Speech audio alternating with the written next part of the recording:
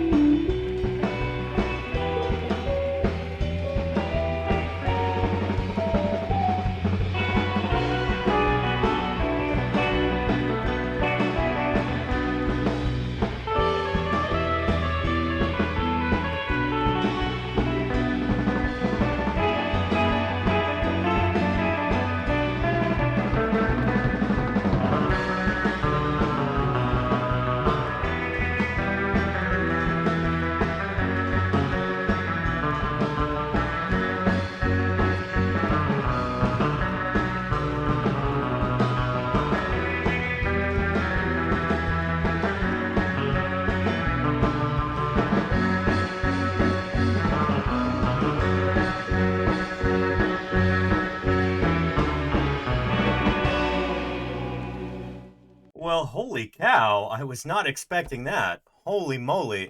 Kit Boga, thank you so much for the raid. Really, really appreciate that. I hope you had a wonderful stream, Kit Boga, and all of the raiders. Welcome to Paleontologizing. It is wonderful to have you here. Holy moly. If it's your very first time, then allow me to introduce myself real quick. My name is Danny Anduza. I'm a dinosaur paleontologist. I'm here on Twitch trying to do some good old-fashioned science outreach. I'm so glad you're here.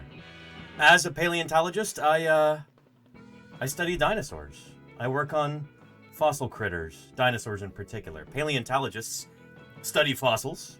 That's what paleontology is. It's the study of ancient life. And science good, says Design by Dave. Yes, indeed. Thank you for all the follows there, by the way. Holy cow. Do I appreciate that. Yeah. And Alolan Rizzo says, dinosaur paleontologist. You look like a human paleontologist to me. No, that's called a paleoanthropologist. Someone who studies human fossils. I work on dinosaur fossils, hence dinosaur paleontologist. I am very much a human being, though. Well, I'm here on Twitch trying to do some good old-fashioned science outreach. This is, believe it or not, my full-time job. This is how I make my living as a paleontologist. This is how I fund my research and my field work, and how I do outreach, too. During the summers, I'm out in the field digging up dinosaurs full-time, streaming 7 days a week, from about June through August, usually. But yeah, it's not currently summertime, so I'm streaming from my office here in the San Francisco Bay Area. This is where I live, and where MiniPie lives too, one of my landlords here. Yeah. So on these streams, when I'm not in the field, we go over new scientific publications. When new dinosaurs are named and published, we talk about those, and we do lots and lots of Q&A. We do interviews with other paleontologists. I occasionally do art or sculpting or 3D printing live on stream. Finding fossils. Yeah, anyhow. It's wonderful to have you here, everybody. Thank you again, Kit Boga, for the raid. I appreciate that tremendously. And Foxy Badger says, OMG, that kitty, yeah, this is MiniPie right here. Hello, MiniPie. She heard me talking, and she's like, oh, it's time for treats, isn't it? This is really not what paleontology is like. Yeah, how are you doing, Minnie? You want some treats? Yeah. Anyway, good stuff. And what cat ancestor coexisted with dinosaurs, says GamerTot. That's the funny thing. Cats and we humans are both mammals, so we're part of the mammal branch of the Tree of Life. All mammals share a common ancestor, and the funny thing is, I think the common ancestor of primates and cats coexisted with dinosaurs. This would have been in probably the Middle Cretaceous period, something like that. I think it's during the Late Cretaceous that the primate branch and the carnivoran branch split, but yeah, anyway. And same with rats, too. Yeah, placental mammals. Here, we can even look at that. Let me pull up a resource here. Actually, we should open this in Firefox, because it seems to be really buggy in Chrome. Hang on, Minnie. I'll get you your treats in a minute. There we go. Here, let me turn the, let me pause those alerts. Thank you so much for all of the follows, everybody. I really appreciate that. Yeah. And that is a wooden keyboard. Yes, indeed, Cobradactyl. Yeah. It's made of bamboo. So is my mouse. Alright, so if we're trying to find the common ancestor between humans and cats... Cats right there. There we go. Yeah, about 95 million years ago. So this would be at the beginning of the late Cretaceous period, or, yeah, probably like Cenomanian stage, something like that. So we and cats are about 21 millionth cousins, 39 million times removed. All life on Earth shares a common ancestor, as far as we know. So all species on our planet, both living and extinct, are all related, which is really cool to think about. This is one of the perspectives that paleontology gives us. Kind of helps you see everyday life in a totally different way, right? We are all cousins, Orange Boy. Yes, indeed. Yeah. So you can take a look at this at, well, here's a link in the chat for you. If you want to play around with this tool, it's really cool stuff.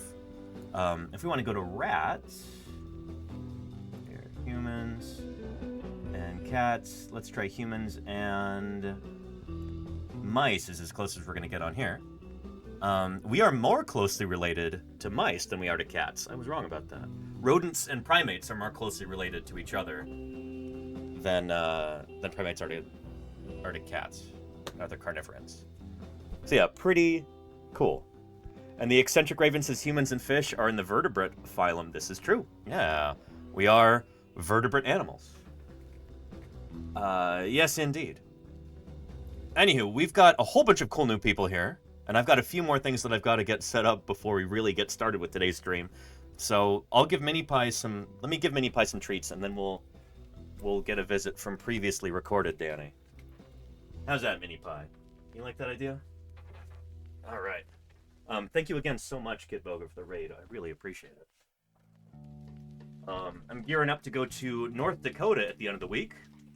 Do some IRL streaming on Monday and Tuesday, actually. From the Badlands Dinosaur Museum in Dickinson, North Dakota. Some friends of mine run that museum, and they're turning it into just a powerhouse of paleontological research and fieldwork and exhibits. I'm really excited to help show it off. It's a real, like, up-and-coming museum. So it's going to be pretty neat exploring that. And I was very busy today sorting out some technical stuff for that, which I'll talk about later. And hope your stay is a nice one. Thank you, Louis Lynn Liquor. I appreciate you. Yeah. Ooh, good stuff, Mini Pie. That's the last of those treats. We'll have to open up another bag. Yeah. Good stuff. On today's stream, we're going to be looking at some brand new papers just published on dinosaurs. I'll be kind of walking you through it, helping you sort out the jargon, and, you know, again, one of the whole points of this channel is to give you cutting-edge paleontological research, translate it for you so it's easily understandable. So we'll be looking at some papers in a little bit. I'll be talking about that upcoming trip to North Dakota. We'll be getting ready for that. And we're going to be doing a lot of Q&A, which I'm excited for. But, yeah, and thank you, Tommy Gaming. Hey, thank you again, Kit Boga, for the raid. Without further ado, let's call forth a good friend of ours, somebody we like to call Previously Recorded Danny, who is currently sneaking up behind me right now. He's going to tell you a little bit about who I am, what this channel is all about, and why a paleontologist is here on Twitch.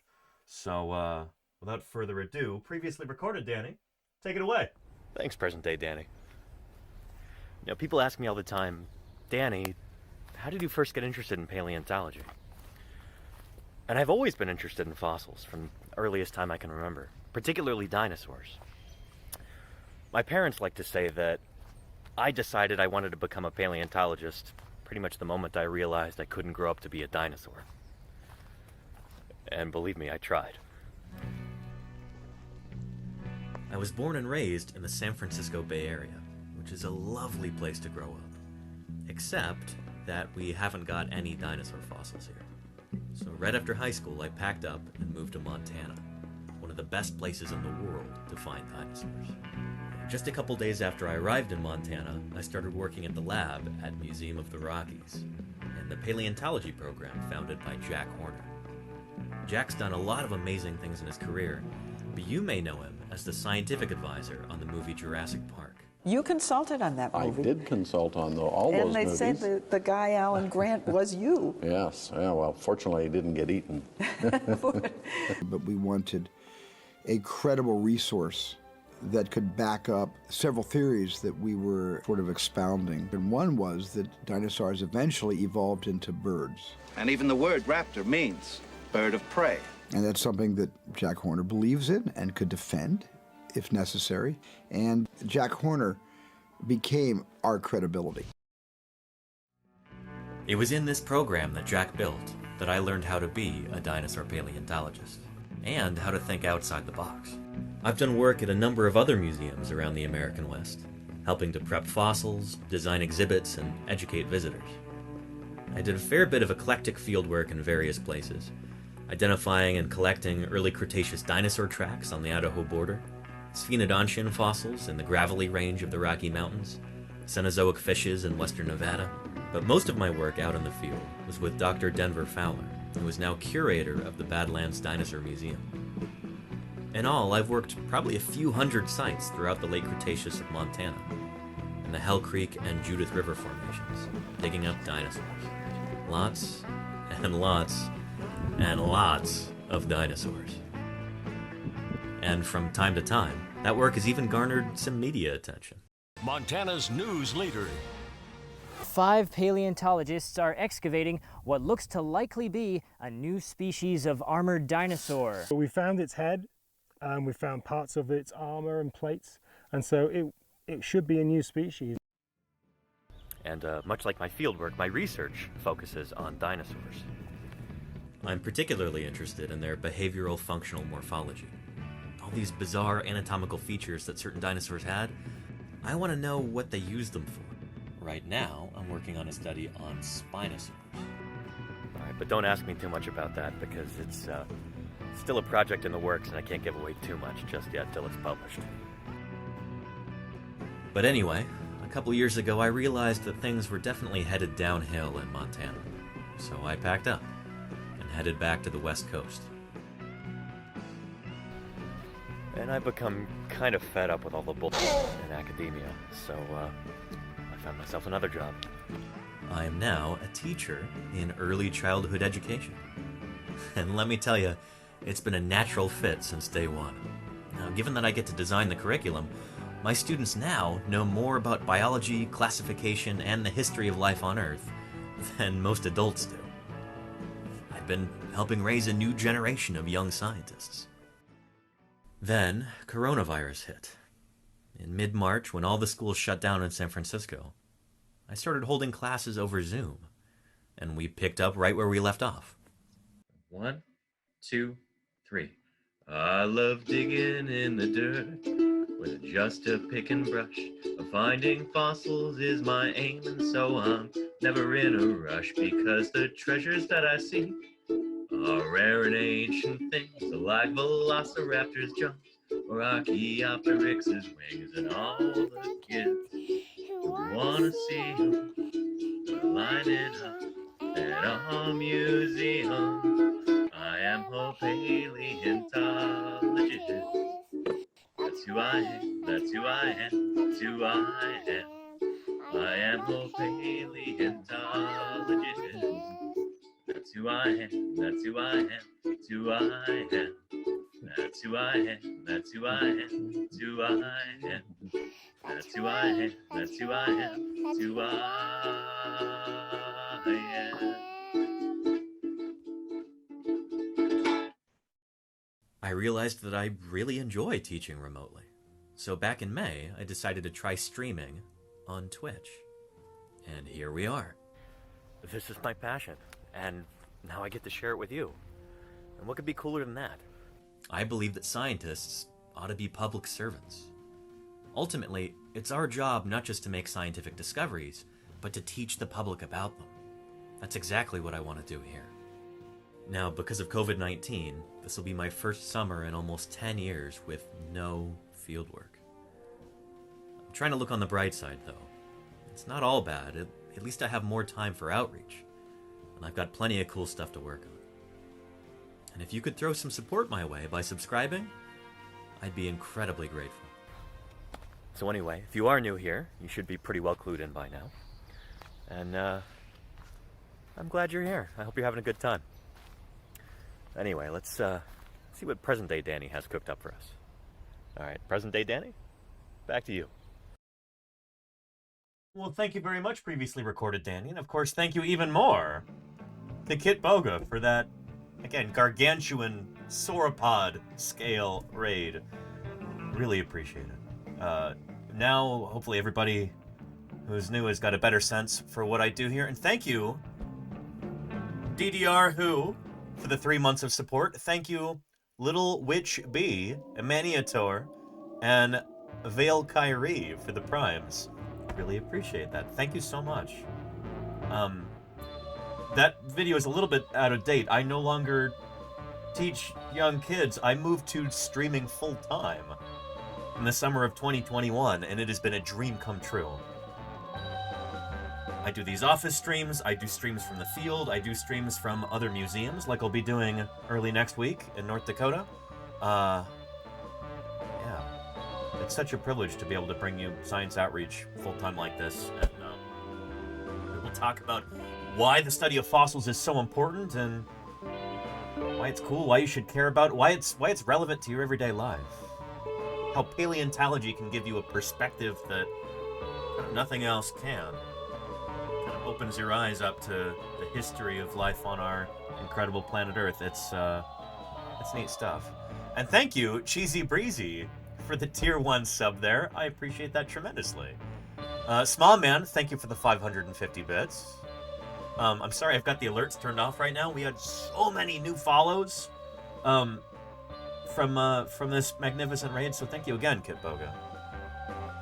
Here, a little sneak peek of what the fieldwork streams are like sometimes. This is all right. Second day in the field in Utah this past summer. If it isn't Twitch chat, kind of you to join me out here in eastern Utah in the earliest Cretaceous Cedar Mountain Formation, where we're digging for dinosaurs today.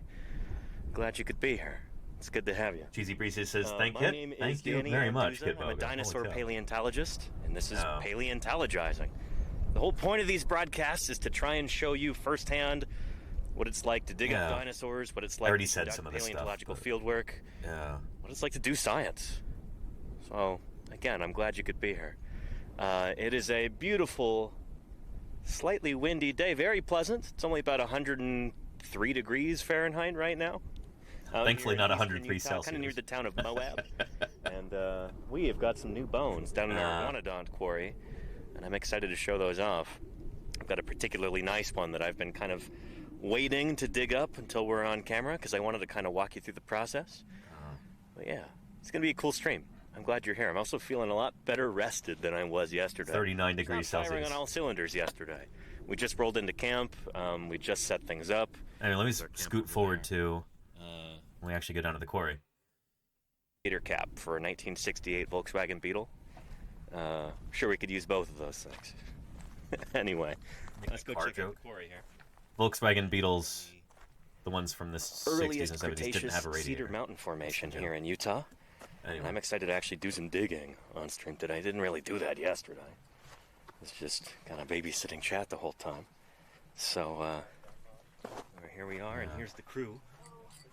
Oh, Sleepy Pigeon says, thoughts on Jack Horner's T-Rex was a scavenger hypothesis? Excellent question. Here. We'll talk about that for a second, and we'll get back to this. My old boss, back at Museum of the Rockies, Jack Horner, he used to talk in the popular press, in books and in documentaries and stuff like that, about how, well, maybe Tyrannosaurus was primarily a scavenger. Here's the thing. I'm not convinced that Jack ever actually really thought that. I kind of get the sense that he was kind of trying to play devil's advocate and get people to think about how we test ideas in fossil science. Because again, there's this assumption that lots of people have.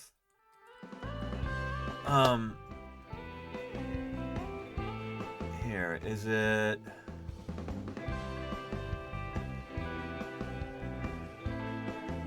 Let me find that video, actually, and let him talk about that, because I think that'll set us up well for this discussion. One of the things that I like to do here is to show rather than tell whenever I can.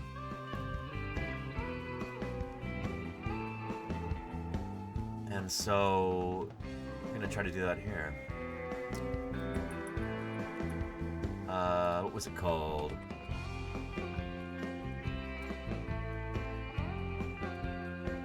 Was it the Valley of the T-Rex? Yeah, I think so. Storms and flood.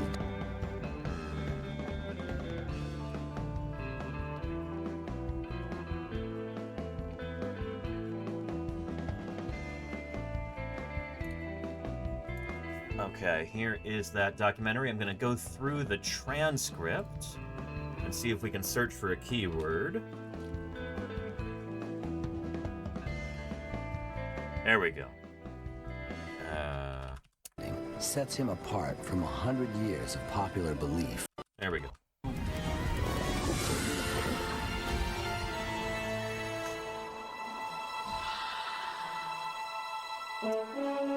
So, the Badlands of Montana, near Hell Creek State Park. I've done a lot of field work here. Dinosaur hunting season, and paleontologist Jack Horner is on his way to work. And what Horner is finding Jack loves sets him helicopters. apart from 100 years of popular belief.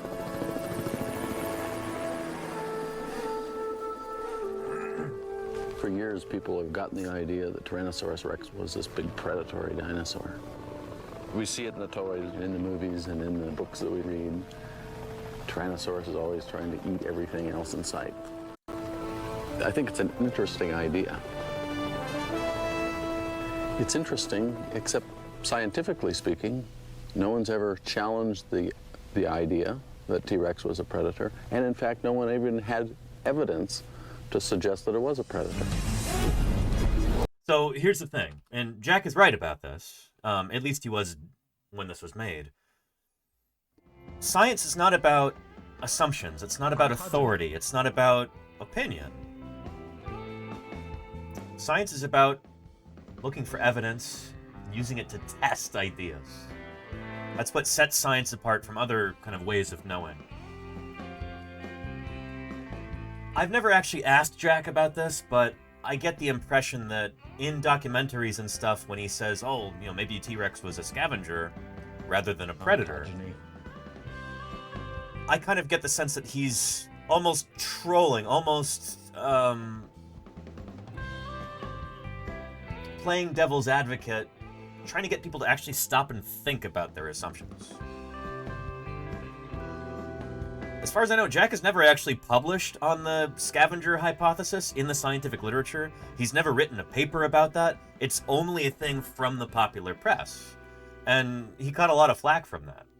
When I was a kid, and probably still today, a lot of people be like, oh, Jack Horner, he thinks T-Rex was a scavenger. And I hate that idea because I love this idea of T-Rex being this big, hulking, predatory animal, king of the dinosaurs, all of that. But dinosaurs aren't monsters. They're not cartoon characters. They're not fictional creatures. They're real animals that really lived, and we can discover what they were really like by studying their fossils and forming hypotheses and testing them. I think that's what Jack was doing here. I think with the whole scavenger hypothesis, is trying to get people to actually think about these as living animals and try to provoke some people into, actually considering things from a scientific point of view. Trying to get people to think about, oh, how do I disprove Jack Horner about this? Because that's how science works. Now, I think Jack does have... Nowadays, if we were to talk to him about this, we'd be remiss if we didn't discuss dinosaur ontogeny.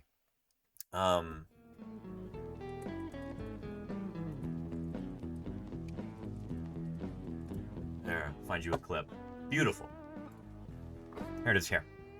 So, Tyrannosaurus, like a lot of larger dinosaurs, went through tremendous changes as they grew and developed, like during their individual lifetimes. So one individual T-Rex would look very, very different when it was very young than when it was very, when it was full grown and very large. We know they go through this crazy growth spurt when they're kind of at teenage age. So when they're small and young, they're very leggy, probably very fast runners. These guys are almost certainly active pursuit predators, especially around this stage. Look at how long those legs are. But then, around this time, they really start to bulk up. So maybe they go from pursuit predation to ambush predation. Maybe they're, you know, ambushing larger, slower prey or something when they're full grown. Or maybe they're primarily scavenging. That's the thing. If you're, you know, a full-grown adult Tyrannosaurus Rex, there's nothing else around that's going to challenge you. You're an enormous meat-eating dinosaur, the biggest meat eater in your ecosystem. If another kind of predatory dinosaur makes a kill anywhere in your vicinity and you can sniff that out and walk over there and just kick them off and then eat what they killed, you're going to do that. We've got lots of animals today, many of which are commonly thought of as predators. Predators like lions, for instance, on the African savanna. They will find kills that African wild dogs have made, or hyenas, or jackals, or leopards, or cheetahs. And they'll just show up and be like, hey, scram, this is my food now. And since they are the biggest, toughest predator around, biggest, toughest carnivore around, they can do that. So, it's easy to imagine larger Tyrannosaurus doing this. So maybe they actually undergo changes in what they're eating as they're growing and maturing. In fact, they almost certainly are. We do have evidence of this too from other species of Tyrannosaur. That their diet, what exactly they're eating, what kinds of critters they're devouring, changes throughout their ontogeny. That's what we call, ontogeny is this key word here. It's one of our sound commands on this channel. Dinosaurs like Tyrannosaurus or like Triceratops, ontogeny, they changed a tremendous amount during their ontogeny, during their life history, to the point where, in a lot of cases, ontogeny, we thought that the adults and the juveniles were different species because they look so different. And it turns out, nope, those changes in ontogeny are just so dramatic sometimes. So I hope that makes sense. Yeah. And Leela GSD asked the question. Excellent. How do you know if you're looking at a juvenile T-Rex or just a small dinosaur-like T-Rex? I don't know if you realized it, but you just stumbled into a big, long-running controversy in dinosaur paleontology, especially with regard to tyrannosaurs. There's I'll show you. I've got the skull right here. There's a small skull of a tyrannosaur that was found in Carter County, Montana, back in the 1940s. And, it's been controversial ever since. What is this thing? I'll show you.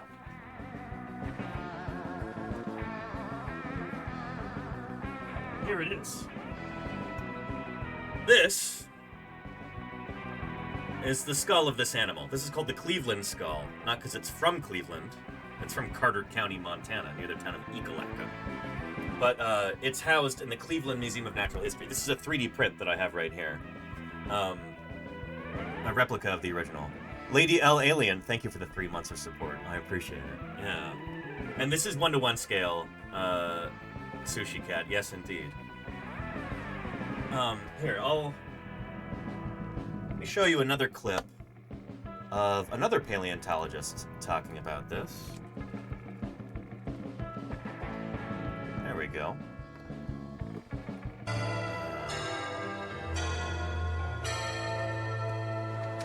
We'll kind of set the stage for this whole dispute. The more we learn about them, the more we need to... I'll be right back. Perhaps the most controversial question of all concerns their fate. In 1987, Robert Bacher was on a routine visit to the Cleveland Museum of Natural History when he made an intriguing discovery.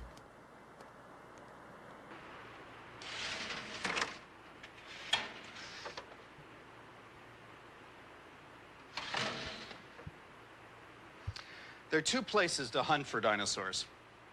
and get yourself a Jeep and go to the Badlands of Montana and dig holes, you can find new kinds of dinosaurs. Yep. Then there's the other place. I've done Go to that. a basement like this, a gloomy place, where museums keep their research collections in careful storage, specimens collected 20, 30 years ago, waiting for the scholar to come by and read the bones. He says gloomy place. I feel like they turned the lights off, especially for this clip, so he could say that. You know, I've worked in a lot of different museum collections, and none of them look like this. They tend to be very brightly lit.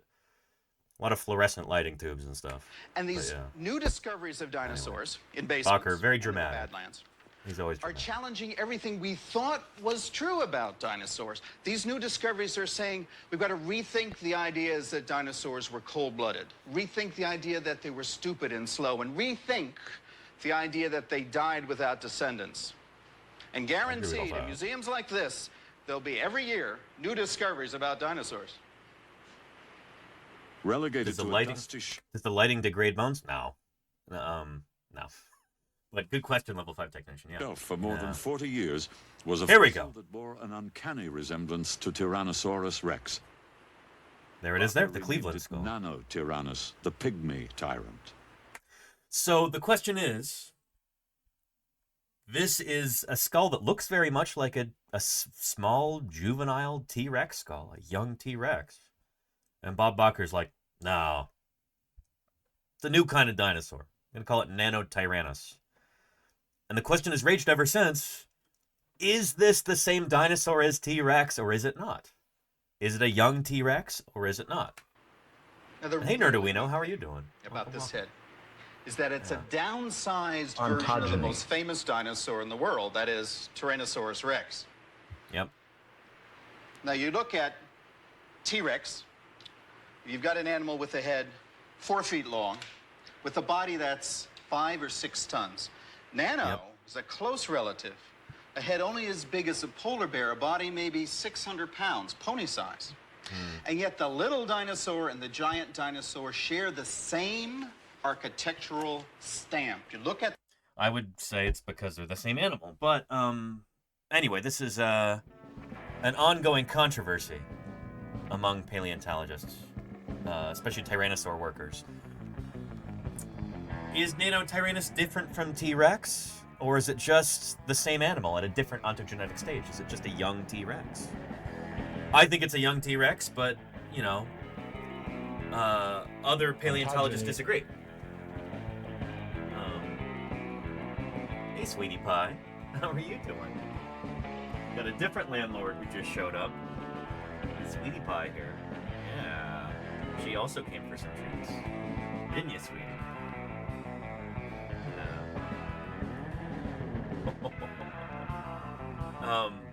But yeah. Anyway, so how do you test that hypothesis? How do you actually figure out if what you're looking at is a young individual or an adult? We can do something that we call histology. Cutting the bones open, looking at the growth rings inside. We'll go over that in a second.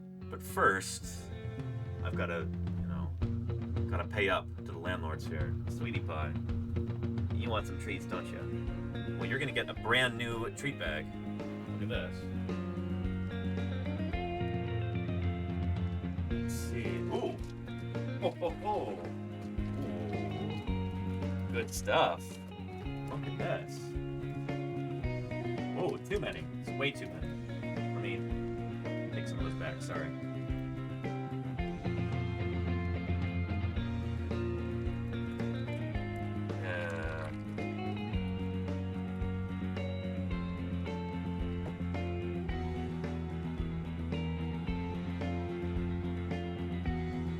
Anywho, yeah. And Swalvorio says, I noticed a lot of histology gets done on femurs. How come they can't be done to skulls like the Nano-Tyrannus?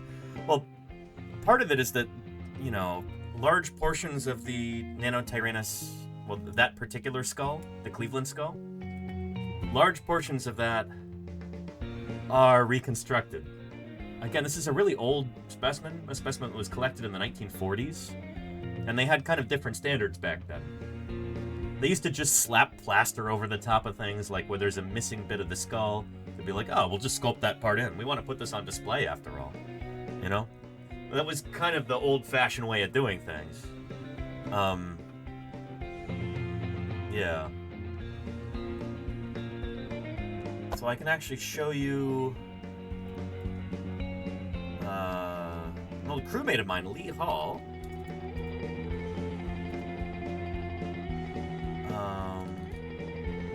There he is. Hey Leo guy on Blue Sky here. He was just posting about this yesterday. This is photos via CMNH, the Cleveland Museum of Natural History. And then there's a CT model. So there's the actual skull, and there's the CT model. By sticking this thing into a CT scanner, you can start to figure out, what did the museum in Cleveland do to this thing back in the 40s? How much of this is real bone and how much of it is reconstructed? And it turns out big parts of it are reconstructed.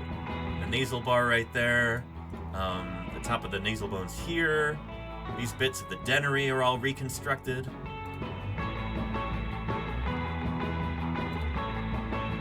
Yeah. So that's an important thing, to be able to tell what's real and what's not. Oh, I'll see you later, sweetie pie. Thanks for joining us. That's important. Yeah. Scan data reveal extent of reconstruction. Lee says, in my opinion, no publications yet show data sufficient to support the genus Nanotyrannus. Especially damning as Woodward et al. 2020. Again, the thing about science is not about assumptions. It's not about debates. It's not about believing one person because their credentials look better or anything like that. Science is about evidence. It's about testing ideas. And so this paper that Lee mentions here, Woodward et al. 2020,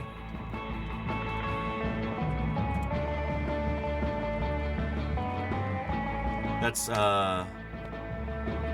friend and colleague Holly Woodward Ballard.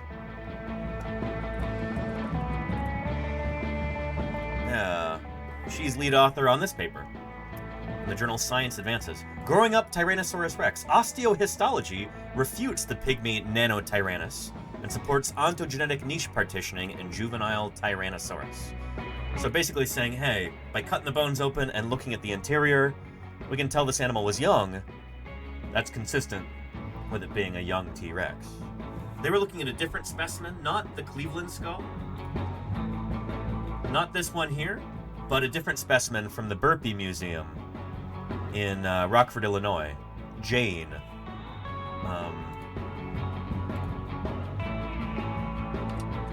Here, and I can show you a clip there.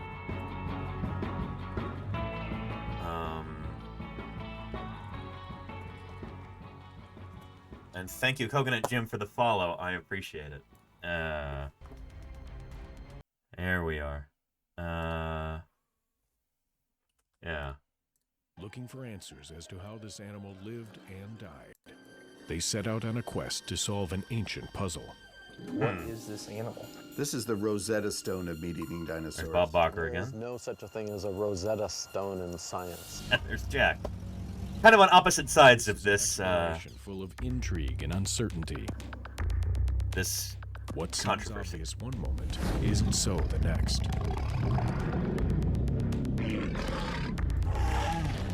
What impact will this creature have, and what secrets will it reveal that could change paleontology forever? So dramatic. Anywho. Follow the adventure of one of the most remarkable scientific finds of the last century. Follow us on the trail of the mystery dinosaur. And Pablo is on Twitch, says Bacher is such an eloquent speaker. No, I agree 1,000,000%. Bacher has been one of the greatest popularizers that paleontology has ever seen. You know, he might take off some researchers, but overall, I think Bacher has been a boon for our science. There's so many different people who were inspired to get into paleontology because of Bacher helping to popularize certain things. It's very much a real thing, you know? So you got to give him credit for that. Regardless of how you feel about Bakker, he's he's been a real mover and shaker in the field in that regard. Yeah. Amidst the fanfare, a long-standing controversy is reignited. Is this a Nanotyrannus or a juvenile T-Rex? For years, they have been listed as separate species on the dinosaur family tree, but there are some who believe they are the same animal. In 1941, the Cleveland Museum of Natural History collected a small tyrannosaurid skull in southeastern Montana.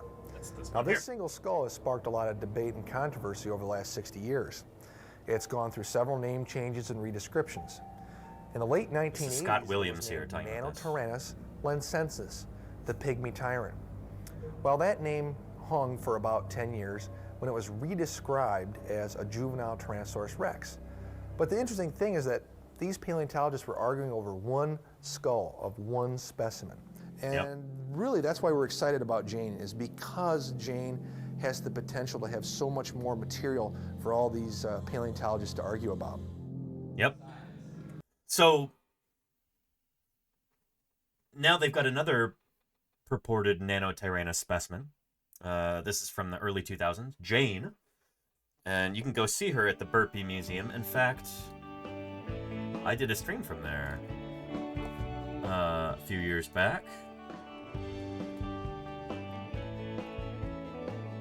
I don't think. There we go. Burpee Museum. And there she is. There with these kind of antlers that are, or fingers that are surrounding the bones, holding them in place. And there we go. So some of you might already be familiar with Jane, the T-Rex. So Jane is a juvenile, like younger T-Rex, and at the time that she was found, she was one of the youngest T-Rex ever found. Some people considered her to be a member of a different genus called Nanotyrannus. Yeah. Nowadays, it's become pretty clear that Nanotyrannus is a juvenile T-Rex. Oh, there might be other evidence that comes out soon that might shake up that conclusion, though, so we'll talk about that. But anyway, here is her skeleton. Come on. YouTube being super slow. What? Why did it do that? Here she is. Here. Government name? Yeah. A press release for that paper. Holly Woodward. That's her skeleton. Tyrannosaurus histology. Anyway, that paper I'm talking about in that clip is right here, and I'll give you a link to it. It is open access, which is super cool. We all love open access, non-paywalled papers. Access granted. Good stuff.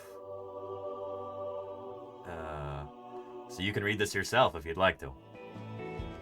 But osteohistology is the kicker here. This is cutting open the bones and looking at the growth rings on the inside. If you want to actually test whether the Jane specimen is a young T-Rex or an adult Nanotyrannus, you cut the bones open and you look. You look at the growth rings on the inside. And you can count them, kind of like counting the growth rings on a tree.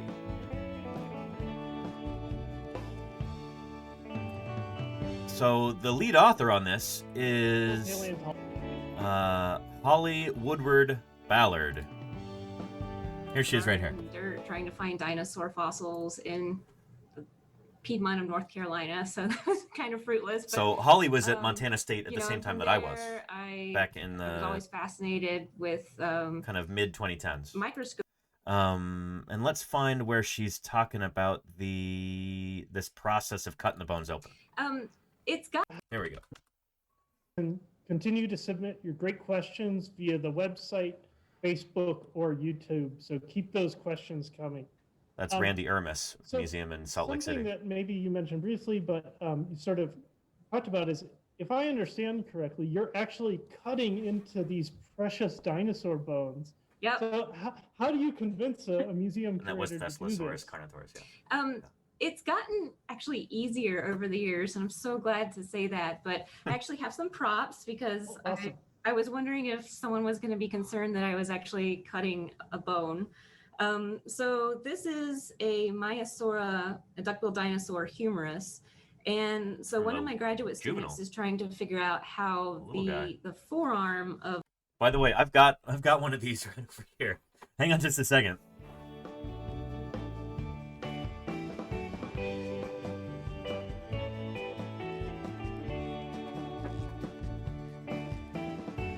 Yeah.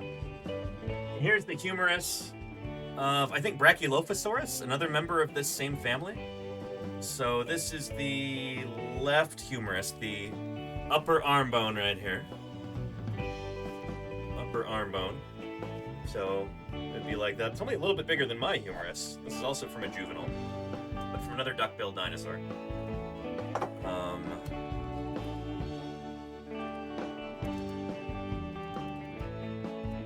Brachylophosaurus. Critter would look a lot like this. Duckbill dinosaur, plant eater. From the late Cretaceous. Places like Montana and southern Canada. Brachylophosaurus. Maiasaura, the one that Holly is looking at there, is, I forget if it's older or younger than Brachylophosaurus, but it might be a direct ancestor or direct descendant. We're still kind of figuring that out. This is the state dinosaur of Montana, Maiasaura. Pretty famous dinosaur. The good mother lizard. Yeah. And anyway, we could talk for days and days about Maiasaura. But anyway, same bone right there. Humerus. This is a 3D print. Hers is real. It's the actual fossil bone. And you, if you want to do histology, you got to cut that open. If someone was going to be concerned that I was actually cutting a bone. So this is a Maiasaura, a duckbill dinosaur humerus. And so one of my graduate students is trying to figure out how the forearm of Maiasaura was growing. So he's done some histology on this. And the really cool thing is when you remove a piece of bone, you can make a mold and cast of that piece, which replicates the original in every way, every detail, and then you can reinsert that piece back into the bone.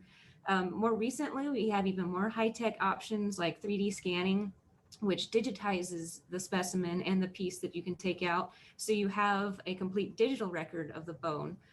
Some museums ask that we paint the cast and then reinsert it. So in this bone, this middle piece right here. Thank you, Nerf Dermer. Hey, I really appreciate that. Thank you for the 39 months of support. And yeah, I have not really heard of any practical applications for AI in fossil science research so far. LLMs, nothing. So, yeah. Sorry to rain on your parade if you were... I'm sure there's something, but like... A lot of our work is way too complex to really be able to use that kind of technology. That's for simpler stuff, you know? Anyway. It's the cast piece. Yeah. So you can see how it looks really nice, just continuous. The only reason you could suspect it was a replica is just the two little cut lines there, but otherwise it fits back into the bone perfectly. So that's my first pitch for why you should let me do this. And the other reason is that we would have no idea about these dinosaurs, how old they were, sometimes if they were male or female, their growth rates, their growth curves, if we didn't look inside the bone. And I've been really lucky in getting to do this. Before I went to Australia, only one polar dinosaur from Australia had ever been histologically sectioned before, and I increased that sample to 12. So that doesn't sound like much, but for paleontology, that's a nice sample. That is a big sample size. 12 is a lot. More recently, I've been looking at T-Rex. Oh boy. So I do have a prop here of... There we go. This is a slide of a juvenile T-Rex. So that's Jane right there. That is a slide from Jane from this dinosaur skeleton, the one at the Burpee Museum. Jane. There's her, maxilla of an adult Tyrannosaurus rex. It's maxilla. There's her skull right there. That's a section of her femur that Holly is holding. So she did the work on this, and she was trying to test, is this a juvenile T-Rex, or is this an adult Nanotyrannus? And she looked at the bone texture, and she said, holy cow, this animal's a juvenile. This is not full grown. All signs point to it just being a young T-Rex. And you see that in the paper. We examined femur and tibia bone microstructure from 2 half-grown T-Rex specimens, permitting the assessment of age, growth rate, maturity necessary for investigating the early life history of this giant theropod. Together, our results support the synonymization of Nanotyrannus into Tyrannosaurus, and failed to support the hypothesized presence of a sympatric tyrannosaurid species of markedly smaller adult size. So, yeah. Right now, it really seems like Nanotyrannus is just a juvenile T-Rex. It's the same animal, and they just change a lot as they grow and mature. You know, like you would, like you see here. They change so much. It looks like a different dinosaur when it's young and when it's full grown.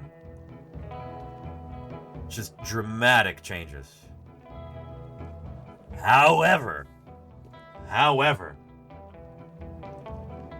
when I was at the Society of Vertebrate Paleontology annual meeting, our big conference that we vertebrate paleontologists have once a year, I was in Minneapolis this past year. I was very lucky to be able to go to see all of this research being presented that's not been published yet. There are rumors floating around there. Rumors floating around that somebody looked at the Cleveland skull. They looked very carefully, and they found another bone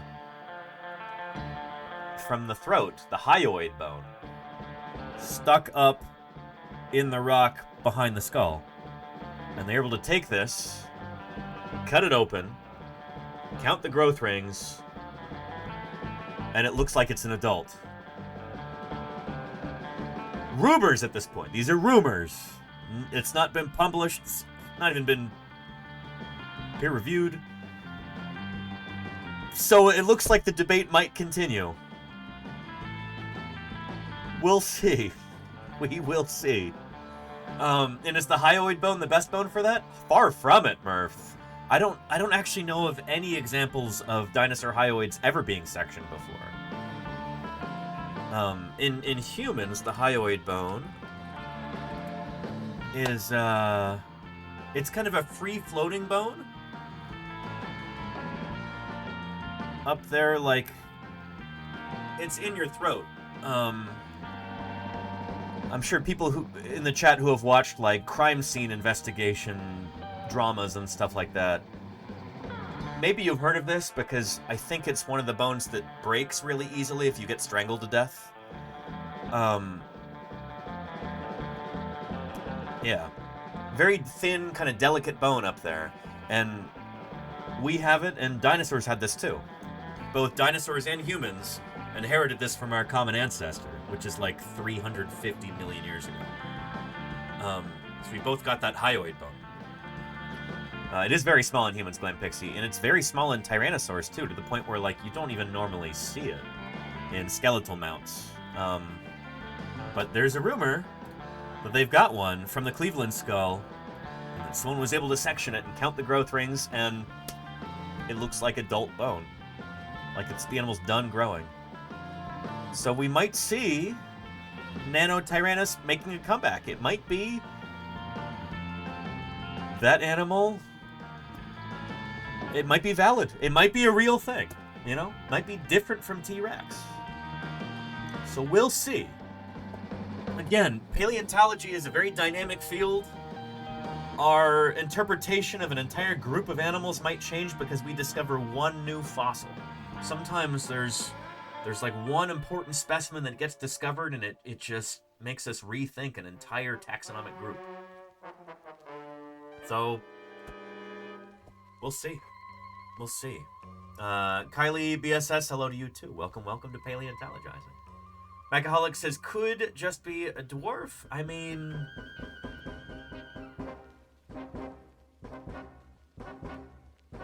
I feel like there's ways that you can test that histologically. I bet you that, I'll use the word dwarfism, I guess. I bet you there's ways that you can test for dwarfism by looking at the histology. And so that's one thing that they will have to consider, for sure. Yeah. And Furlaxing says maybe males were tiny. Maybe, but we would need evidence of that, you know?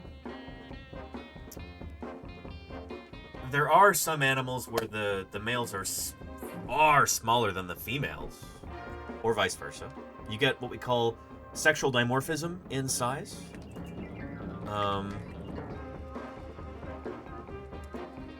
So like anglerfish are a famous example, where there's the male, there's the female, the one you can see, and then there's someone in Microsoft Paint pointing to the male.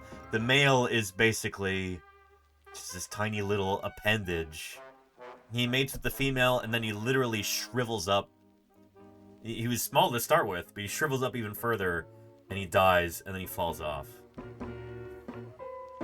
It would be very, very surprising if this happened in any kind of dinosaur.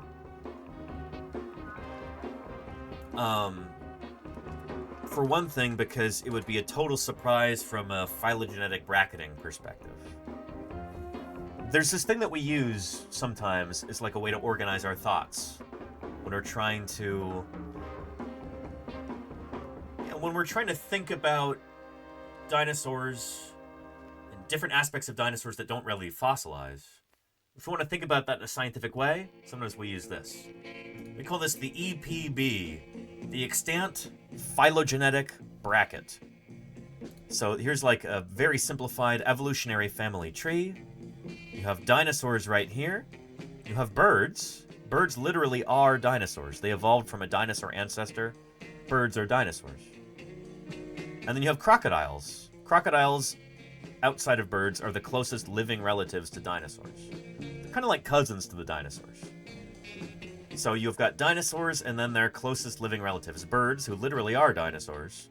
And then crocs, who are like cousins to the dinosaurs. If there's something that we want to know about dinosaurs, like, did any of them have extreme sexual dimorphism? Where the females are huge and the males are tiny?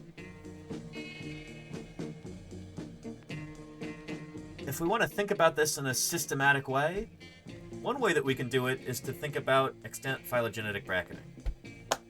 If that's unknown for dinosaurs, we don't know if they're like that, we can look at it for birds.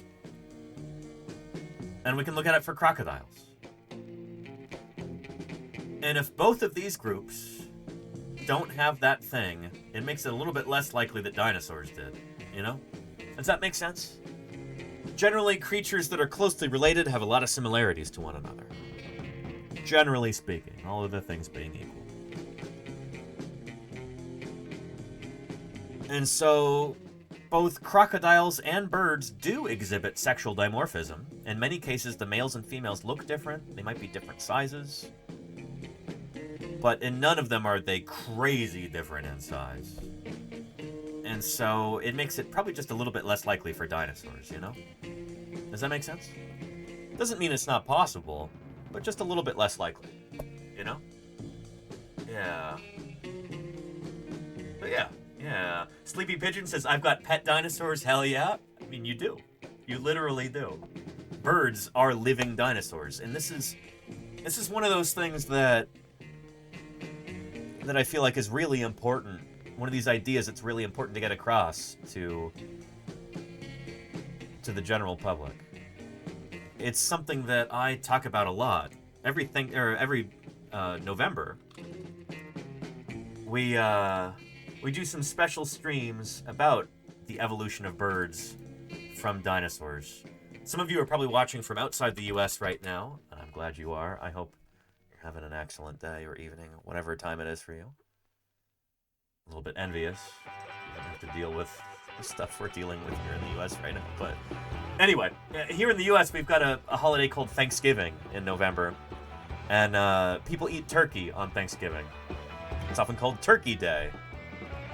Paleontologists sometimes like to call it Theropod Dissection Day. Because this is the one day of the year when just about every American is thinking in one way or another about turkey anatomy. It's the one day of the year when you're dissecting a dinosaur carcass, because birds are dinosaurs. Your turkey is a dinosaur. This is an infographic that I put together a few years back. I drew this and wrote all the text and made it freely available. You can download this and print it if you want. Show it to your friends and family. But almost all of these cool, unique features that birds have, the features of their skeleton, that birds have and no other animal today has. Things like that S-shaped neck. Things like the big deltopectoral crest on their humerus. Things like their ankle structure, or the structure of their hips, or their wishbone, or the special bone in their wrist that allows them to kind of fold their wings. Even their feathers. Every single one of those traits that I just mentioned is unique to birds today. Like, among animals today, only birds have that stuff. But if you were to go back in time to the Mesozoic era, to the age of the dinosaurs, birds wouldn't be alone anymore. Every single one of those features you also find in dinosaurs like Velociraptor. Velociraptor had a wishbone. It had the same wrists and ankles and the same hip structure, the same kind of neck, the same avian respiratory system. Velociraptor even had feathers. We now recognize that dinosaurs like Velociraptor had feathers all over their bodies. They wouldn't have looked like they look in the Jurassic World movies. They would have looked like big, scary, ground-running eagles or something like that. You know? It's pretty cool to think about. Yeah. So yeah. Yeah. Not scary cute, says Toilet Gator. Well, I mean, it depends. It depends on how you want to portray them. I think there's sometimes something very scary about a big, shaggy, feathery animal. You know, yeah.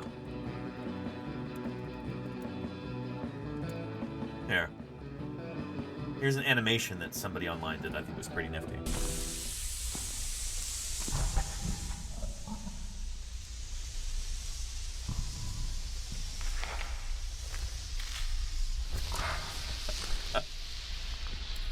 I think that's pretty disconcerting.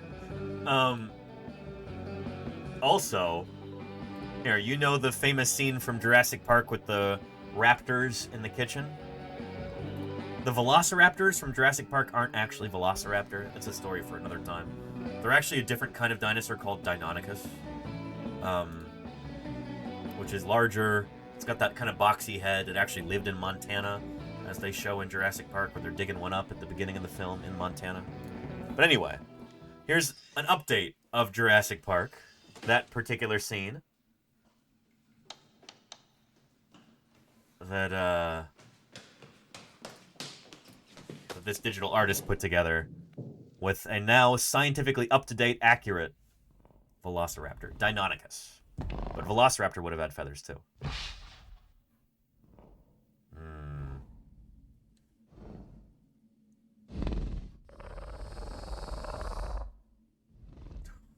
Oh boy. Just the two raptors, right? You sure the third one's contained? Yes. Unless they figured out how to open doors. Uh-oh.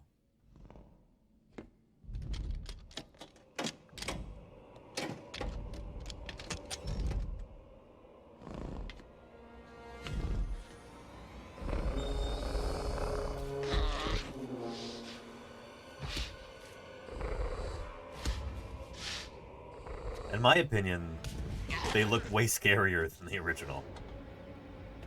Jimmy, what is it? Deinonychus. It's like the TikTok voice, isn't it?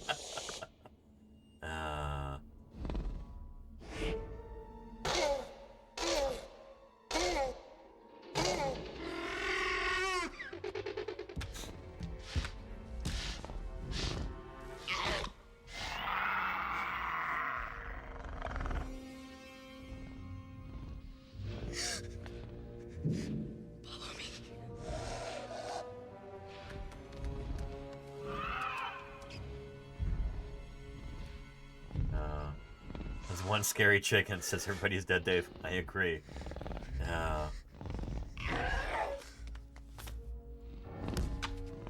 Look at those claws.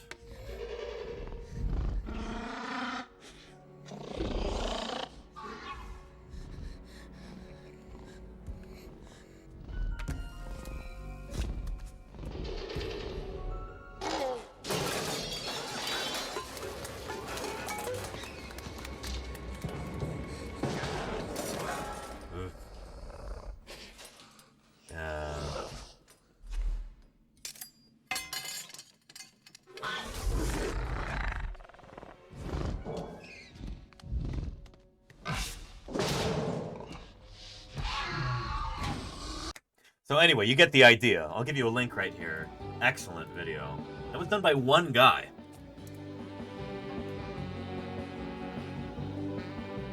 Pretty amazing.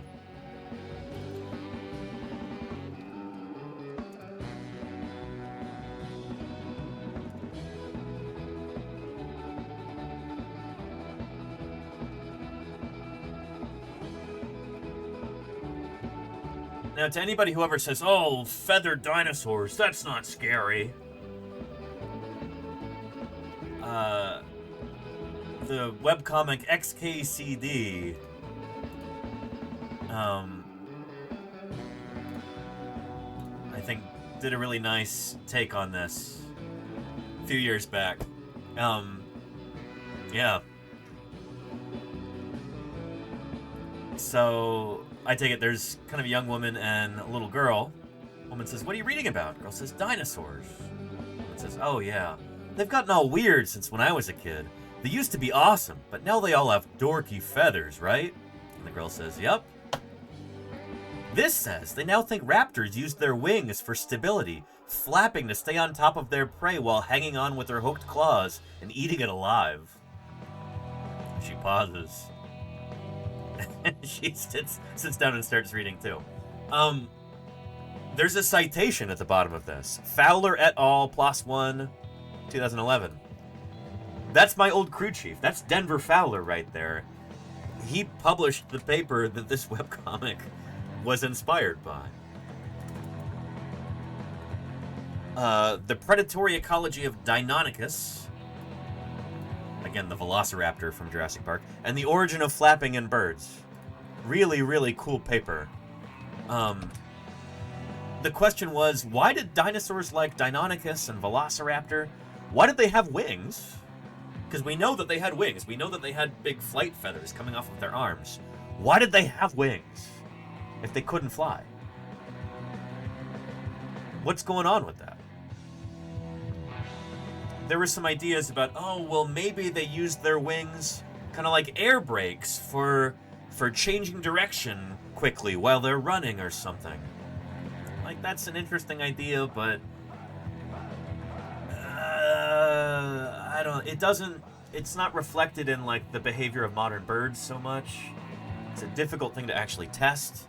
And so Denver and colleagues, primarily Denver, decided, let's look at what modern birds use their wings for when they're not flying. And one of the things that they do is that when a bird like a golden eagle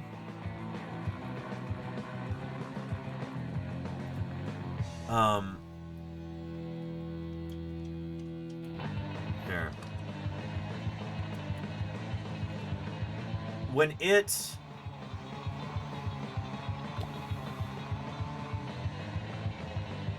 is going after a prey item that's too heavy to lift off the ground, something like a young deer, what they'll do is they'll use these big hooked claws that they have and they'll hook into the animal's back.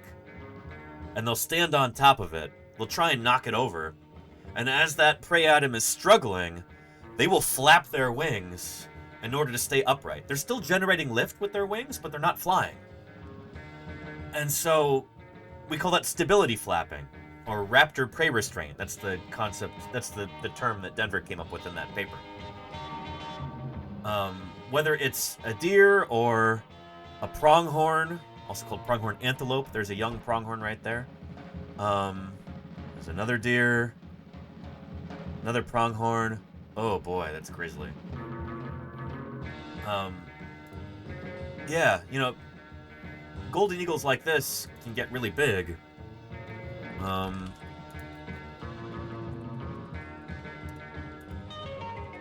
They'll hunt wolves in Mongolia. So, like, Mongolian falconers will train golden eagles to go after wolves, and those eagles will kill those wolves. And one of the ways that they do that is through that stability flapping. They'll just basically start eating the animal while it's still alive. They'll take it down like that, and they'll flap. They'll flap. They'll flap in order to stay upright on top of it and keep their claws hooked in. The idea is that dinosaurs like Velociraptor or Deinonychus would have done precisely that. That's why they had these big hooked claws, and that's why they had wings, for doing this same kind of a behavior. And maybe, since birds are very closely related to dromaeosaurs, birds probably evolved from the same ancestor that dromaeosaurs did. This probably stems from the same kind of ancestral behavior that led to the evolution of the flight stroke in birds. So yeah. Pretty cool, right?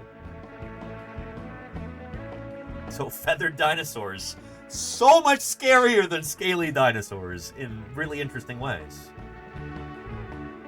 You know, imagine the velociraptors, Deinonychus, from Jurassic Park, covered with feathers like we saw in that video. They jump on top of you, use their body weight to hold you down. As you're struggling, they flap in order to stay upright, and then they're eating you while you're still breathing, while you're still struggling. They're eating you. They're just tearing off your muscles and consuming them. It's pretty darn scary.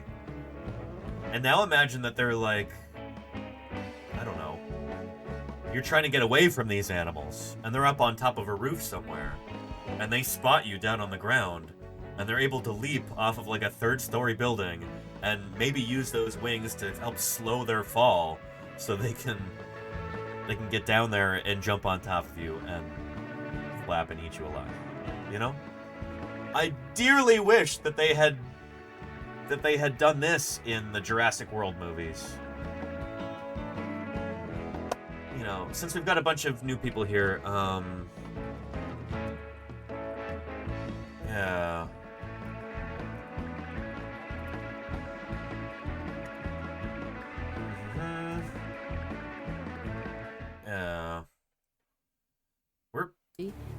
When Jurassic Park first came out in 1993, it was a pretty groundbreaking depiction of dinosaurs. Yep.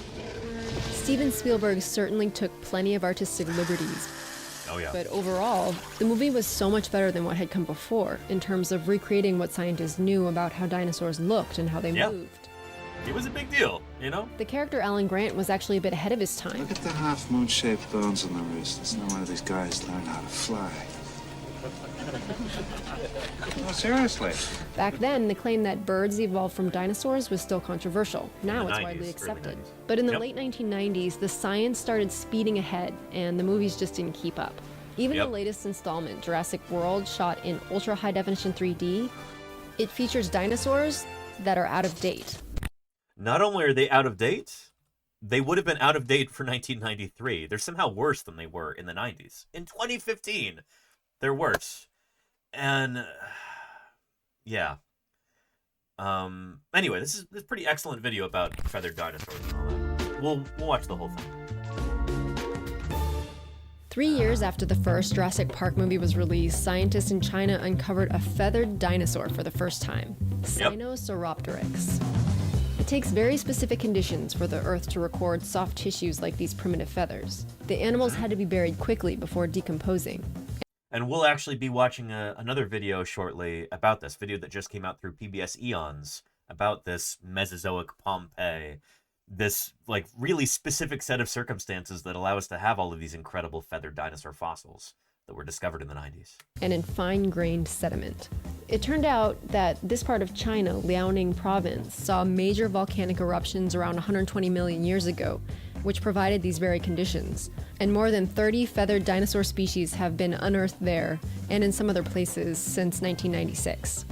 These fuzzy dinosaurs were mostly two-legged meat eaters, part of a group that's closely related to birds in the dinosaur family tree. That group includes many of the dinosaurs featured in the Jurassic Park movies. Gallimimus. These guys probably had feathers of some sort for insulation or decoration. And that includes the raptors. Jurassic Park 3 sort of nodded to the new research by giving them a little bit of a hairdo, but their feathers probably looked more like this. Yep. A velociraptor fossil. Or maybe like, oh, I guess I got rid of that tab. Oh, well. From the Gobi Desert revealed bumps on the forearm, similar to the wing attachments on modern birds. Yep, so we know that Velociraptor in particular actually had feathers. And on top of that, we've got all of these super close relatives of Velociraptor, other dromaeosaurid dinosaurs, things like Sinornithosaurus, that also are preserved with feathers. Like, we've got fossil feathers on these animals from Liaoning. That means the raptors had wings. And what about T-Rex? There's no direct evidence, but a few years ago, scientists found a 30-foot dinosaur with some feathers, the biggest yet so far. Eutyrannus is thought to be closely related to T-Rex, so it's possible that the most famous and feared dinosaur might have been sort of fluffy. It's not clear. And yeah, that if T-Rex had feathers, it might have looked something like this. I really like this reconstruction from Saurian. I had to play this game again at some point in the near future, but good stuff. But the thing is, Tyrannosaurus is a pretty big animal and it lived in a warm climate. Generally, really big animals that live in warm climates don't have a lot of heavy feathers or fur insulation like that. Think about elephants or rhinoceros or Cape buffalo or whatever else. You know? If they've got integumentary structures like fur or feathers, fur in the case of all those mammals, it's really thin and sparse. And so Tyrannosaurus very well may have had that.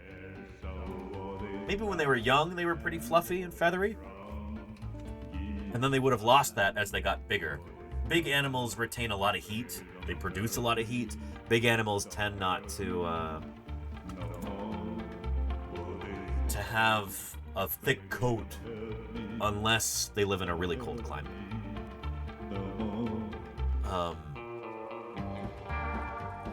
Prehistoric planet. Tyrannosaurus. This is for the benefit of anybody who might be new here. Yeah, here we go. Prehistoric Planet came out a few years back, and I really like their depiction of Tyrannosaurus. It's good stuff. Now the adult and the babies are really fuzzy looking. Small animals tend to need more insulation than large animals in general. But the adult, get a close-up here. Yeah, babies are very fuzzy. They got those feathers. The adult, however, has got feathers, but they're really, really sparse. They're just like thin bristles on the skin. And that makes a lot of sense to me.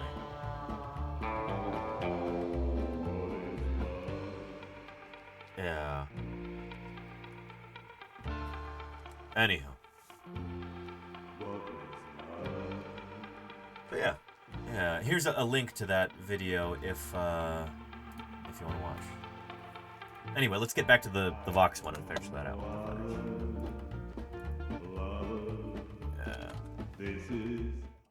On the forearm, similar to the wing attachments on modern birds. That means the raptors had wings. And what about T-Rex? There's no direct evidence, but a few years ago, scientists found a 30-foot dinosaur with some feathers, the biggest yet so far. Eutyrannus is thought to be closely related to T-Rex, so it's possible that the most famous and feared dinosaur might have been sort of fluffy. At least at some stages in its ontogeny. Again, if the new people take nothing else from this stream, I want you to take this concept away. This concept of ontogeny. That a lot of dinosaurs changed dramatically as they grew and matured. we call that? Ontogeny. Ontogeny. Throughout their ontogeny, their life history, they are changing dramatically. Ontogeny. Whether it's Triceratops or T-Rex. And so, young T-Rex, maybe they did have feathers all over their bodies, and they lost that through ontogeny, throughout their life history, as they get big and bad like this, you know? So yeah.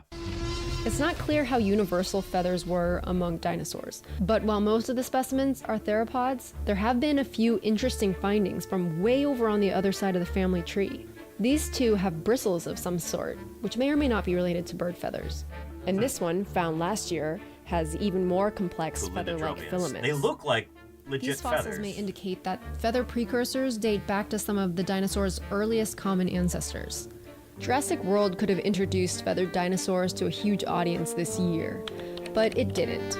Oh boy. According to What a Jack loss! Horner, a paleontologist that worked on all 4 films, the decision was made for the sake of consistency. Which is, this is not Jack making this argument, this is what they told him, I presume. And it's really frustrating because the dinosaurs don't look consistent throughout the Jurassic Park films. They literally look different in every movie. The velociraptors in particular, they look different in Jurassic Park than they do in The Lost World than they do in Jurassic Park 3. So then they look different again in Jurassic World. It's not like there's a consistent character design that they're sticking with. They're not even doing that. So this is an excuse that's complete nonsense. The thing is, the director, Colin Trevorrow, this year. But it didn't. He didn't trust the audiences to... He didn't think they deserved real-looking dinosaurs. He's like, well, you know, they have audiences have certain expectations. If they have feathered dinosaurs, then they'll think that's weird. Which is really stupid because later on in the Jurassic World series, they do have feathered dromaeosaurs, like the Pyroraptor, from Jurassic World Dominion. It's just garbage. It was really poorly rendered. So it doesn't make any sense at all. You know, it's so frustrating. But that's the thing, is that, like the narrator says here, World could have introduced feathered dinosaurs to a huge audience this year. The thing is that the general public gets their picture of dinosaurs from these films. You know, most of you watching right now, if you're new to the channel today, your perception of what dinosaurs are, consciously or unconsciously, chances are a lot of that comes from the Jurassic Park films. And the original Jurassic Park in 1993 helped update the general public's view of dinosaurs. Not as sluggish, slow-moving, reptilian, unintelligent brutes, but fast-moving, dynamic, interesting, intelligent creatures able to open doors and communicate with one another. And it introduced this idea that, you know, that birds were living dinosaurs, you know? In terms of recreating what scientists knew about how dinosaurs looked and how they moved.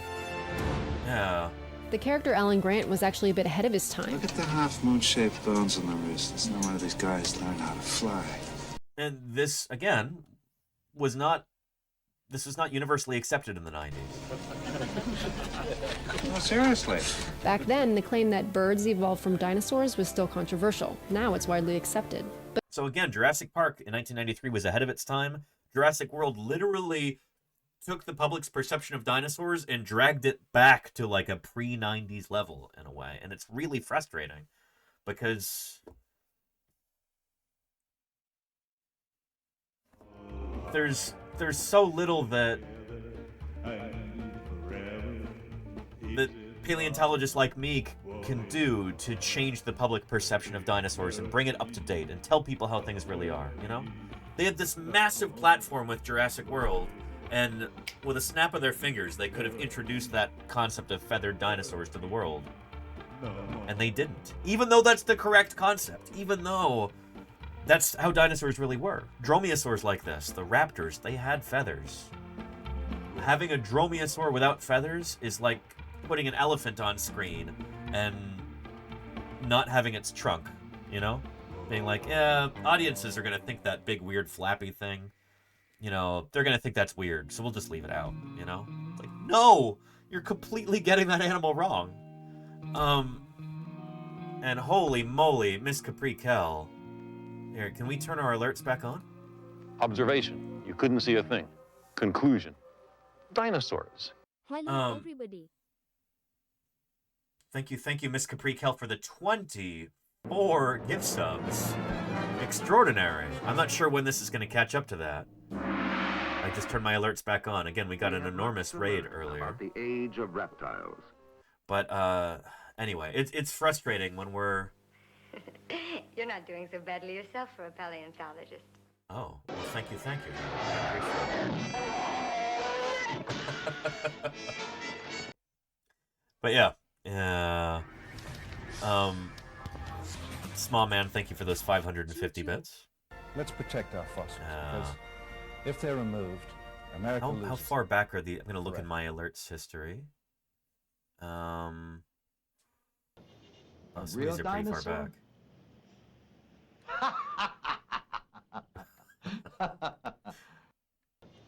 A real dinosaur? The same one again? Oh, well. Anywho, yeah. I'm here to applaud the work of vertebrate paleontologists. Oh, thank you, Vinny's Chimney. I appreciate that. We're just going to let our alerts catch up for a minute here, so enjoy. And thank you, Dino Dax, for that gift sub. That'll show up at the end of this, it looks like. After Murph's gift sub. Thank you, Murph. Holy moly. Beautiful. He called it an iguanodon. The ponderous Trecodon, 32 feet long and 14 Miss feet Capri high. Kell, thank you for the 610 bits. And not a single I cavity. appreciate that. Digging these bones out of the ground is a slow process. A real dinosaur? Got hundreds of alerts. I don't know why that one keeps coming up. It's supposed to be random. Do you think dinosaurs are put together correctly? The bones. You're smart. What do you think? Do a research on that, Oliver. I never. Poor John Oliver. I'm here to applaud the work of vertebrate paleontologists. Thank you for that applause. Oh boy. This is Laura Dern of Jurassic Park. Digging up dinosaurs is hard, frustrating Fix work. my It OCD takes with these months odd numbers. or Thank you, Miss years, Capri. So leave it to the I professionals. appreciate that. We're at 51 out of 150 now. 1/3 of the way there. It's the dinosaur man. Okay. Okay. Dinosaurs, the terrible lizards. Good stuff. Here, let's look at our 3D printer while this is going on. Here's something stranger than science fiction. Prehistoric fact. Digging these bones out of the ground is a slow process. It is. Yes, indeed. These plant eaters or herbivores had as many as 2,000 teeth in their jaws at one time. So I'm currently 3D printing a Keep life-size... up the great work with science outreach. Question. thank you. Has the new advancements with machine learning, LLMs, helped paleontologists with tools like tomography? Ignoring the usual... Not really AI yet, hype. Nerf Dermer. Not to my Do knowledge. you think dinosaurs Yeah. are put together correctly? The bones. You're smart. What do you think? Do a research on that, Oliver. I never. Tradoon. Good stuff. Again, I am what paleontology is like. I am currently 3D printing a full-size adult Tyrannosaurus skull. This specimen here, the Maximus commercial specimen. This one was sold at auction. He'll tell you that in nature. Yeah. We are like almost done printing this thing. Dinosaurs is all about until these boys come. Thank you, Looky Lucille. 53 months. Holy moly. Do I appreciate that. 1,000 bits can make a wonderful difference in promoting the appreciation and understanding of fossil science here on Twitch. Thank you for those 1,000 bits, Looky Lucille. Holy cow, do I appreciate it. Fossil Good skeletons are never stuff. found complete. They're always missing bones, missing... And Emeleth Murph says, said I it wish I had once room for after something like that. calling better. Thank you, Murph. An armored giant, wreaking his prehistoric fury on modern man and his puny machine. I don't have room for this where I am. In fact, the There's those 24 gift subs. Holy moly. Thank you very, very much, Miss Capri. It's the last time I'll play with a dinosaur. Dinosaurs. Incredible. Miss I appreciate Capriel that just tremendously. gifted 24 subs. Holy cow. Excellent. Really spectacular. Here. At no expense. I'll show you Gifted a tier 1 sub to Sleepy Pigeon. the lower jaws that I have printed so far. MLF. I don't have room for this. Dino Dad's gifted a This tier has been 1 sitting sub on to my Sleepy bed Pigeon. next to me every night when I go to sleep because I don't have anywhere else to put it. Thank you for the 610 bits, Miss Capri. I appreciate that. Here, hang on.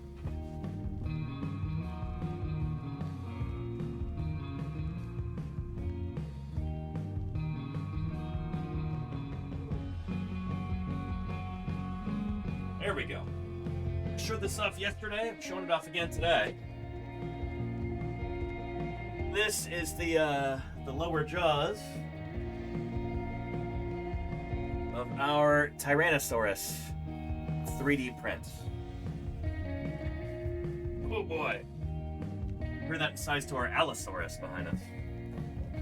Look at this. Look at this. Oh boy. It's so big I can fit in between it like that. Again, just the lower jaws right here. Pretty impressive, I think. So I'm not printing this for myself. Again, I don't have room for it. This is for the Children's Natural History Museum in Fremont, California. When this thing is done printing, I'm going to assemble the entire skull. Probably do that live on stream, I imagine. Then I'll get it painted, and then I can deliver it. I want to help build an exhibit on Tyrannosaurus ontogeny. So talking about how these animals grew and matured and the changes that they underwent during that process. But yeah, the skull is going to be about 4.5 feet long, so well over 1 meter in length. And it is this skull here, the Maximus Tyrannosaurus skull, which unfortunately was sold at a private auction. Now I think has a private owner. It is not available to scientists to study. But somehow somebody was able to scan it, put those files online, and I snagged them. And now I'm printing it. We've got something like 30 different parts left out of about 190.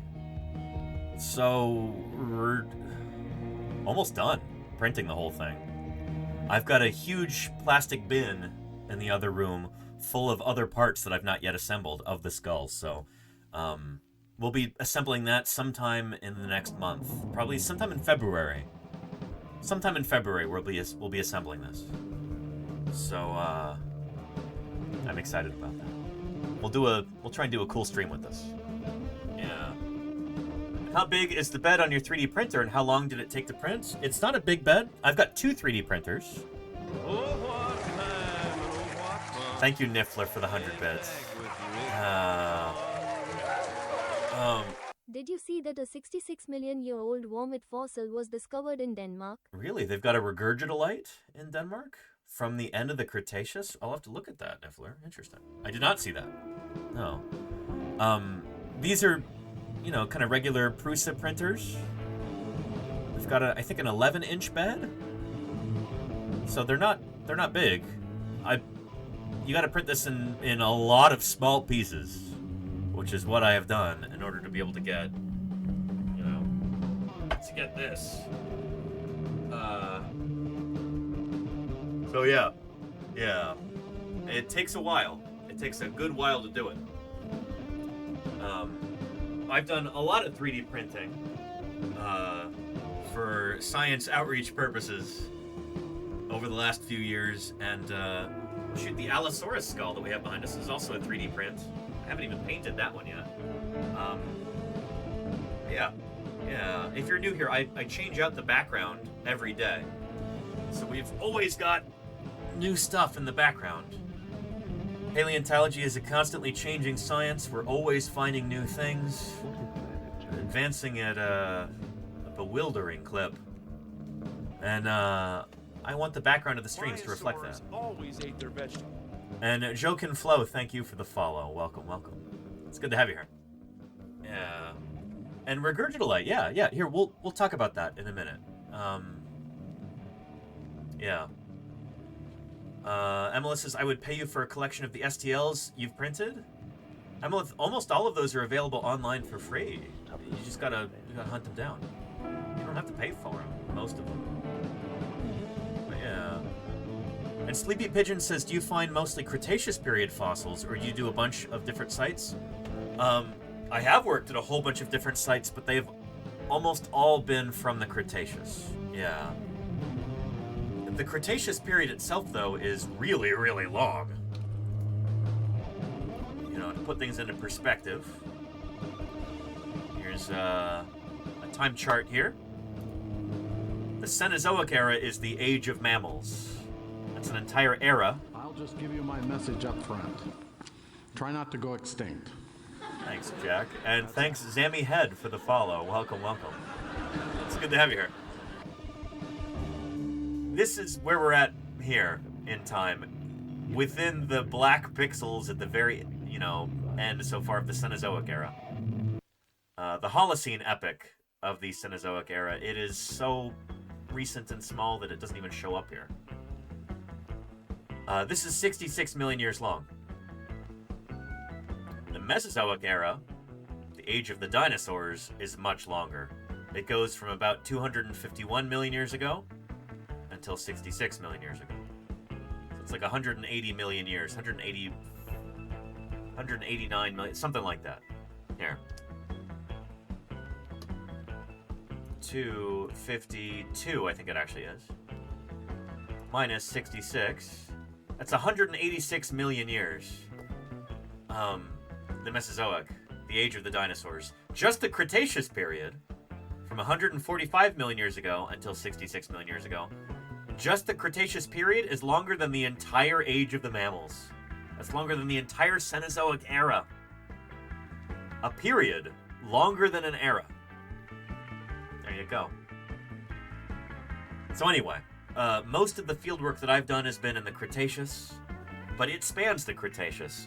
I used to work in the Hell Creek Formation with people like Denver Fowler, and that's at the tail end of the Maastrichtian stage of the Upper Cretaceous. So between 68 and 66 million years ago, the very end of the Cretaceous. And then for the past 3 years, I've worked with Jim Kirkland and Don DeBlue in the very, very lower part of the Cretaceous, the Berriasian stage. Rock's about 142 million years old. 142 million. So my work has spanned the Cretaceous. Yeah.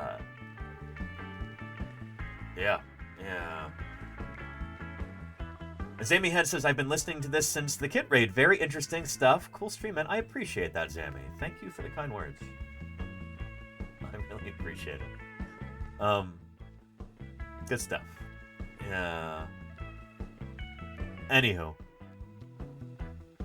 And then I've worked sites from the Campanian stage in the Cretaceous, from stuff from the, kind of the Middle Cretaceous as well, like the Frontier Formation.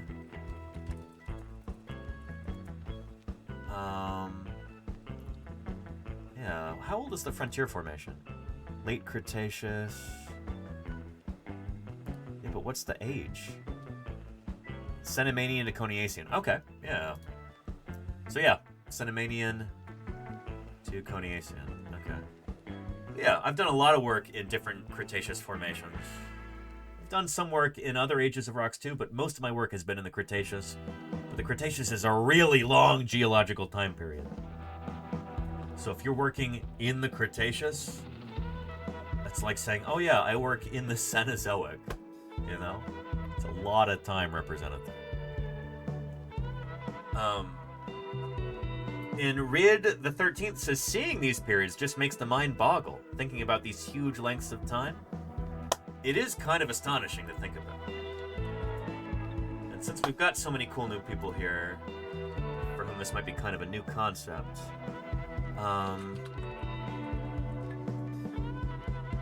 Let's see if... Yeah, let's play this video right here. This is some good stuff. We've looked at this before. We'll look at it again. When, why, where, who's got the answers? Skunk Bear. I'm standing next to some mountains that are millions of years old, and the Earth is itself 4.5 these T-Rex jaws back. Old. How do I even wrap my mind around that length of time? That's a good question. Good question. How can you imagine 4.5 billion years? And how does that compare to the amount of time that humans have been around? A geologist gave us the idea to use a football field as a metaphor, and that's exactly what we're going to do. At this end zone, we've got the present. And at this end zone is the moment our planet formed. Yeah. This is kind of a common visualization technique. Earth's entire history stretches the full 100 yards in between. Every inch is 1.3 million years. I'm going to go run to the bathroom. I'll be right back. Take a walk through Earth's entire history. For the first few 100 million years, the Earth was bombarded by rocks from outer space. But now it's starting to calm down. And way up here, 3.8 billion years ago, life begins. We're talking simple life, single cells floating in a vast ocean. Now these cells are figuring out new ways to get energy. They're evolving to harness the power of the sun. Photosynthesis starts past the 20-yard line. The air here is mostly carbon dioxide and nitrogen, but right around here, little green cells start making oxygen. And up here, about 2.3 billion years ago, oxygen starts building up in the atmosphere. We're halfway down the field, and we just got the kind of atmosphere that humans can breathe. For the next 1.5 billion years, it's paradise for single cells of every variety. But as we move down the field, cells start working together. And by the time we reach the 18-yard line right here, there's lots of complex critters floating around. It's 800 million years before the present, and things are about to get really interesting. Here at the 13-yard line, we've got an ozone layer. And here, a sudden explosion of diversity. Fungi, mollusks. 530 million years ago, mollusks. Animals take their first steps on land. In the ocean, fish appear. Land plants, insects, sharks, amphibians. It's been 4 billion years since we started, and here at the 5-yard line... Again, I want to emphasize how far that is. So the formation of the Earth back here, and then by the time you get sharks and amphibians, we're already here. We haven't even gotten dinosaurs yet. No dinosaurs yet. Dinosaurs won't be for another couple 100 million years. We're just starting to see the first mammals and dinosaurs. We see Stegosaurus dinosaurs right here about 176 million years ago, but we don't That's early Stegosaurs, not Stegosaurus, but other members of the Stegosaur family. See the T-Rex until about 4.5 feet from the end zone, about 68 million years ago. Look, the T-Rex is closer to us in the present than it is to the Stegosaurus way back there. Yep. Whoa, and so how cool is that? That's another thing that I like to talk about. Have any of you ever been to Disneyland?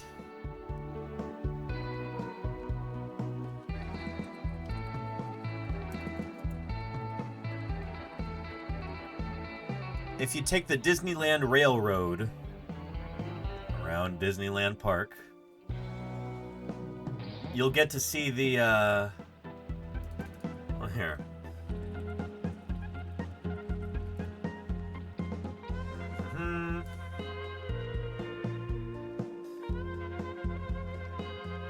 Primeval World. This is a diorama that they have there before you get to the Main Street station. And they've got all of these wonderful, very outdated, but beautiful animatronic models of dinosaurs and other critters from the 1964 World's Fair. Rather than throwing them out after the World's Fair, they brought them to Disneyland, and they've got them here as an attraction. And so you had sauropods, you've got pterosaurs. These guys aren't actually dinosaurs, but they're flying reptiles that lived at the same time as the dinosaurs. You've got triceratops right there.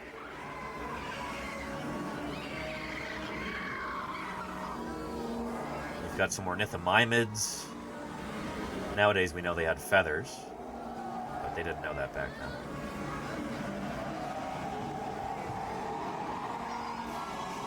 And then the crescendo, Tyrannosaurus versus Stegosaurus? What? These two dinosaurs did not live at the same time. In fact, T-Rex here is closer in time to you and me and Twitch.tv than it is to Stegosaurus. There's more time separating these two than there is separating T-Rex from us. So if they wanted to make this slightly more authentic, slightly more scientifically accurate, at least in terms of chronology, they should have put the T-Rex in with great moments with Mr. Lincoln, you know?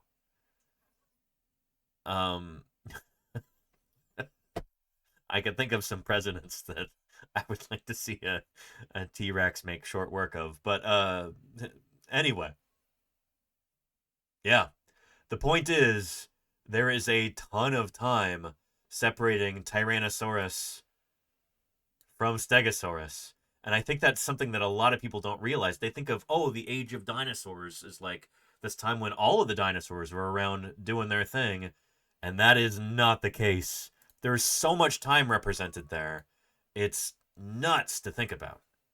So again, million years ago, but we don't see the T-Rex until about 4.5 feet from the end zone, about 68 million years ago. Yep. Look, the T-Rex is closer to us in the present than it is to the Stegosaurus way back there. Yeah. Anywho, and they often have Dimetrodon in there too, like in Fantasia. There you go, Tone Rebellion, yeah. And they did in, well, I think it's Edaphosaurus in the Primeval World diorama. We know it today. There we go.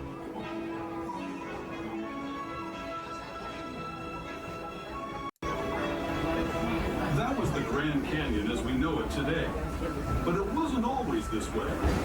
Now, let's travel back in time, way back in time, to the fantastic past. You can't really hear it, but let's travel back in time to the fantastic primeval world, land of the dinosaurs. So, you're kind of going from the Carboniferous period here with these coal swamps into the Permian. You have Edaphosaurus, which is not a dinosaur. They lived long before the first dinosaurs. And then you get to sauropods in the Jurassic. Anyway. So yeah, that's the thing.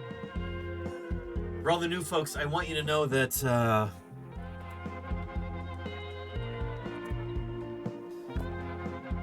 the next time you're at the store and you see like a box of assorted plastic dinosaurs, I want you to recognize that some of these are not going to be dinosaurs, like the winged pterosaur up there, not a dinosaur. But also, some of these dinosaurs lived tens of millions of years apart or hundreds of millions of years apart. Sometimes as much as like 100+ million years apart. The age of dinosaurs is really long, and yeah. 176 million years ago, but we don't see the T-Rex until about 4.5 feet from the end zone, about 68 million years ago. Yep. Look, the T-Rex is closer to us in the present than it is to the Stegosaurus way back there. Whoa, and there's a catastrophe at the 1 yard line. 66 million years ago, a meteor or volcanoes or climate change or all three killed... We think it was an asteroid, actually. There's a general consensus that what other factors may have existed at the time, it was the asteroid that really caused that mass extinction 66 million years ago. And it's like the majority of life forms on Earth went extinct. It's maybe like 80% of life on Earth wiped out by this catastrophe. Yeah. And hey, Science Streams, how are you doing? Welcome, welcome. It's great to see you, Bullet. Can we get a shout out for science streams? If you're new here and you're not yet following science streams, you are missing out. Belint and Lita and baby Ilona do some incredible science outreach here on Twitch. Belint and Lita are a couple of scientists, molecular and systems biologists. They are a married couple, and they do science, and they stream science here on Twitch. You should give them a follow if you're not yet doing so. They do incredible work, and they just had their 2-year partnerversary yesterday. They were actually on the front page of Twitch, which was pretty incredible. So, anyway, you will be hard-pressed to find better science outreach anywhere on the internet. Go follow science streams right now. Appreciate you, Bullet. I hope you're having a good day. Yeah. Anyway, extinction at the KPG. Years ago, a meteor or volcanoes or climate change or all three killed 75% of all species. But life And that estimate is kind of loosey-goosey too. I've seen some estimates put it as high as 85 or 90% of life on Earth, and I've seen some estimates put it as low as 50% of species on Earth. It's probably around 75 or 80. It seems like kind of the comfortable middle ground there, but we're still figuring this out. Alleys. This yard is the yard of mammals. The yard of mammals. Armadillos, giant whales, wolves, and here a foot away, the great apes, our family. Hippos, mammoths, lions, Lucy, almost human but not quite, saber-toothed tigers, cattle. Then 200,000 years ago, this is where we find humans that look like us. Yep. People. That's just 1/8 of an inch from the end zone, the width of this light bulb. This is all of human experience, but everything we call civilization, look at that. Agriculture, cities, books, science, these don't appear until Twitch. we're 2 hairs breadth from the end zone. The width of this. Well, Twitch is at the very end of it, but yeah. 4th and goal, mammals. This is like toxic, yeah. How's that for an end zone dance, everybody? Yeah. We just want to say thanks to the Morgan State Bears for letting us do all this weird stuff on their football field. And Hey, good stuff. Here's a link to that video right there. But hopefully that gives you some perspective on the history of life on Earth. And how we are just a blip at the end of it so far. With this remarkable, grand storied past preceding us. I think that's beautiful. We wouldn't know anything about that if it weren't for fossil science, if it weren't for paleontology, you know? I think that's remarkable. Just the idea that we get to know anything at all about what happened millions, tens of millions, hundreds of millions of years ago, billions of years ago. Without fossil science, we wouldn't have any idea about the history of life on Earth the way that we do. And it's remarkable, you know?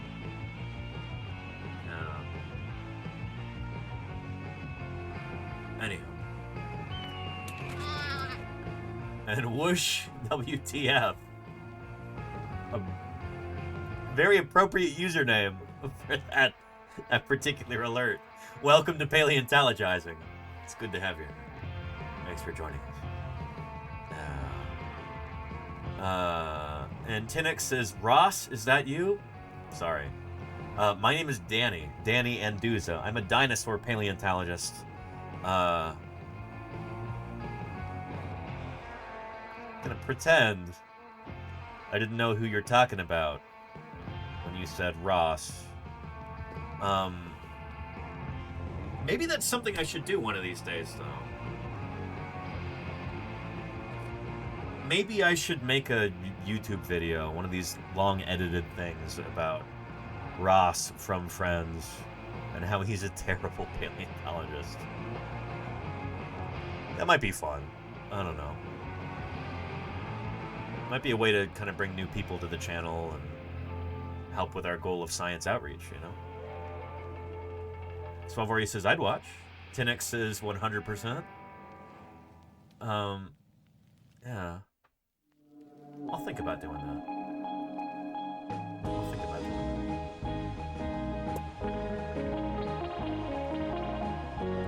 that. Anywho.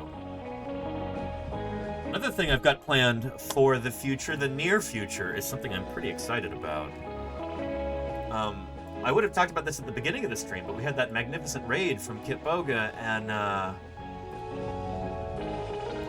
yeah, didn't really have time to get to it.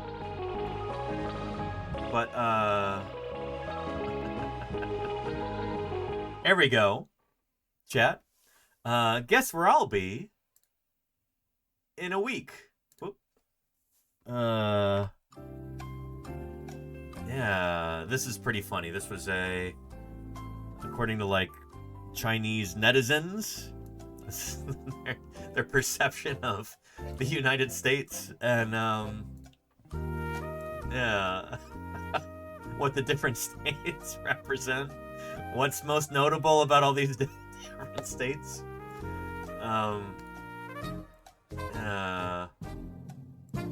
Good stuff.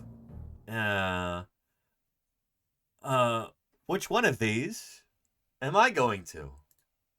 Am I flying out on Friday? Well, it's this one right here. North Dakota. Oh man, I'm excited about this. I'm gonna be visiting some old friends and colleagues of mine, some people I used to work with in the field and in the lab. At the Badlands Dinosaur Museum in Dickinson, North Dakota. And we're also digging up a complete articulation. Yeah. Small town, small museum, growing museum. This is, out of all the museums in the U.S., of all the museums in the world, this is one to watch. The Badlands Dinosaur Museum in Dickinson, North Dakota. They are doing some incredible stuff, and I cannot wait to show you. This video is a few years old, but... Hi, my name is Dr. Denver Fowler, and I'm the curator. I used to work with Denver in the field. He was kind of my mentor. Museum I was in Montana for a long time. So, Denver here,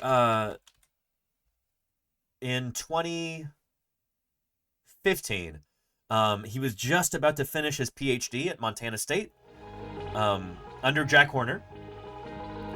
And everybody heard about a job opening in Dickinson, North Dakota, at this tiny little museum that I'd always heard about, but I'd never been to. The Dakota Dinosaur Museum. I just got a book that features this. This is a book that I checked out from the library I don't know how many times when I was a kid. I just bought a copy of it the other day off of Thrift Books. Dino Trekking, the Ultimate Dinosaur Lover's Travel Guide. This is back, you know, before the age of the internet. When you still needed books for this kind of thing. So this is grievously out of date. But, yeah. The different states in here, and North Dakota. The Dakota Dinosaur Museum is what this museum used to be called. June 1994 marked the grand opening of this 13,500 square foot dinosaur museum, complete with 10 full-scale dinosaur skeletons and a life-size model of Triceratops. That's out front of the museum. In addition to the library containing the dinosaur material, the museum has a children's corner and a working fossil lab. Be sure to call ahead for information. So this is a private museum that opened up in 1994. Kind of right after the Jurassic Park craze began in 1993. And this museum went out of business. It's located right next to some of the like municipal city facilities for this town. And so in, I think, 2014, something like that, 20 years later, the city of Dickinson, North Dakota purchased kind of what was left of this museum And they decided that they were going to reopen under city management. And they needed a paleontologist to run the place. They needed a curator of paleontology. And Denver Fowler, who is about to finish his PhD, he decided to apply. And a lot of people encouraged him to do this. And apparently they liked his application. And they invited him for an interview. The thing is, Denver didn't have a car at the time. And he had to go for an in-person interview in Dickinson, North Dakota. At least if he could. I guess he could have done it over Skype or something. They didn't really have Zoom back then. Could have done it over Skype, but he wanted to go in person. I said, Denver, I'll drive you. So I drove him out for the job interview from Bozeman, Montana. It was like, I think like a 9-hour drive to get to Dickinson, North Dakota. And he did really well in that first round of interviews. They called him back for a second round of interviews, and I drove him again. And he ended up getting the job. Then they made absolutely the right choice with this. Like, that city hit the jackpot in hiring Denver as the curator, because he's been able to take this museum and in just a few short years turn it into a powerhouse of dinosaur science, dinosaur fieldwork. And they've got some really, really cool things planned at this museum. I can't wait to show you. So what I love about the Badlands Dinosaur Museum is the opportunity that we have to do something different. We're planning our new exhibits. There's in a Liz way there. That's different from what you'll have seen. I helped Liz actually dig this up. This is a hadrosaur forelimb. This is on display outside in the main hall now. We'll see this when we're there. Because I'll be streaming from there next week. This is where I'm going, if I didn't make that clear. Sorry, I'm excited. But I'm going to be visiting the museum. We'll be doing some live streams from there. Oh man, I can't wait. Yeah. Before at other museums, we want to do immersive exhibits. We want to have unique specimens that you can't see anywhere else, and tell stories about basically being a dinosaur detective. How do we find out how these animals lived? What's the process of science? We're not just walking through time as you might have seen in other exhibits. We're doing something different here. That's what we want to do. My name is Destiny Wolf, and I am a board member and volunteer fossil preparator here at the Dickinson Museum Center. I want to say Destiny is now a full-time staff member. I hope that she is. And with any luck, we'll run into her when we're there and maybe do an interview. Center. Part of our efforts here at the Dickinson Museum Center include our continued efforts to build a world-class dinosaur museum where you're able to not just see replicas, but real fossils that we're bringing in. Yep. Our current fundraising efforts here at the Dickinson Museum Center are going to help sustain us. It means that we're going to be able to continue to preserve what we've already collected and continue to collect new things to put on display here for the community and people traveling from all over the country and internationally. And holy cow, are they collecting some incredible fossils. It's really, really impressive. I can give you some links to their field reports from the past few years. Like, here's what we did during the summer. Here's the fossils that we collected. Here's the research that we're working on. Here's our new publications, all that stuff. We'll be talking about a lot of this next week, too, when I'm there. For the community and people traveling from all over the country and internationally. My name is Dr. Liz Friedman Fowler. Here's Liz. And I'm on the board. So Liz is married to Denver Fowler. And she actually, Liz gave up a job in southern Utah that she had when Denver was given this job in North Dakota, and she moved to North Dakota to teach at Dickinson State University. She's now professor of paleontology there.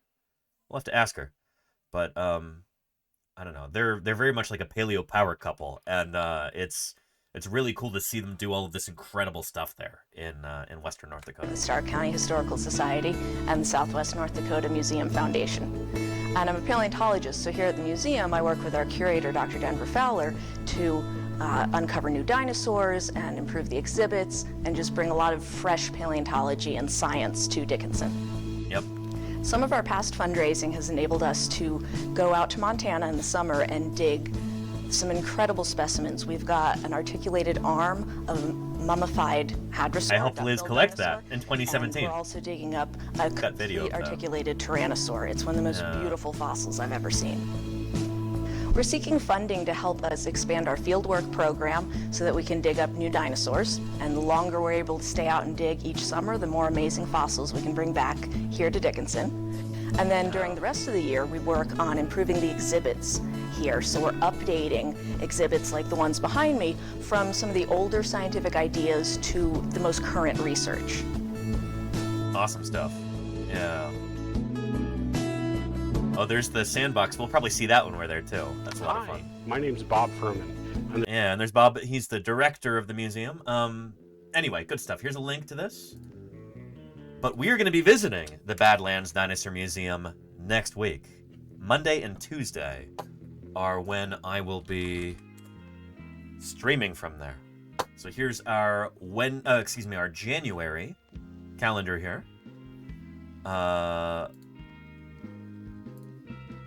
There we go. At the very beginning of February, the 3rd and the 4th, Monday and Tuesday, I'm planning on doing some museum streams. Now, this presented a challenge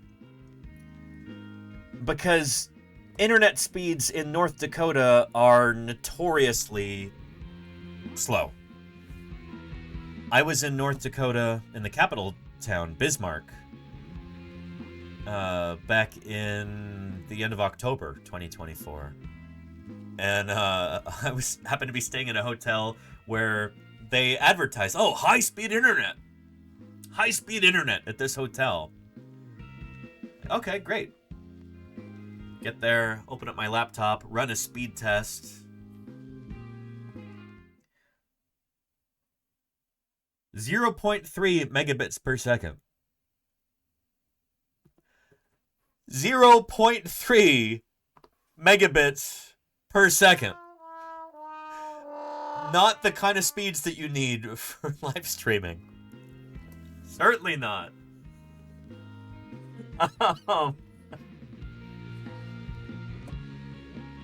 And I remember when I worked at the Badlands Dinosaur Museum. I was there for a few weeks in the summer of 2017, helping design some exhibits and work on graphic design for some of their informational placards and stuff like that. And not only were the internet speeds really slow, but also they didn't have Wi-Fi at the time. And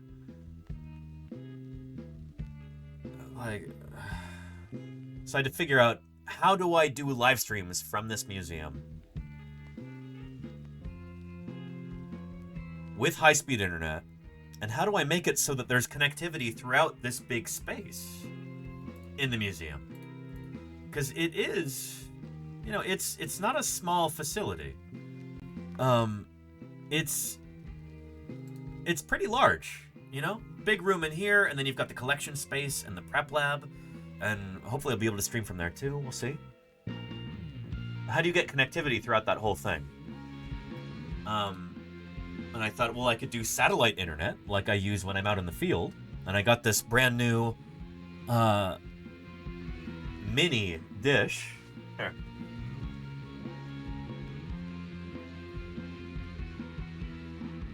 That is small enough to bring in a carry-on bag on the plane. Here it is right here. But the thing is, this has got a really small Wi-Fi radio in it. And it doesn't go very far. It's not going to be able to fill this entire hall with Wi-Fi, so to speak. Pretty minuscule Wi-Fi antenna in here. So what to do? What to do? I was looking into this, and I thought about Wi-Fi repeaters, and but that didn't really quite seem like the right kind of solution. And so I hit upon the idea of a Wi-Fi mesh system. And I purchased some gear, and I've been testing it over the past week. There were some hurdles I had to get over, some technical stuff that I had to figure out. There were some some bug fixes, and all kinds of nonsense. But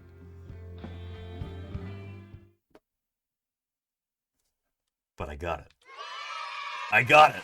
Holy cow. And I was posting about this earlier on Blue Sky. There we go. Here was my solution. It's a little convoluted, but it works. So I've got my normal streaming gear, my camera, the Wi-Fi, or the live stream encoder right here, which connects to the Wi-Fi. Here's a battery to power the camera and the encoder. There's the satellite dish. And then it turns out I can hook up an external router to the Wi-Fi dish, the satellite dish. If I put it into a special bypass mode, then I can hook up an external third-party router to it. And then, hooked up to the router, is this Wi-Fi mesh system. So one of these is physically connected to the router, which is physically connected to the satellite dish. And then two of these I can plug into power outlets in other parts of the museum. And so these different mesh units communicate with one another, and they basically spread out the Wi-Fi field across a much greater distance. And then when I'm walking around with the camera and the encoder doing a live stream, it's getting Wi-Fi from each of these three devices. So if I set these up like a triangle at different corners of the museum, we'll have solid Wi-Fi all throughout that. Solid Wi-Fi from space, internet from that satellite dish. I'm kind of astonished that I was able to figure all of this out, because I am not an IT person. I do not have a network certification or anything remotely close to that. But we got it. Oh, man. Despite all of the... It was incredibly difficult to figure out a lot of the Starlink stuff, because, frankly, they're... I don't know. I'm astonished the thing even works, because their website and their customer service and their interface, everything is just dog water, just absolute garbage. But the service itself works, and somehow I was able to figure this out, and it looks like it's gonna work. I tested it this morning. There was a mobile test that I did. Some of you were actually here for that. So yeah. Yeah. I think I made the VOD not public anymore. But let me see if I can pull that up. Some of you were here for that. You got a notification that said please ignore, and you did not heed that warning. You didn't ignore it. You were there in the chat, and that's fine.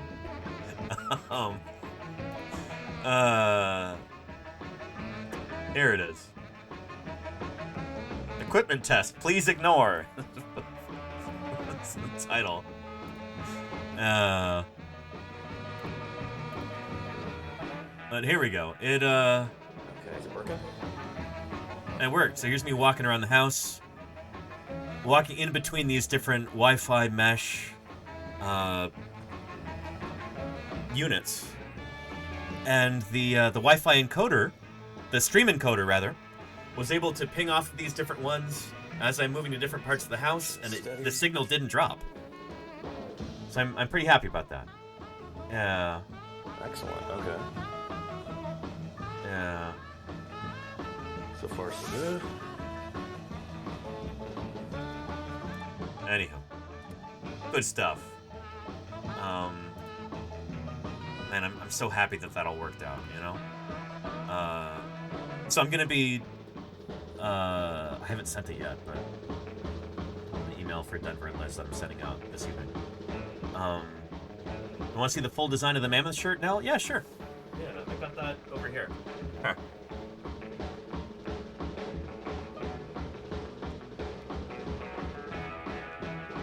This is one of my designs. Yeah. When I moved to Oakland, just after I came back to California from Montana, I designed this shirt. and then printed it. So this is hand printed.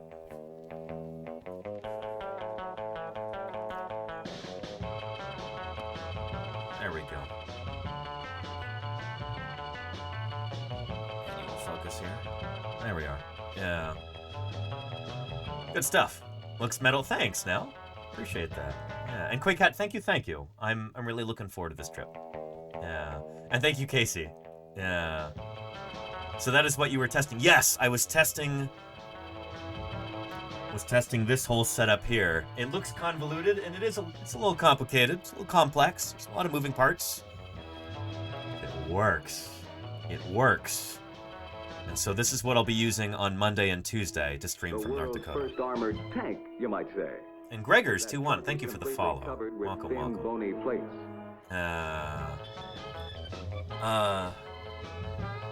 So yeah, I can't wait. It's gonna be really awesome. Very excited about this. Yeah. How many paleontologists does it take to set up a working satellite internet and a Wi-Fi mesh network for museum live streams? Just one, evidently. Yeah. I'm excited. And the beautiful thing is, I might be able to use this at other locations. I should be able to use this at other locations, like other museums, science centers. Who knows where else?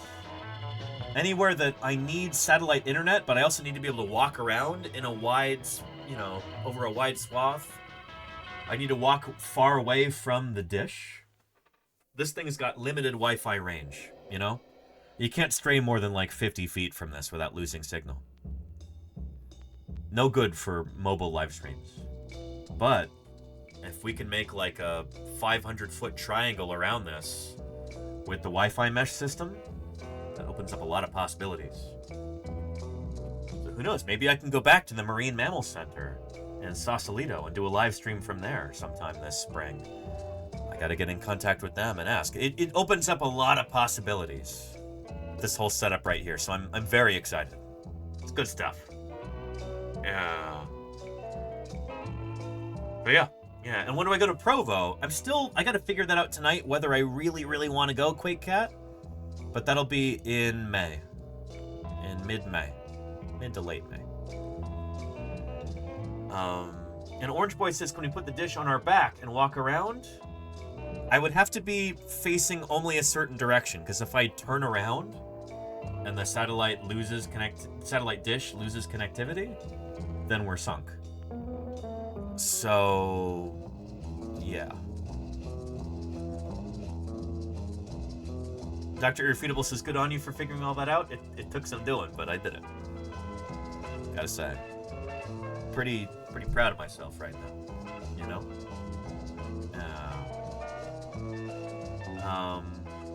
And Gmail account. Oh, I appreciate that, XVR. I'm sorry I've been so busy. There's so many other emails that I need to respond to, like other pressing stuff that, but I appreciate you, XVR. I'm sorry I've been so bad about responding. Yeah. I'll get back to you soonish. I will. There's just a lot going on. But it's such a huge relief to have this sorted out, to know that these streams are going to be possible from there and everything should work.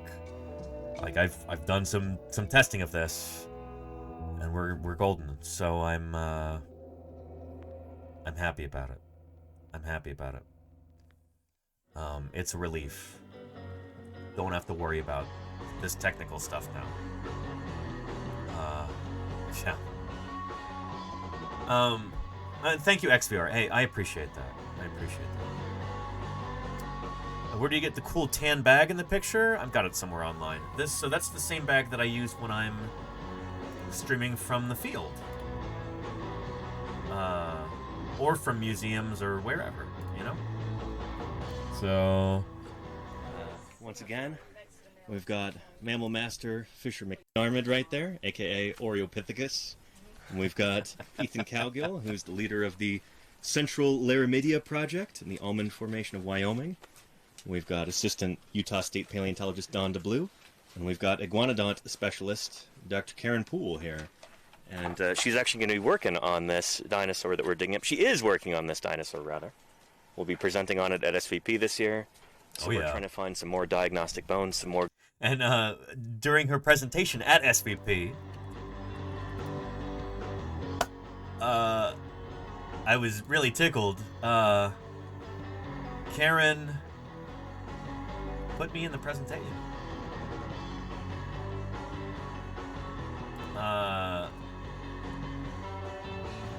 Here she is right there presenting. And there's me in one of her slides.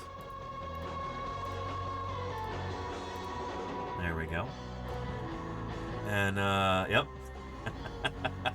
As I'm streaming from the quarry. Oh, there's the crocheted Iguanodont thumb spike mittens sheet. Crocheted. Oh, thank you, Dr. Irrefutable. Hey, let me check on that in a second. But yeah, and I'm acknowledged in the acknowledgments. Holy moly. Good stuff. Anyway, yeah. Exciting things happening. We're going to have a brand new Iguanodont published in the next couple years. Really excited about that. Oh, let me check.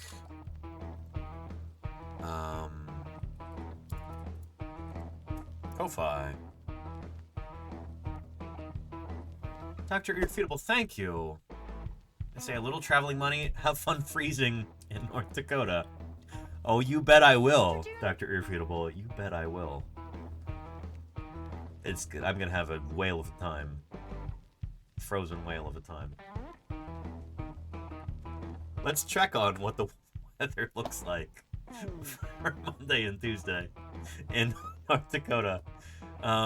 Here it is right now, 37 degrees. It's actually really warm for this time of year there. But 10-day forecast. Here we go. Monday, high of 5 degrees. Tuesday, even warmer, high of 6 degrees Fahrenheit.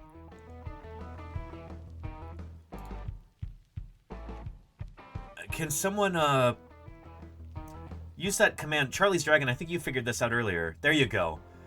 Yeah. 5 degrees Fahrenheit is about negative 15 Celsius. There we go. Good stuff. Yeah, oh boy. Here's the thing, though. I used to live in Montana. I'm well accustomed to cold temperatures. Very well accustomed to very cold temperatures. I think it was like February of 2014. I think it was 2014. Yeah, that sounds right. It was like negative 40 degrees for an entire week. And I was working partly outside at the time and driving a truck for much of the rest of the time. A truck that didn't have a working heater and didn't have four-wheel drive in the snow and ice. Was a delivery driver for an auto parts store at the time. And I got by, you know? My body tends to run pretty hot. I generate a lot of heat. That's why I normally wear shorts year-round here in the Bay Area. And here in the San Francisco Bay Area, it is, you know, beautiful Mediterranean climate year-round. But I'm well accustomed to the great frozen north as well. So I'm not worried about North Dakota. In fact, it'll feel like a little vacation from all this pleasant weather, you know? Let's get a little bit of hardship in our lives, just for a little while, you know? It's gonna be nice. It's gonna be nice. An adventure, Casey Snowhorn. Yes, indeed. Yeah. Oh, by the way, I know I've said this before, but when I said negative 40 degrees, did I mean Celsius or Fahrenheit, chat? When I said it was negative 40 degrees in Bozeman, Montana for a whole week straight, did I mean Celsius or Fahrenheit? Fahrenheit, Reloud, first message says both.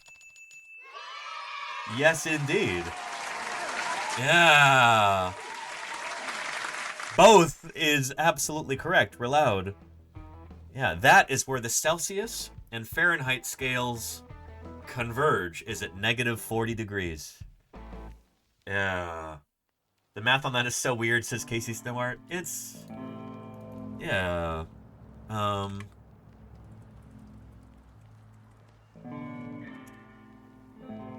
Yeah. Can we find a really short video on how to do this? Or is it that complicated where... I'm looking for something under 2 minutes. So far, there's none under 4. There's 2 minutes here.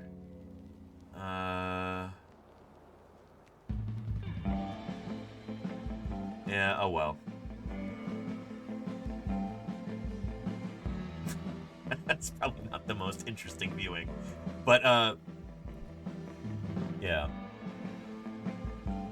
-40. Doesn't matter if it's Celsius or Fahrenheit. It's the same.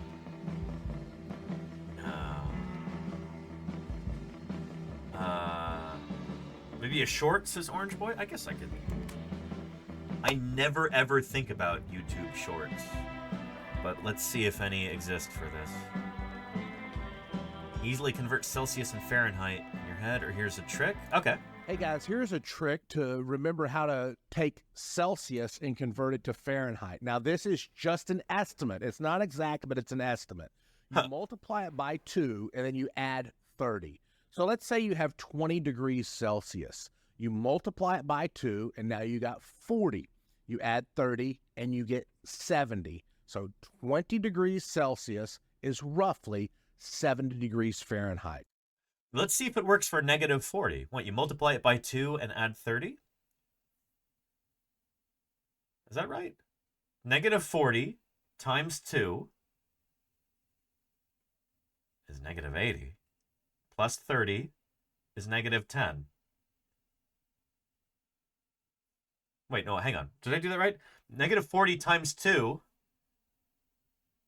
is -80. Plus 30 is -50. Yeah, okay. That's not the worst.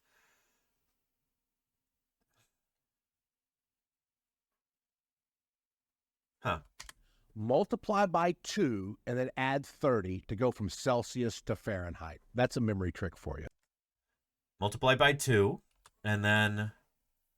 Oh, it's frustrating. The same key commands from YouTube videos don't work for YouTube shorts. Yeah. And you get 70. So 20 degrees Celsius is roughly 70 degrees Fahrenheit. Multiply by 2 and then add 30 to go from Celsius to Fahrenheit.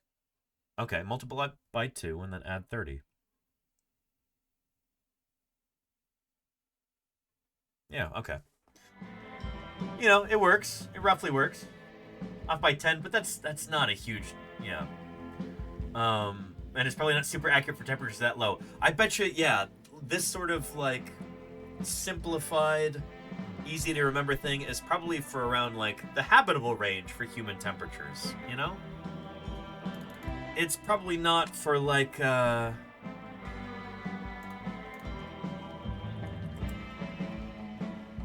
you know...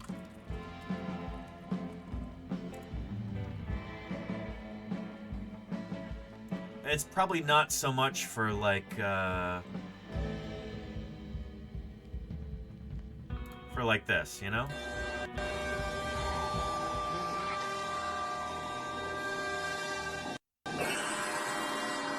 Yeah, not for your North Dakota temperatures, you know?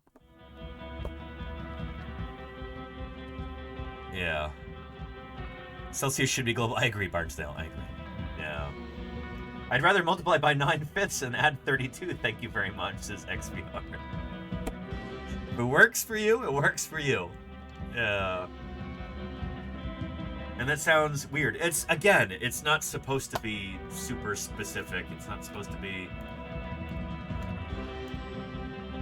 precise. It's just an estimate for, like, if you hear Celsius and you want to convert to Fahrenheit, vice versa? What was it? Shoot, we gotta watch it again. Hey guys, here's a trick to remember how to take Celsius and convert it to Fahrenheit. Okay. He's speaking with an American accent, so we can kind of presume that you're starting with the more logical way of doing things, Celsius, the way the world does it, and converting it to Fahrenheit. Okay, we in the US do it. So yeah, Celsius to Fahrenheit. Don't use it for baking, it'll mess you up. But, you know, when your friend from across the pond is visiting, then that's potentially a useful way to do it. Anywho, yeah. So anywho, I'm super excited to go to North Dakota next week and experience less than 0 degrees Celsius. It's gonna be nice. Yeah. And we'll be streaming again on Monday and Tuesday. That's what I'm planning so far. I can't guarantee that we won't have more streams, but planning on Monday and Tuesday streaming. Friday I arrive. Saturday and Sunday I plan on working with Denver to finally get our Spinosaur manuscript ready to submit for publication. So I don't think I'll be streaming those days, but Monday and Tuesday should be good. Wednesday will not be North Dakota trip recap. What is this? No, that's wrong. What was I thinking?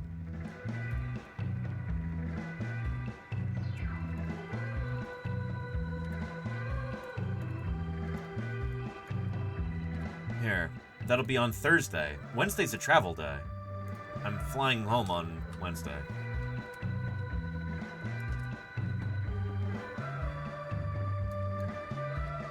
Yeah. This will be a no stream day on Wednesday.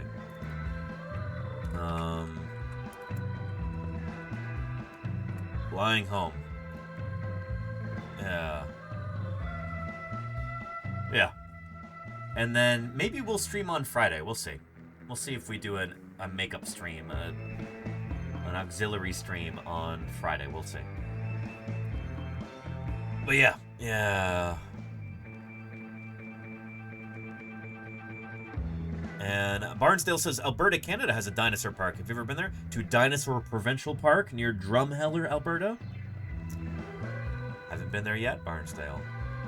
One of these days, I'd love to go. But, haven't been there yet. No. There's a lot of work being done. Well, that's one of the big dinosaur museums in the world. It's the Royal Tyrrell Museum in Alberta, Canada.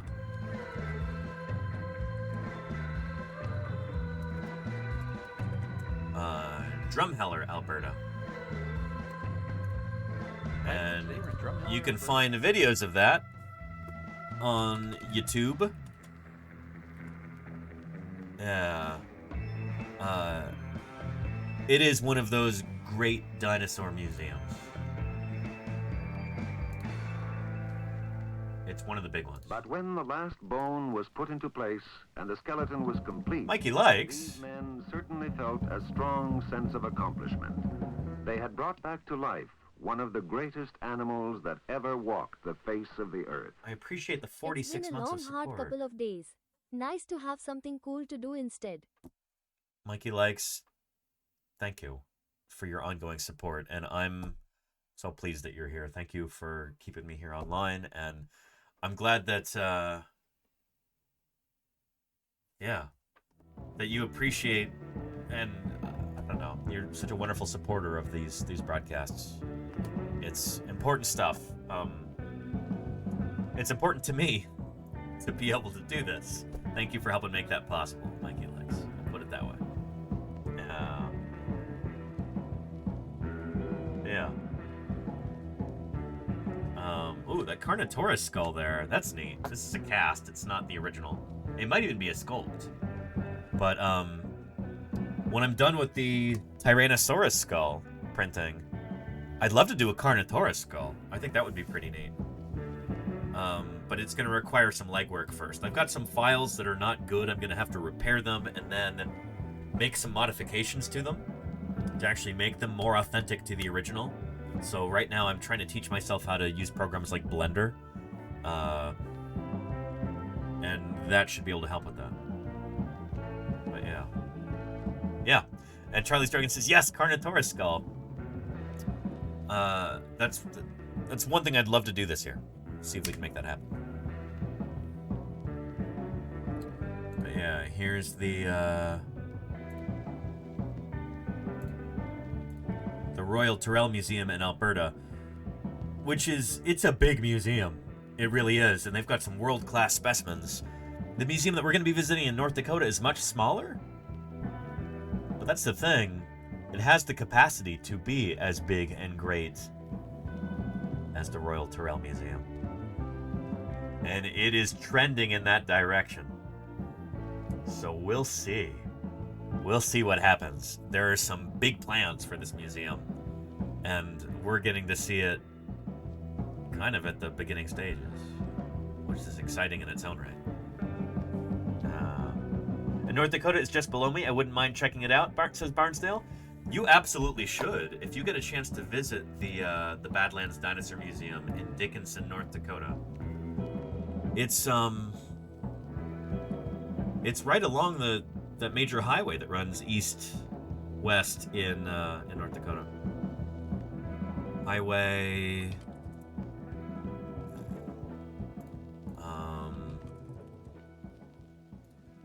Highway what?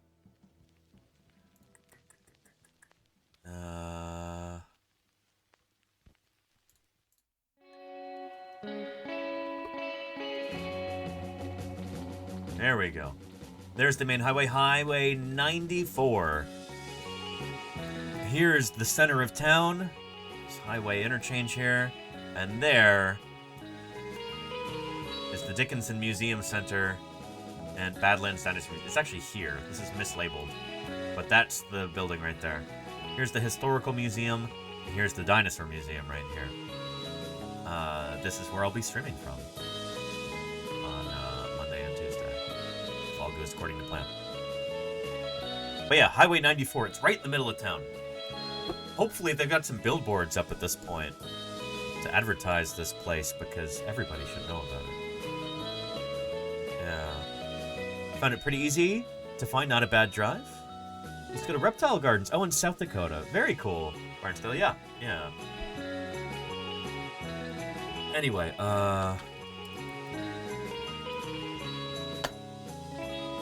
here, I'll give you a link to this, which is a field report. Annual field report of Badlands Dinosaur Museum at Dickinson Museum Center. So we've been doing these for a few years now, and it's nice to get to show off a lot of our fossils.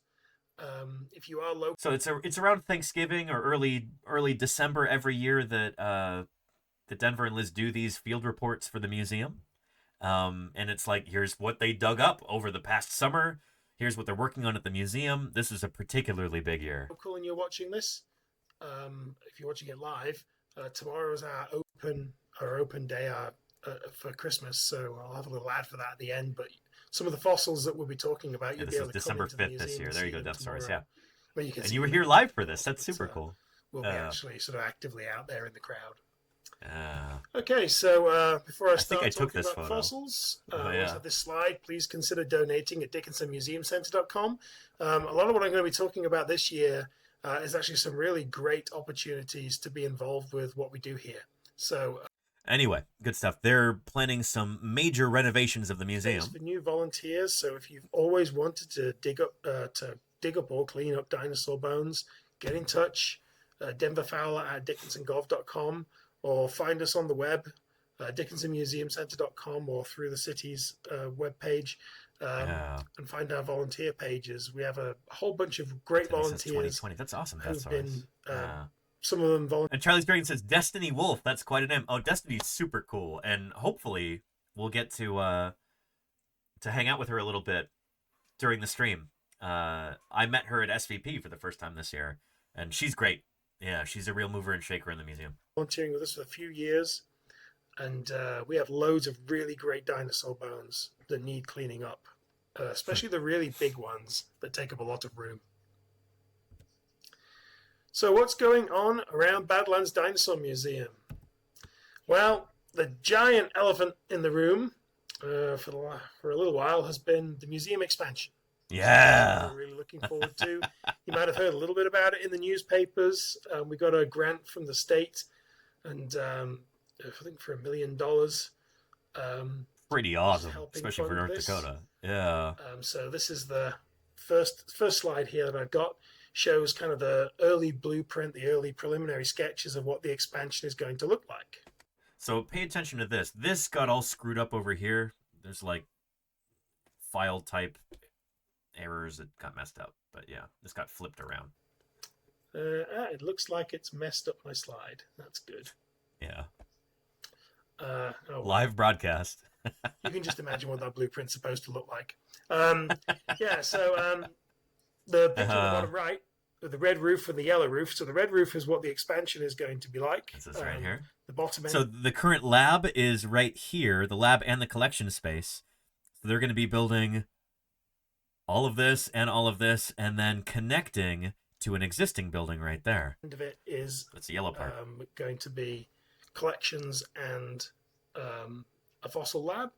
And then we're going to also add a community room and have a sort of accessory corridor and exhibit space. Yeah. And most notable from the public perspective, we're going to renovate the main dinosaur exhibit hall. Yeah. So anyway, if you want to learn more about this, again, there is the link right there if you want to watch this. Oh man, I can't wait to show you around this museum to help promote the really cool projects that they've got going on. I'm going to be sending an email to Denver and Liz this evening. I hope I can get them to set up an Amazon wish list or a Throne wish list so that people watching, if you'd like to contribute to this museum, if you want to help them with their mission of fieldwork and research and everything else, maybe we can band together as a community and get them a couple of pieces of equipment for the lab or for fieldwork or something.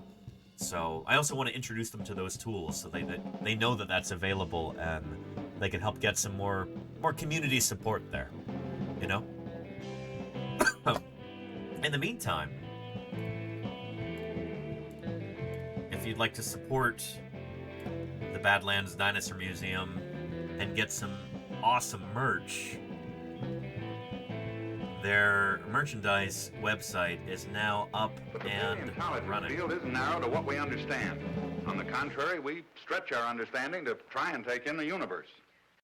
Ali Soros, thank you for the follow and welcome to Paleontologizing. It's good to have you. Thanks for following.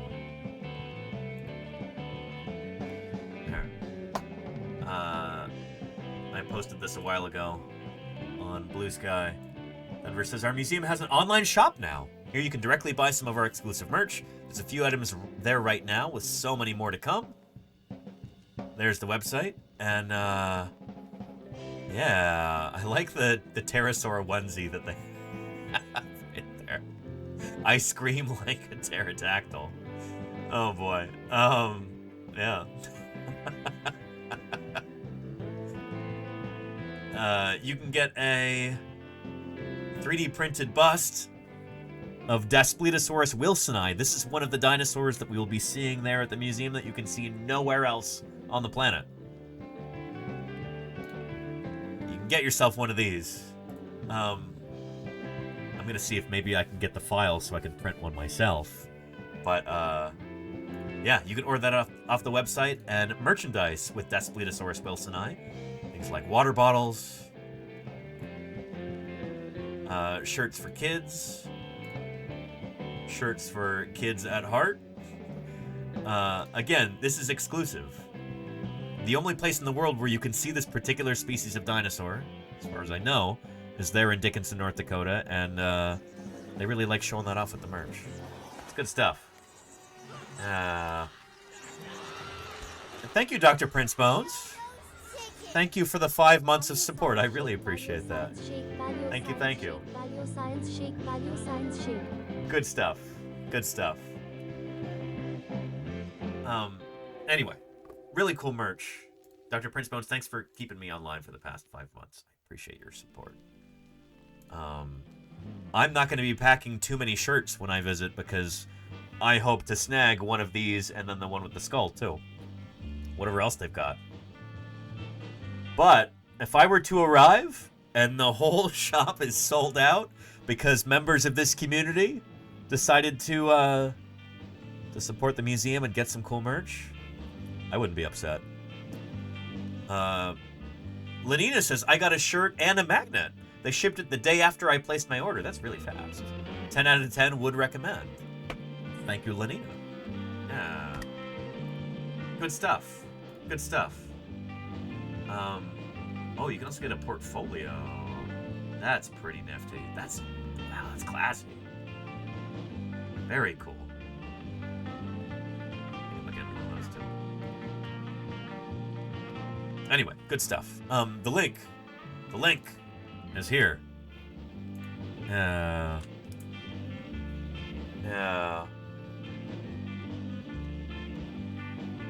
Excellent. Yeah. Anywho. I'm excited. I'm so excited to go there. I'm so excited to share this museum with you. I'm so excited to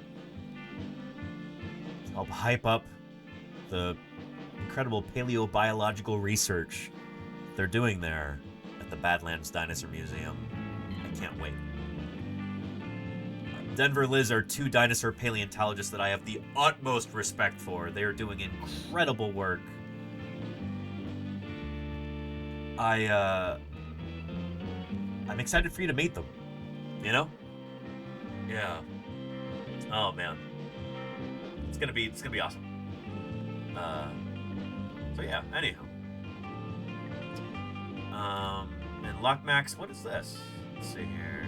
Oh my god.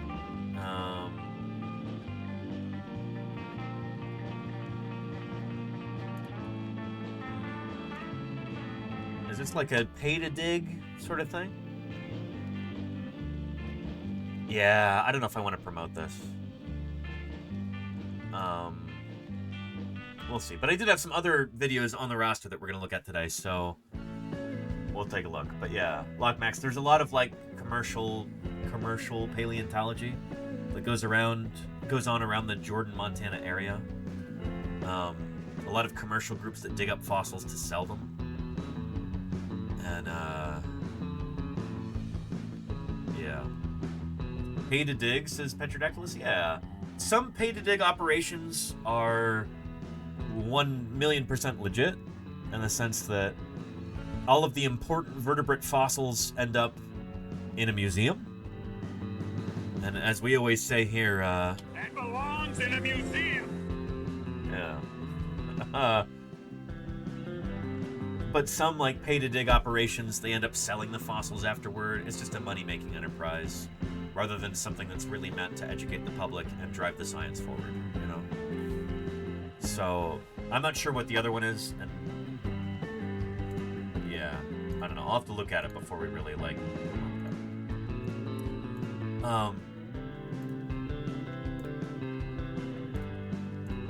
anyway, yeah. So you're paying them to work for them, says Deathsaurus? Yeah, in a lot of these cases, yeah. Yeah. In a lot of these cases, if it's a commercial group, they're going to end up selling the fossils, and then you're paying them to dig up the fossils for them. So you're paying them to work for them. They're profiting off of your work twice, you could say. Yeah. Anyhow. Need to keep that in mind. Yeah, Petrodactylus. There's some things some groups that are totally legit, where it's like, you know, you get to actually be part of a paleontological crew out there in the field and dig fossils. I'm going to be hopefully involved with something like this in Fremont, California, when we excavate the Irvingtonian fossil site there. dig up all these Pleistocene mammals, we will have people who will be paying to have like a VIP experience. It's like hang out with paleontologists and learn how to dig and, you know, collect specimens for the museum. But there's some other places where it's not like that, you know, where they're not collecting the fossils for science, they're collecting them to sell them. So you gotta watch out a little bit.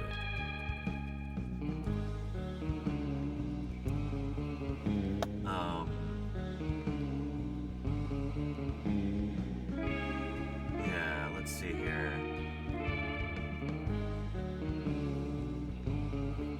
Looking for videos from the Burpee Museum. Because they do this. I don't know if there's really a video. Maybe here?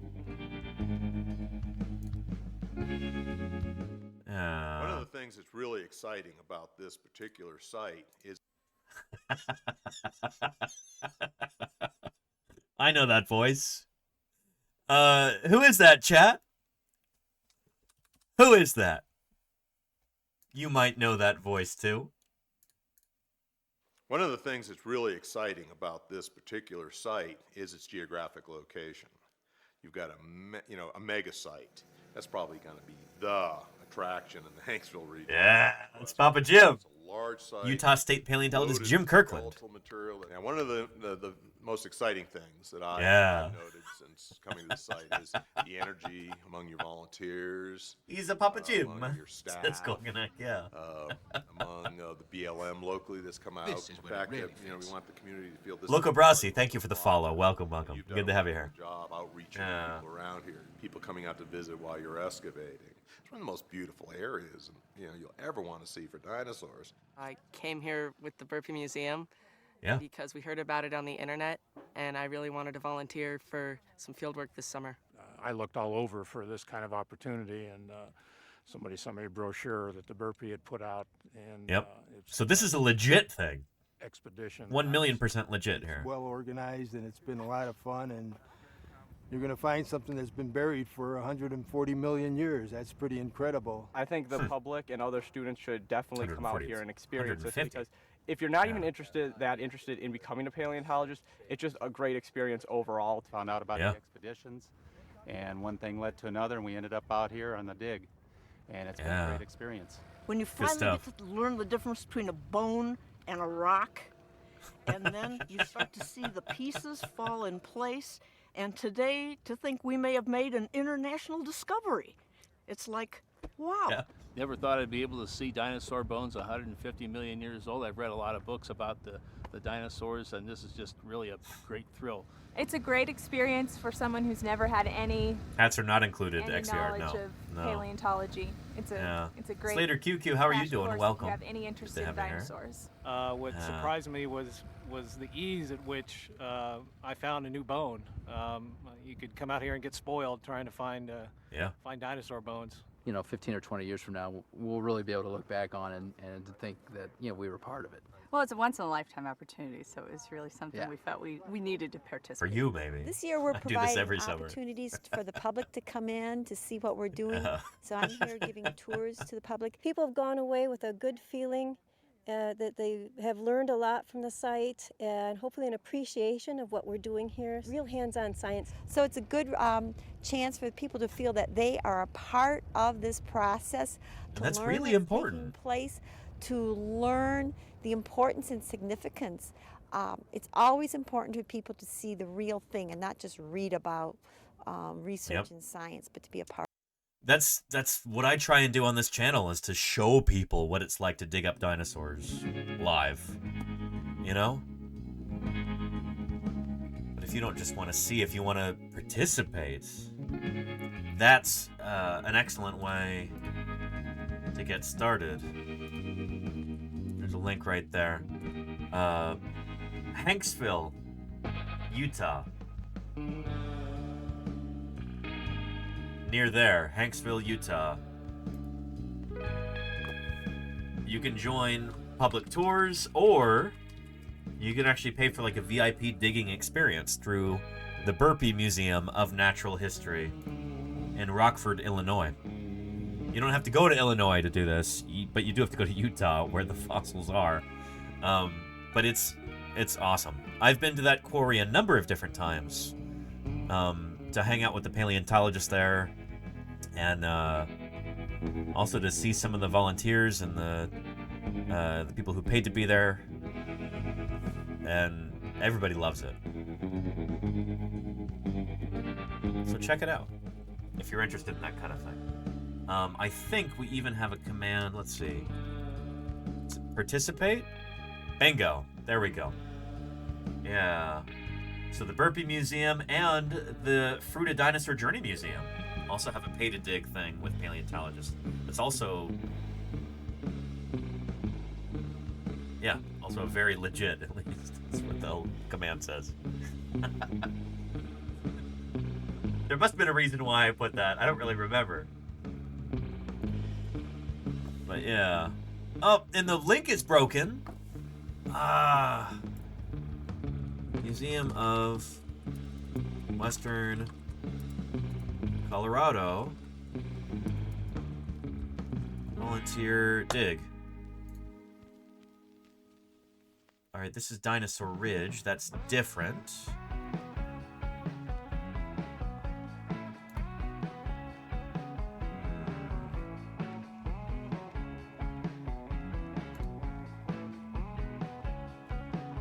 Yeah, their website is down right now.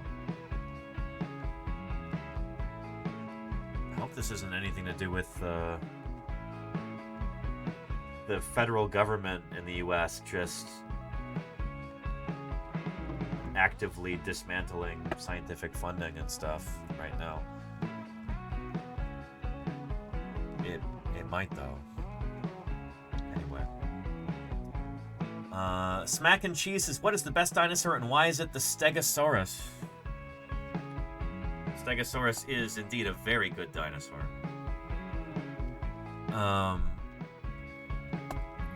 Yeah, we're not gonna... I haven't done a lot of reading about all the politics stuff right now, so we'll leave that for another day, I think. Until I'm a little bit better informed on it. So, let's talk about Stegosaurus for a minute. In fact, that lines up with a new video that just came out from the American Museum of Natural History. So, Smack and Cheese, you're in luck. This is Roger Benson, right?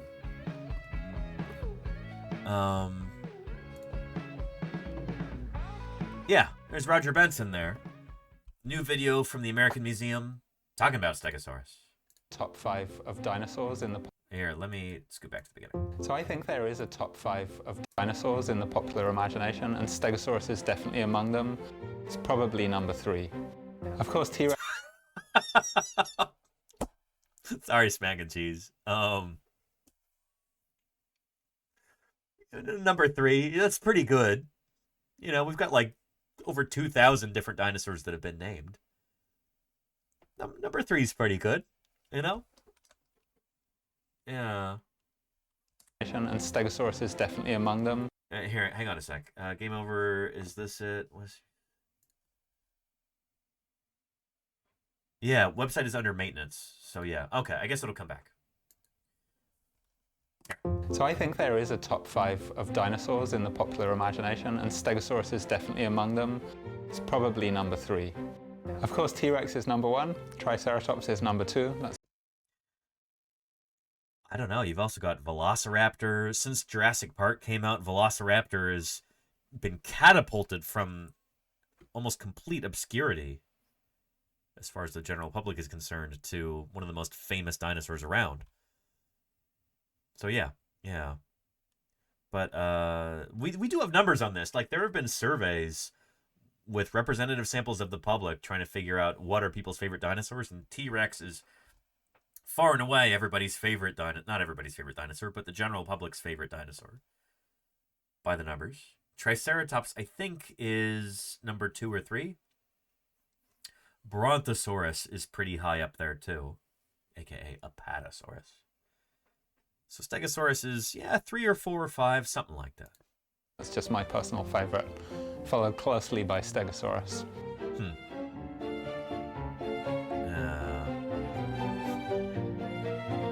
So Stegosaurus is a stegosaur, and that sounds ridiculous, but stegosaurs in general take their name from Stegosaurus. That's and true. They include other dinosaurs that are generally around in the middle and late Jurassic, so up to about 145 million years ago. And we have fossils of stegosaurs from North America, from Europe, Asia, and Africa.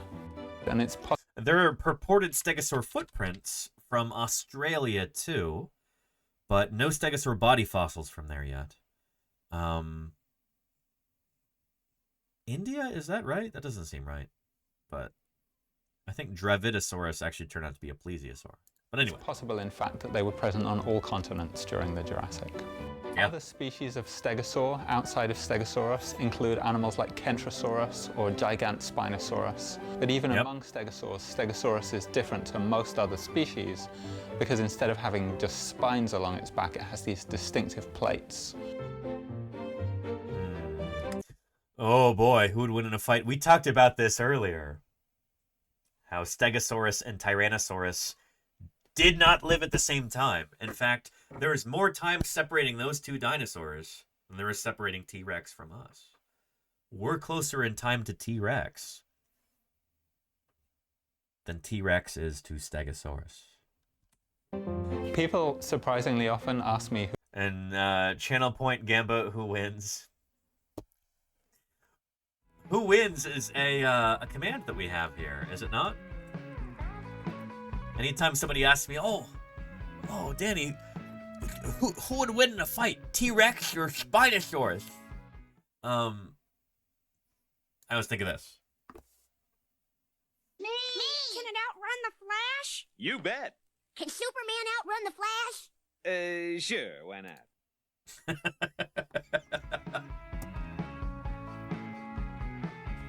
Yeah.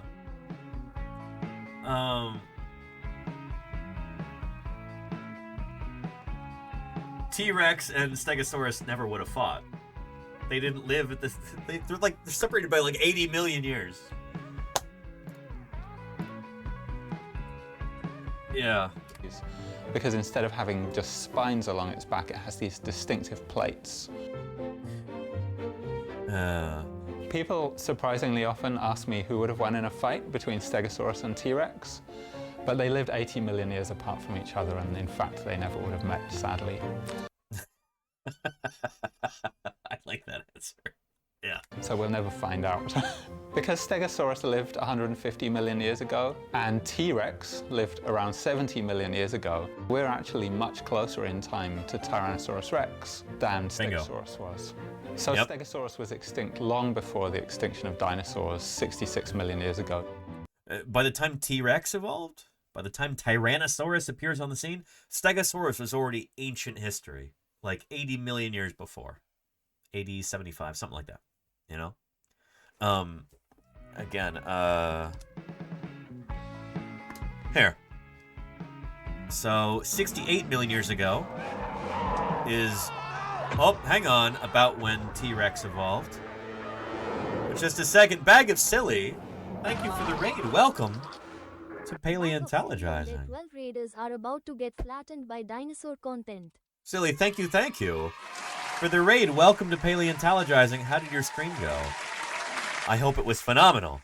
How are you doing? If you like video games, if you like streamers who are just very funny, if you like birds and jokes about birds and very interesting, I'll say, bird emotes, go follow and perhaps subscribe to Bag of Silly. Can we see some of those bird emotes, Silly?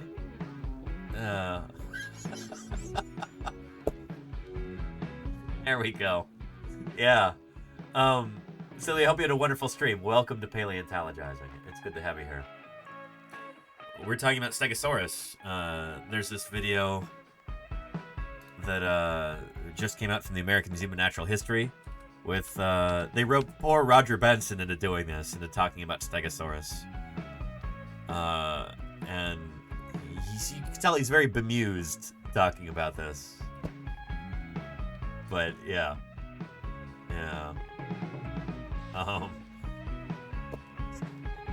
Stegosaurus and T-Rex. But they look plastic than most other species because instead of... We're here to see cloaca. Well, you know where birds got their cloacas from. This is not a dirty joke or anything. They inherited them from their dinosaur ancestors. Birds are living dinosaurs. The fact that birds have a cloaca, you know, shows that dinosaurs did too. That's where birds got it from, you know. That's Paleontologizing. Okay, Molasses, thank you for the follow. Welcome, welcome. But yeah, what came first, the cloaca or the egg? Definitely the egg, Sleepy Pigeon. There have been critters laying eggs on Earth for billions of years. The cloaca, by contrast, is a recent development. But yeah. And also from the Setaco fossil. Yeah, Dr. Tara. We've got a fossil dinosaur cloaca. Smack and Cheese, thank you for the Prime sub. I don't know where the alert is. There it goes. Because if they're removed, America loses them forever. Thank you, Smack and Cheese, for that Prime sub. I appreciate that. Yeah. Here's a science news headline for you. It's from a few years ago, but this is real. This is real. The cloaca, the kind of all-purpose opening, excretory and reproductive opening for, you know, for dinosaurs. This was back in 2021 when this was announced. Psittacosaurus, and another video that we'll be looking at today deals with Psittacosaurus too. Another video that just came out. Yeah, the first dinosaur butthole ever discovered is shedding light where the sun don't shine. The discovery reveals how dinosaurs use this multi-purpose opening, scientifically known as a cloacal vent. Pooping, peeing, breeding, and egg laying. Yes, indeed. Yeah.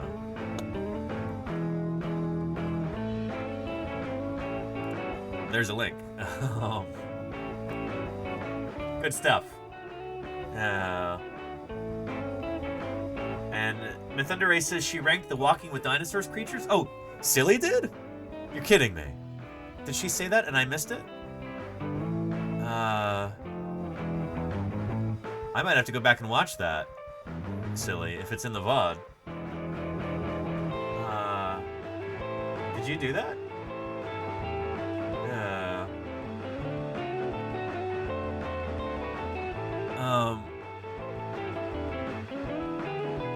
Mouth first? No, so dinosaurs have got both a mouth and a cloaca. So they've got two different openings like that, front and back. Yeah. He's going to eat that tier list wine myth. Oh, sorry, Silly. Oh, you're in for it now. You're in for it now.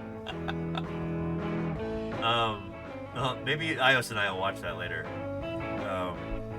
She's off at her first day at work today, so she's outside the house. Big step for Ios. Working in an office for the first time in how many years? But yeah, anyway, we might look at that later. Yeah, Stegosaurs, Roger Benson. Having just spines along its back, it has these distinctive plates. Yeah, who would win in a fight, T-Rex or Stegosaurus? You know? Me! Can it outrun the Flash? You bet. Can Superman outrun the Flash? Sure, why not?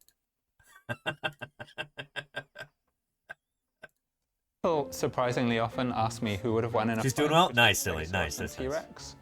But they lived 80 million years apart from each other, and in fact, they never would have met, sadly. So we'll never find out.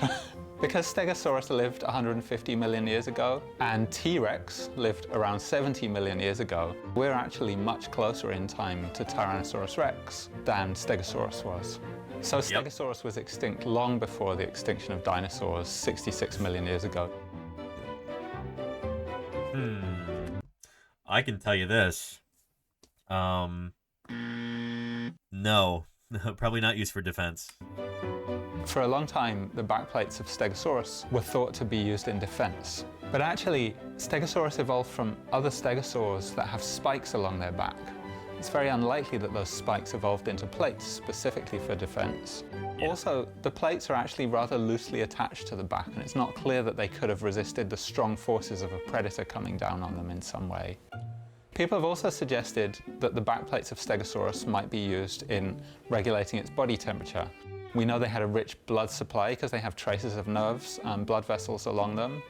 That might have allowed Stegosaurus to heat its blood or cool its blood and therefore regulate its body temperature. Yeah, it's kind of an older idea, which I don't agree with. It's not like the fins on a radiator where the blood vessels go up in a circular pattern. You know, like they go up and then back down. No, they just go up and they stop. You know, it's more like the branches of a tree than it is like a loop, you know? And so it's more consistent with like blood supply for keratin, for, you know, like a keratinous sheath covering it like you have in a lot of other animals. Maybe would have been really brightly colored. It seems like the plates evolved primarily for display, and that's what they were good for. This is like a big flashy part of the animal. I like to think of stegosaurs as being really showy, almost kind of obnoxious animals. In the same way that kind of peacocks can be like that. Where they're like, hey, everybody, look at me. You know, look at this this crazy display structure that I have, you know? All eyes on me, everybody pay attention, you know? That kind of a thing. You almost picture like, you know, a floodplain, like a fern meadow, and you've got all these other dinosaurs hanging out. Camptosaurus and Dryosaurus and, you know, some sauropods, Diplodocus and Apatosaurus. And then they all kind of roll their eyes. It's like, oh boy, here comes Stegosaurus. Here to be the center of attention yet again, you know? Flamboyant, says Coisopod. Yeah. Yeah. But yeah. Yeah. Oh, and very cool, Dr. Terry. We've got a new dinosaur today. Excellent. We'll see if we can take a look at that after this. But, Actually, yeah. the most likely function of the plates in Stegosaurus is that it was used somehow in displays to other individuals of Stegosaurus, so either in mating displays or in displays of dominance. Similar to the extravagant feathery displays of some birds today, and similar to the colors, frills, and sails of some lizards living today. The spikes of other stegosaurs might have been used to some extent in displays to other individuals within the same species, but they also could have had a defensive function because spikes are spiky and, you know, that might help in defense. Yeah. Oh, speaking of Stegosaurus and those spikes, could Stegosaurus attack other dinosaurs with its tail?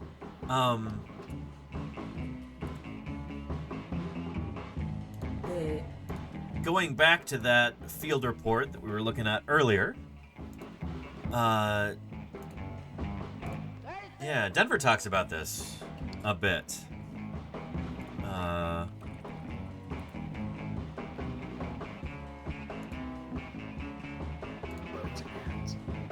It's quite impressive. Something else, Stegosaurus. So, I guess from when this museum opened in the early 1990s, we had a cast of Stegosaurus lying there in the sand. I used to tell the school kids that he was asleep and he was being guarded by this Allosaurus standing over the top. They never really believed me. But anyway, I think he was asleep. But we woke him up just recently and took him to bits.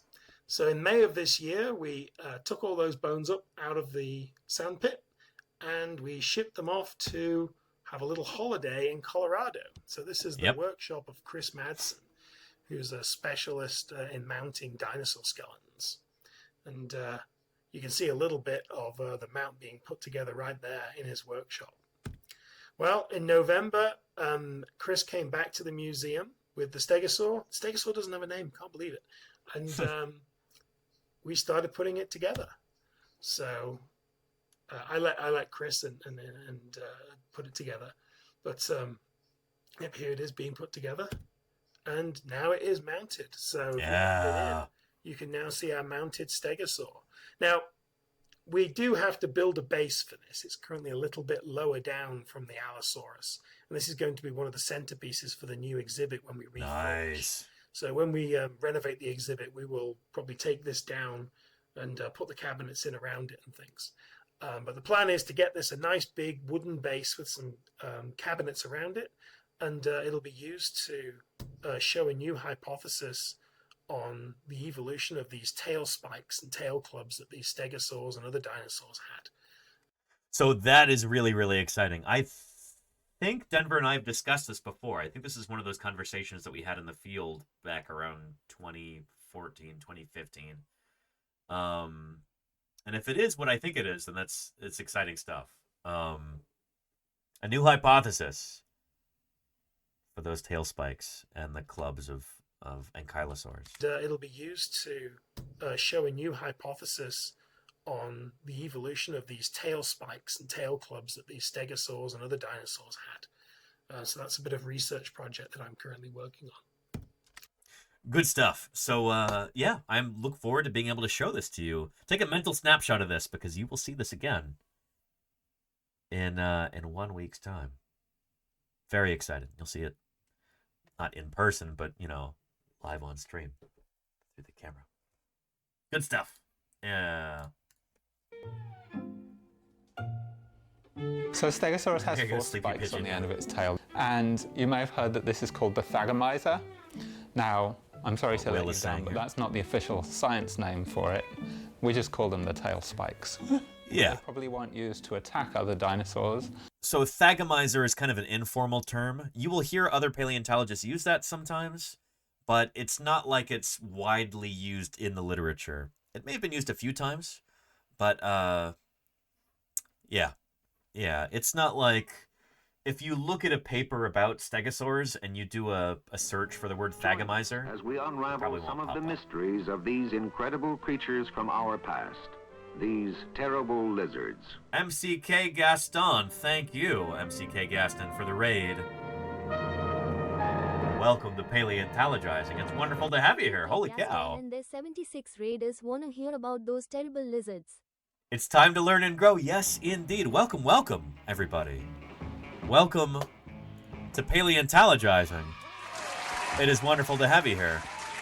My name is Danny Anduza. I'm a dinosaur paleontologist. I'm here on Twitch trying to do some good old-fashioned science outreach, and I'm really glad you could join us.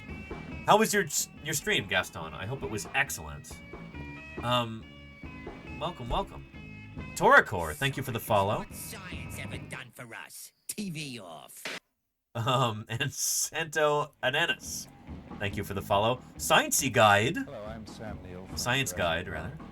Let's protect our fossils, because if they're removed, America loses them forever. Thank you, Science Guide, for the follow. And hello to Forte, MCK Gaston, Ethan Full, Bebop Perillo, Sassy Frog, T266, doing his best, Toracor, Bruv, Bruxiv, rather, sorry, That Marcus, and Sciencey Guide. Hello, everybody. Gaston says it was a lovely stream. I'm a botanist. Very, very cool. So we do some plant education and then music and games. That's awesome. That's really, really cool. Fantastic. Lovely to have a fellow scientist here on stream. I'm a dinosaur paleontologist myself. I work on dinosaurs. I publish on them in the scientific literature. I go out and do field work during the summers, digging up dinosaurs live on stream. And this time next week, we're going to be in Dickinson, North Dakota, visiting some of my colleagues at the Badlands Dinosaur Museum and streaming from their museum there in North Dakota. We're talking about Stegosaurus at the moment, and this brought forth, this video. This is a newly mounted Stegosaurus skeleton at that museum, and I'm really excited to show it off when we're there. So yeah. That Marcus, thank you for the gift sub. Really spectacular, spared no expense. I appreciate that tremendously. Thank you. Tier 1 sub to furtiveness_TV. Thank you, that Marcus. Thanks for the warm welcome. You bet. Can I call you Gaston? And is it Gaston or is it Gaston? Because we've got an acquaintance in paleontology, Robert Gaston. Does all kinds of cool fossil replicas and stuff. Gifted a tier 1 sub to MCK Thank you, Gaston. Frank, big time. I They appreciate have given that. 6 gift subs. And I'd love to know what's your specialty. And Sassy Frog, thank you for the follow. What's your specialty in botany? Is there a particular group of plants that you're really interested in? I'm very partial, predictably, very partial to gymnosperms. Cycads in particular. I have a very soft, very special place in my heart for version of heaven. For cycads. Brexiv, thank you for the follow. Appreciate it. Yeah. Let me grab a cycad here. These lovely plants. They are not good to eat. They're very toxic. But they're very cool. This is not a fern. This is not a palm. This is not a conifer.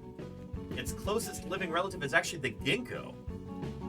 But the cycads, this ancient group of non-flowering plants, these are kind of your quintessential, almost stereotypical, like dinosaur age plant. Cycads. This one is a replica of Cycas revoluta, which is the commonest cycad in cultivation. You see this in a lot of landscaping, especially in urban areas. Yeah. And Gaston is good. I'm Texan, so sometimes they say Gaston, as it sounds Texan. That's cool. That's cool. Especially it's in tropical plants, but I love paleobotany. That's awesome. Yeah. I've dug up a few fossil plants in my day. I work on dinosaurs in particular, but yeah, we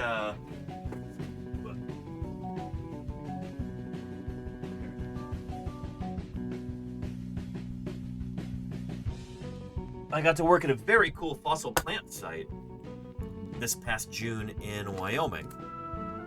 With massive jaws filled with razor-sharp teeth, Tyrannosaurus rex was a terrifying sight. Yogurt Garrel, 44 months. Miss Caprical for my sub gift.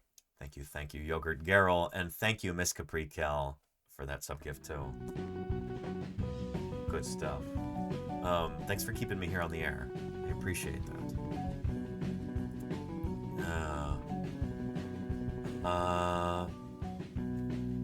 Let's see.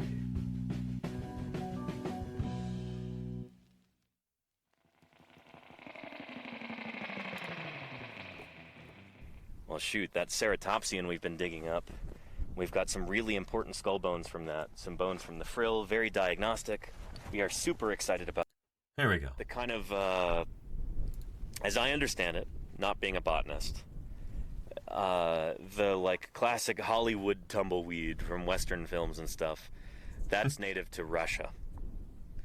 Sagebrush are native to North America.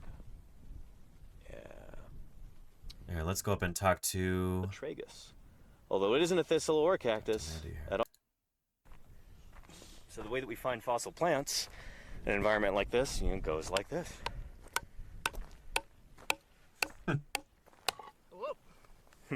Sometimes the block breaks in the wrong spot. It's gonna break where it wants to break, yeah.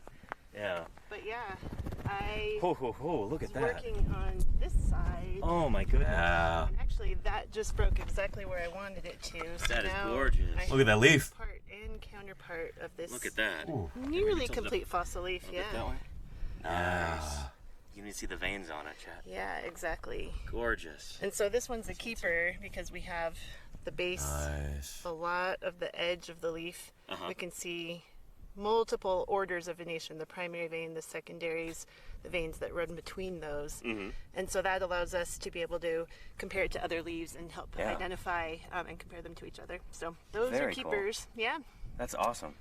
So these are about 73 million years old. We found a really good leaf layer a few days ago, and I pulled out the last block of that really good leaf layer, and I'm working my way through trying to see if we can pull any more good leaves out before we wrap up this quarry. Yeah, awesome.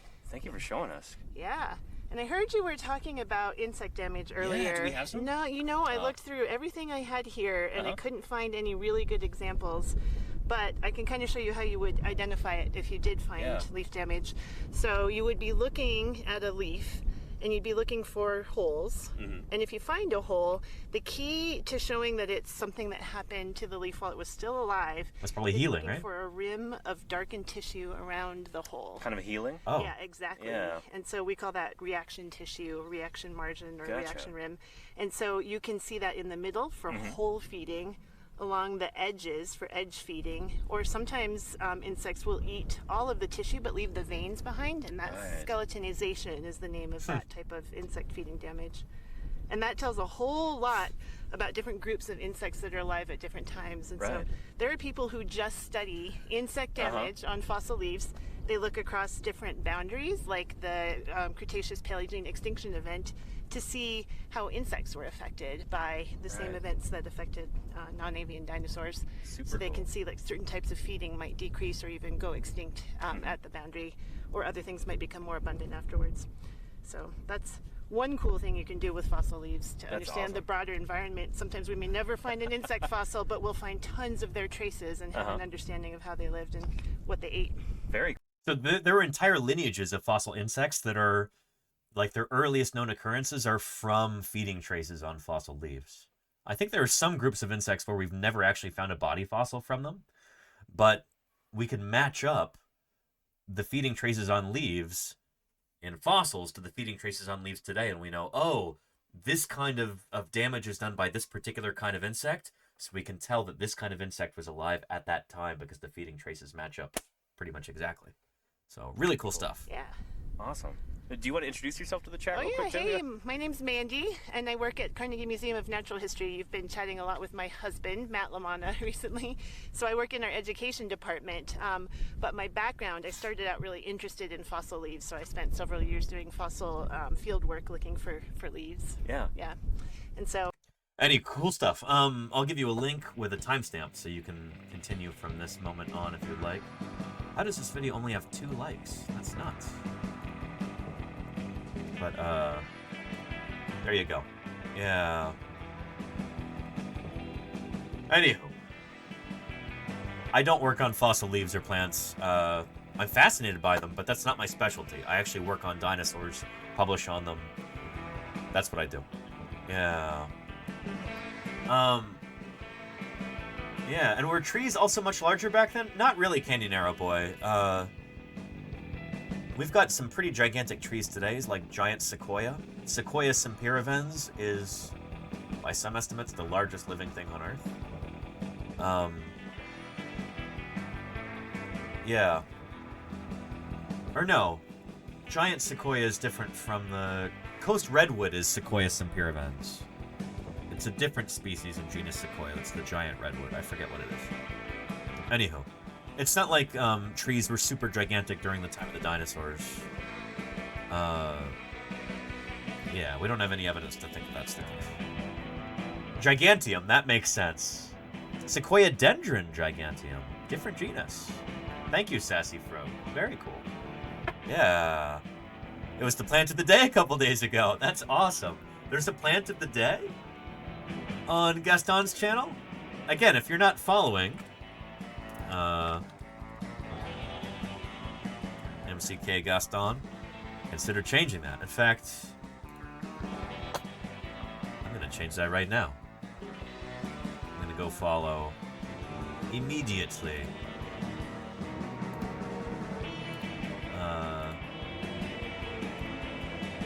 Good stuff. Welcome, fellow scientists. This is phenomenal. When did you start streaming? About. Or a boat, as they say up north. Friend of Plante, beholder of nature, and keeper of the sacred flame. This is awesome. Anyway, great to have you here.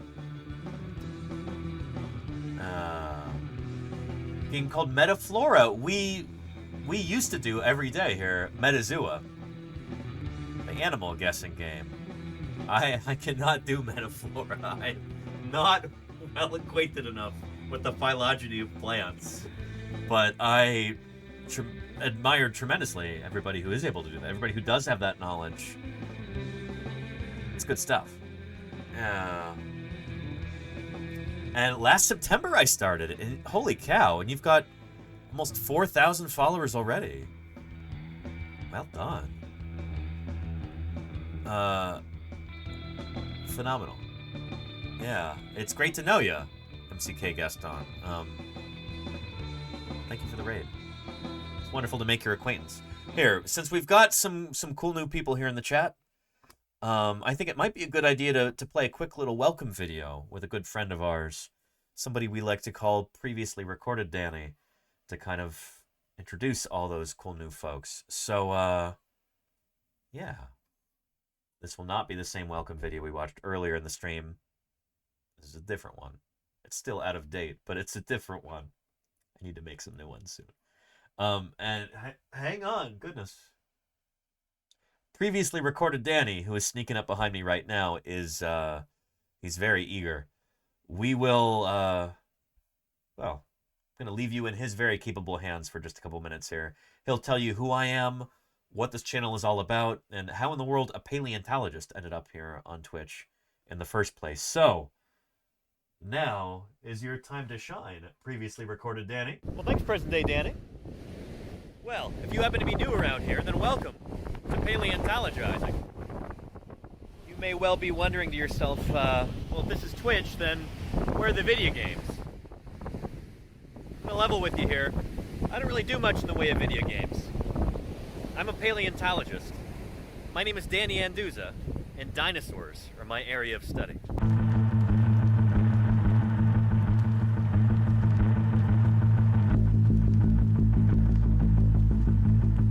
But how in the world does a paleontologist end up on Twitch? Well, you're about to find out. When I finished high school, I moved to Montana and immediately started work at the Museum of the Rockies, which at the time was an unparalleled powerhouse of paleobiology. That program was built by this guy. Famed paleontologist Alan Grant. Well, kind of. You consulted on that movie. I did consult on all those movies. And they said that the guy Alan Grant was you. Yes. Yeah, well, fortunately, he didn't get eaten. Meet Jack Horner, the real-life Alan Grant. He's one of the most prominent and controversial paleontologists in the country, a dyslexic MacArthur Foundation genius who never finished college and who says he doesn't care why dinosaurs went extinct. To him, the important part is how they lived. It was at Museum of the Rockies, under the auspices of Jack Horner, that I learned how to be a dinosaur paleontologist. And a huge part of that I learned by working with Jack's final graduate student, a guy by the name of Denver Fowler, who would later go on to become curator of the Badlands Dinosaur Museum. Working with Denver, I did summer after summer of fieldwork in the remote Badlands of Montana.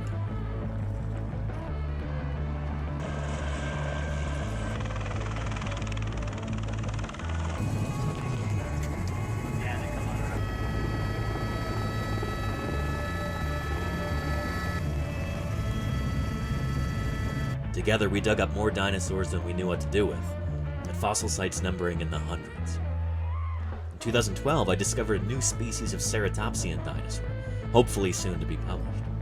The next year, we excavated the world's smallest and youngest Tyrannosaurus rex.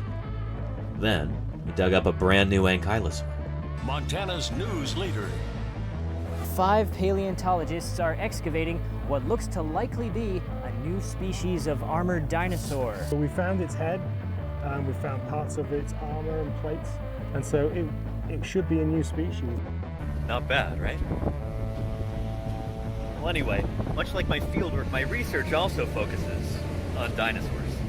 For example, here's Triarchunkus, the last of the Alvarezsaurs, just published in July of 2020. One of my current projects focuses on Spinosaurids. I can't really talk too much about that until it's a little bit closer to publication, so stay tuned for that. Anyway, let's get back to how I ended up on Twitch. A couple years ago, things in Montana were declining rapidly. So I picked up and moved on to greener pastures. I'm so glad I did. And with that new perspective, I also realized that I have very little patience with the soul-crushing bureaucracy within academia. So for the time being anyway, I decided to take my career in a slightly different direction. I got hired for a job in early childhood education. As a teacher, I get to have a positive impact on kids' lives, to help them find a passion for science. Then, when COVID-19 showed up, the school had to close. But that didn't stop the teaching or the learning. We just moved online. All right, friends. So we're going to be looking at a book in a little bit, but I thought we'd start off with a song. At 3, 2, 1. Oh, give me a home where the hadrosaurs roamed, where triceratops bellowed and grazed, where erosion uncovers bones we seek to discover, for to strike the whole world amazed. Home, home on the range, where the deer and the antelope play, where seldom is heard a discouraging word, and the skies are not cloudy all day. It was a pretty easy jump from teaching online to streaming on Twitch. I had my first broadcast in May, and I've been on here ever since. Now, I believe pretty strongly that any good scientist should also be a public servant. In my opinion, talking to everyday people about her science is one of the most important things that a researcher can do. I now have a golden opportunity to reach out directly to people where they are. This is what I'm all about, and now, thanks to Twitch, I get to share it with you. And I'm so happy to be able to do so. It's my intention to continue this mission of education by answering your questions, providing good science content, and working to grow this channel. And if you could help by following, or if you could afford it by subscribing, I would be deeply grateful. So anyway, to my regular viewers, thank you again for sitting through this. To everybody who's new, welcome. I'm genuinely, earnestly glad that you're here. And I hope you stick around. We've got a remarkable little community here, and I'd be delighted if you'd join us. Anyway, let's go ahead and get back into it. So, present day Danny, back to you. Well, thank you very much, previously recorded Danny, and thank you even more to MCK Gaston for that lovely raid. I really do appreciate it. And it's wonderful to meet you. Lovely to see a fellow scientist here on Twitch. This is such a wonderful platform for doing science outreach, and the more scientists we have on here, the better. So again, great to meet you. Thank you for the raid. Bruxiv says that was amazing. I'm glad you liked it. Yeah. I no longer teach full-time, obviously. I stream full-time here on Twitch. 4 days a week, 7 days a week when I'm out in the field digging up dinosaurs. Really spectacular. Spared no expense. And thank you, Goganak gifted a tier Goganak. 1 sub to Fall Machine 1790. Thank you, They Goganak. have given 474 gift subs in the channel. Yeah. And Dora Terrell says, I don't watch paleontology Twitch channels, but I'm glad I came here. There's like 4 that exist in Dora Terrell. So yeah, there's not a lot of us.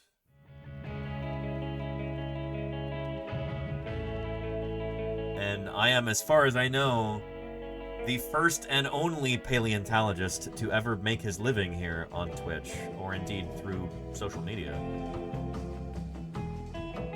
So, yeah, I don't know. As we continue on into the future, hopefully we'll have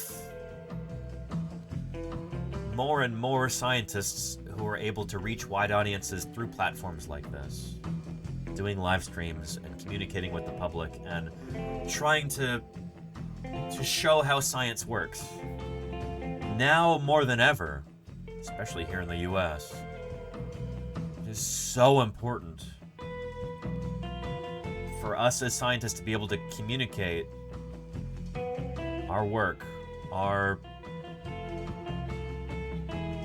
expertise, not to be too lofty about it, with the general public, you know? Montagonian, thank you for the follow. Welcome, welcome. We're probably gonna see more and more censorship of science, especially here in the US, over the next 4 years. And so outlets like this are gonna be increasingly important. So yeah. Lovely to meet you too. You're doing amazing. I appreciate that, MCK Gaston. Thank you. Yeah. We need a Danny Gaston collab. That's possible. That is one of my goals for the next year, is to do more collaborations, to help kind of grow this whole science on Twitch enterprise by being more collaborative and doing more cool, exciting stuff. Again, I talked about this this trip that I'm really excited for in going to North Dakota. Leaving on Friday. On Saturday and Sunday, I don't expect to stream, but I'll be working with some colleagues on a manuscript that we're going to be submitting for publication ASAP. And then on Monday and Tuesday, streaming live from the Badlands Dinosaur Museum. Here is the very complicated, complex setup. So many different cables. That I'm going to need for live streaming from the museum, live via satellite. Internet speeds in North Dakota are kind of laughably slow. So we're going to be using satellite internet and a Wi-Fi mesh network that I've just successfully tested this morning for the first time. And, yeah, we'll be streaming from the Badlands Dinosaur Museum in Dickinson, North Dakota, showing you some really awesome paleobiology there. I think you're going to be blown away, Chad. I can't wait. And Yogurt Girl says, hey, I know that backpack. Yes, Yogurt Girl very kindly bore the burden of this shoulder strap bag with the streaming gear in it when we were at TwitchCon back in September. Euchre Girl very kindly agreed to be my camera woman when we were there. When I had a velociraptor under my arm and couldn't exactly operate the camera at the same time. So Yogurt Girl was very good about this. You did a phenomenal job, Yogurt Girl. Yeah. You guys want to sign this? I've been trying to get signatures for pretty much any. This is Velia, the Velociraptor. Feathers are a little. There we go. How you doing, Spikes? Thank you, Yogurt Girl. Holy cow. This is really something. We're streaming right now. Maybe you saw online, but Mr. Ben right here. Yeah, thanks for stopping by. Yeah, but hasn't had any freakouts or anything, so yeah, she's doing well. It was so cool seeing people's reactions. Yeah, she hasn't yet so far. Did you make it yourself? Yeah. Oh my god, that's absolutely incredible. Thank you. I fucking knew it. I fucking knew it. Oh, language. Sorry about that.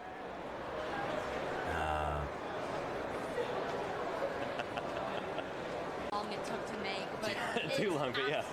Have a great day. The Velociraptor. How's it going? Just arrived from the late Cretaceous period this afternoon, so she's had a long trip, but she's happy to be here. Yeah. And Chad, you might be wondering why does she have feathers all over her? Yeah. Dinosaurs have feathers, right? Exactly, dinosaurs like this, yeah. Probably not. Yeah, somebody in the chat was asking about this who came in with the raid. The Maniraptorans. But dinosaurs like Velociraptor? In fact, birds are a member of this. They had feathers all over their bodies. So hence the feathers. Amazing. So she's showing people rather than just telling people. Yes, this here today, she's beautiful. Yeah, thank you. I like that you even have the gauntlet because I'm sure she can get a little nippy, you know? Yeah, her claws are sharp. Yeah. You know Gotta how take it goes precautions. sometimes. She's not trying to hurt anybody. But This is so much fun. I'm looking forward to doing more events like this in the future. Accurate. Absolutely. Yeah.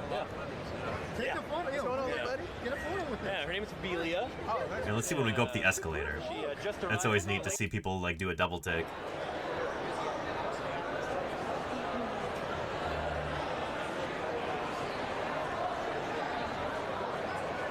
Landon History Buff says, when you learn that dinosaurs had feathers instead of lizardy skin all over their body, it's a crazy realization.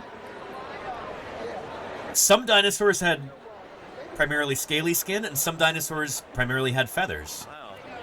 A lot of it depends on how closely related they are to birds and how big they are. We're still kind of figuring some of this stuff out.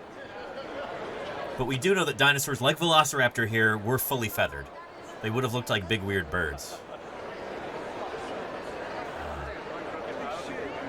Jurassic Park lied to us. We were just talking about that earlier in the stream. Jurassic World, in particular, lied to us. In 2015, when Jurassic World came out, we already knew that dinosaurs like Velociraptor were fully feathered. And yet, the director of that film chose not to show that to people. Yeah. Anyway, how do we know that dinosaurs like this had feathers? How do we know that? That brings us to another video that I had on the agenda for today. It just came out today, I think.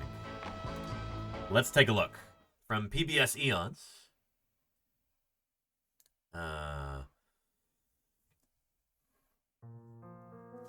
125 million years ago in northwestern China, a dinosaur laid down to sleep and never woke up. And it wasn't alone. Since the 1990s, paleontologists have been pulling complete dinosaur skeletons from the rocks of the Lujiatou in Liaoning province, most of them seemingly posed in perfect rest. These fossils include all kinds of dinosaurs, like a carnivorous troodontid that was found with its neck curled around its body, an early example of how most birds sleep today. Nearby, early hadrosaurs were found tucked up comfortably with their rigid tails sticking out straight behind them. All are beautifully preserved whole, covered gently by a blanket of ashy rock that has kept them protected all this time. But not all the residents were dozing quite so. Here's something stranger than science fiction. Prehistoric fact. Sundere Rainbows, thank you for the follow. Welcome to Paleontologizing. And Lyndon History Buff says, you'd think if a creature had feathers, it could fly. Well, that's the thing, is that feathers didn't evolve first for flight. Dinosaurs, or maybe even the direct ancestors of dinosaurs, first developed feathers possibly for insulation, for keeping warm, kind of like a fur coat, maybe for display. And then when the dinosaur branch that's close to birds started to evolve and do their thing, they took those basic kind of filamentous, almost hairy type feathers and kind of made them more and more complex. You know, over thousands of generations, they adapted those feathers eventually for flight. That's how we got volant birds, flying birds. We're still figuring out the exact details of this. How did flight first evolve?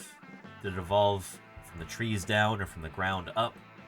Did it evolve from, did flight evolve from gliding animals or from animals that were taking off from the ground, or all of this stuff? I say animals, I mean dinosaurs, Birds are dinosaurs. How did dinosaurs first evolve flight? We're still figuring that out.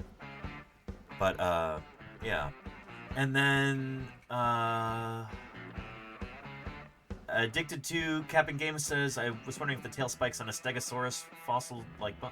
Yeah, so Stegosaur tail spikes were bone, and then they were coated with a sheath of keratin that would have made them longer and sharper. We were just talking about that before this raid. We'll get back to it. But, yeah. In fact, actually, before we're at the beginning of this video, we were about halfway through the Stegosaur video. Let's finish the Stegosaur video first, and then we'll jump into our super well-preserved Chinese dinosaurs video. Dinosaurs with feathers, dinosaurs preserved in sleeping postures, all of that. So back to stegosaurs for now. Now, I'm sorry to let you down, but that's not the official site. Here we You go. could have had a defensive function because spikes are spiky and, you know, that might help in defense. Yeah. And the new dinosaur? Yeah, Dr. Taro. We'll see if we've got So time for that. Stegosaurus has 4 spikes on If the not, end we'll of do its it tail. tomorrow. And you may have heard that this is called the thagomizer. Now, I'm sorry to let you down, but that's not the official science name for it. We just call them the tail spikes. But they probably weren't used to attack other dinosaurs. They were probably used for defense against other dinosaurs. Yeah. Oh, and by the way, the tail spikes that you see there, they are bone. So they have a bony core, and then that bony core would have been covered by a layer of keratin.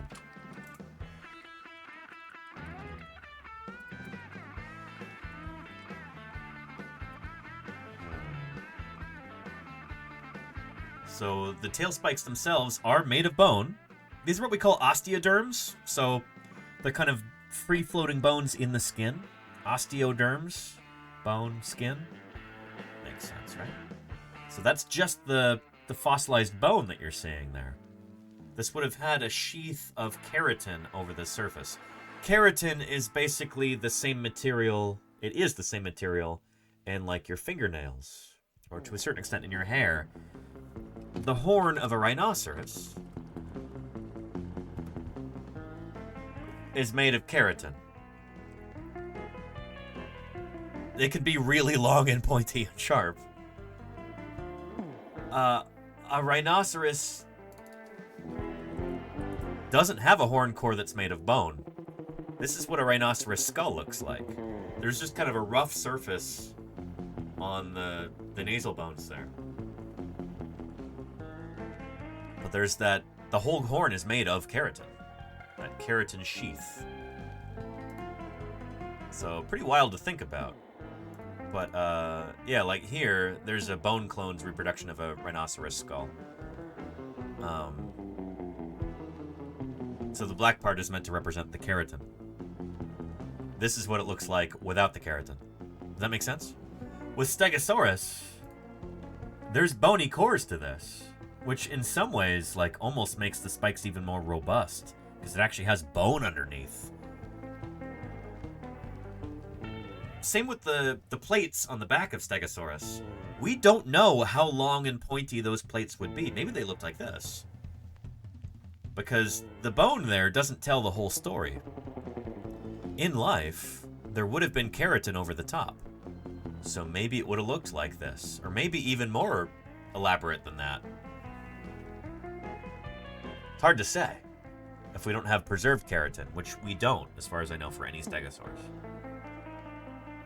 So yeah. Yeah. Anywho. And Andorra Terrell says those spikes probably decayed with time. So in this case they did, like the actual keratin.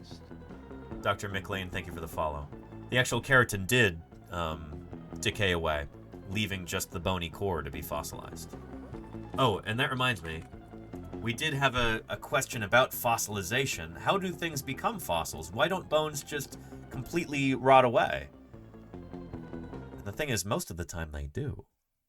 Most of the time, the entire body of the animal, every trace of it, just decays and doesn't leave anything at all.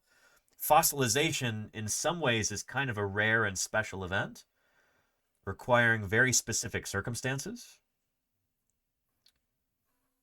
But if anybody here in the chat dreams of one day becoming a fossil, well, here is a step-by-step guide on how to become a fossil. Here's a step-by-step guide to becoming a fossil. Step 1, die.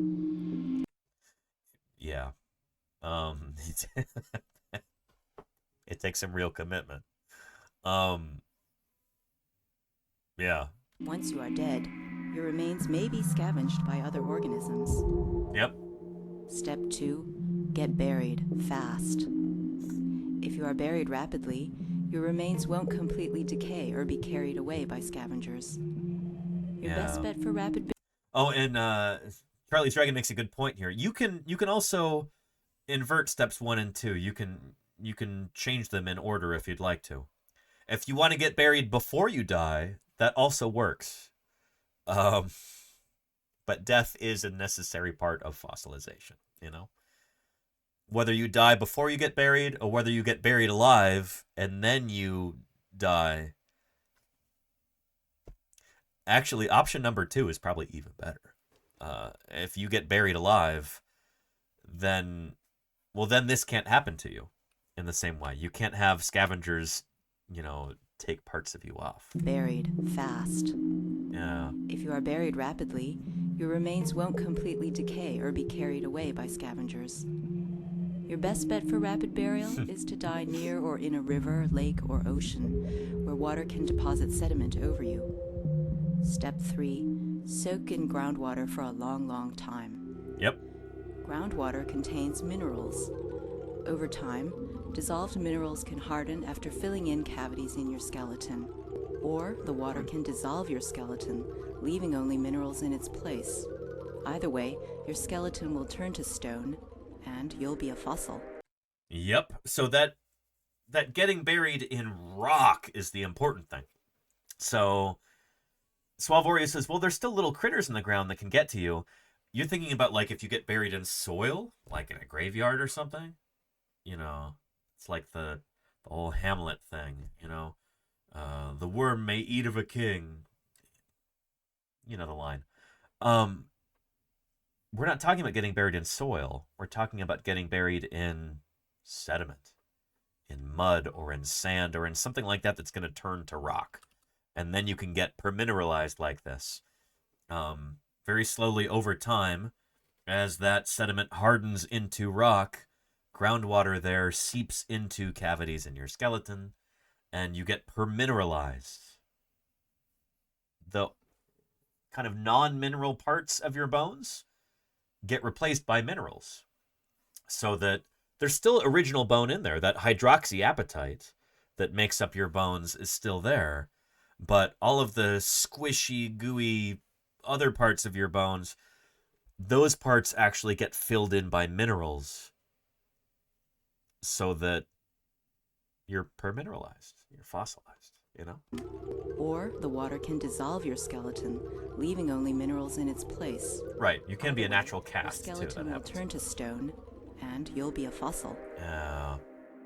Step 4, wait to be exposed. As the years go by, if you're lucky, sea levels can fall or rock can erode and expose you. Then, if your luck holds out, you might get spotted by a fossil hunter and wind up in a museum collection where scientists can study you to learn about evolution. Again, that's the dream, Good stuff. That's how you become a fossil. Yeah. So just die in the river after one of my nature walks. Good to know, says Yogurt Carol. Please, not for many, many years.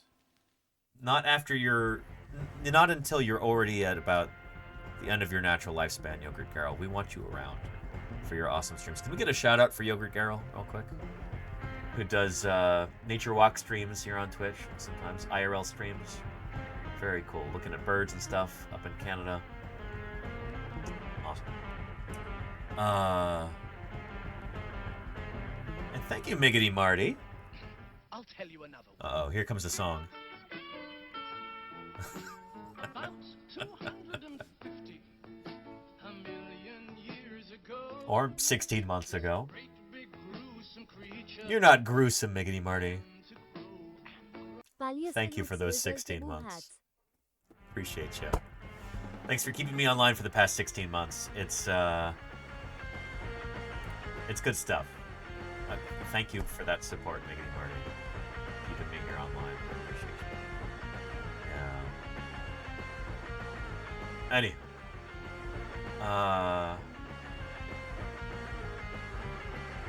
you. Yeah. Yeah. And Spavorio says the plant friends were asking if plants fossilize in the same way that bones or animal bodies do. Especially because most don't have hard parts. They in order to get good plant fossils, you often have to have leaves or something fall into, say, like a shallow lake or something, usually very calm water, in an anoxic environment.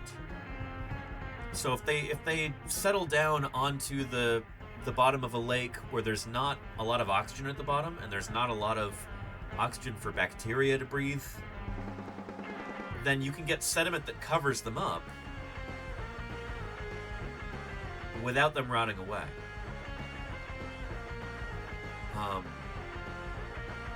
There's different kinds of fossilization that you can get for fossil plants, and not being a paleobotanist, I can't speak on this with great authority because it's not my area of expertise. But one of the modes of fossilization is like carbonization, where you can get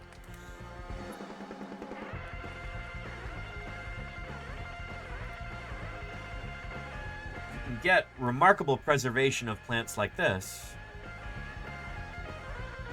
Basically, it's like a carbon film there in the rock.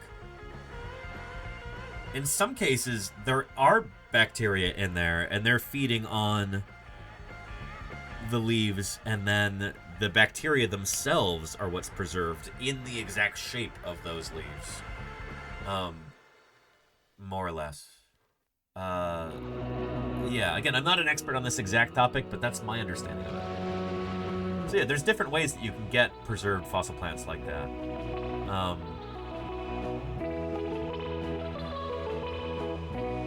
Some of the ways are similar to the way that you get preserved fossil bones. Some of the ways are very different.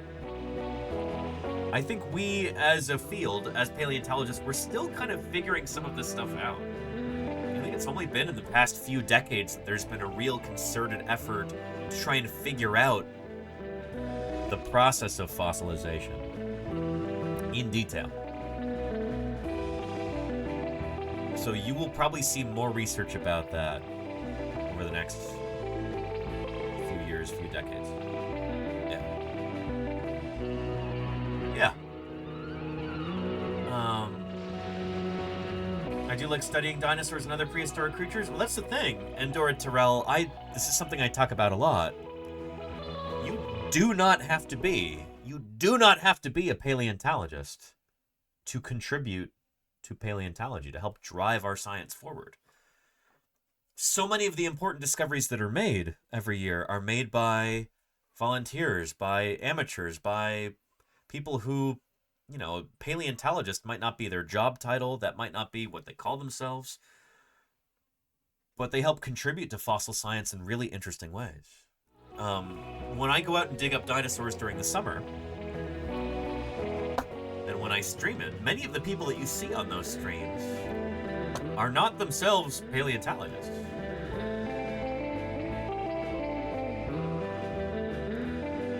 So, here.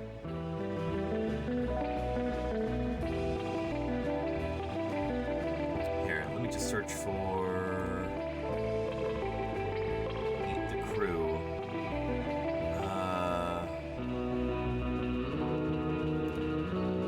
There we go. It's like a 4-minute stream. Alright, I think we're live. Let's check. Stream manager. See if I get. But yeah, anyway, we're. Hopefully that doesn't fall over too many times. Good morning from Germany. Guten Tag. Yeah, I mean, no turtles have been found here before we came. This zone and that zone and that kind of thing.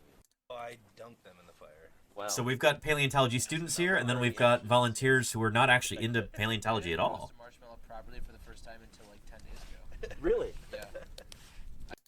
Too much shade. Here. Let me see if I can find that part.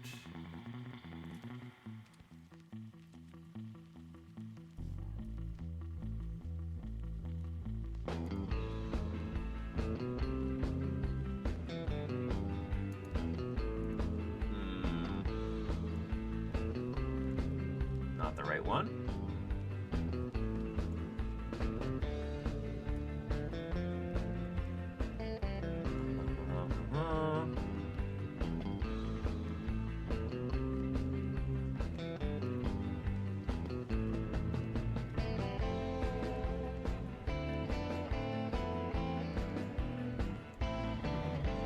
This is it, I think.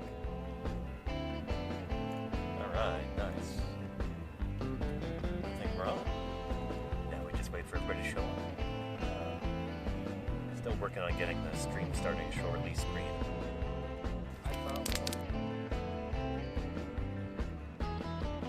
Yeah. But yeah.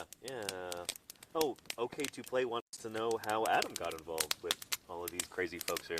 Adam, right here. Community college. Ethan was taking classes there with me, and he asked around, and I thought, well, if I'm going to play the Who's Dad's Better game when I'm older, then if I say I found dinosaurs, that's an automatic win.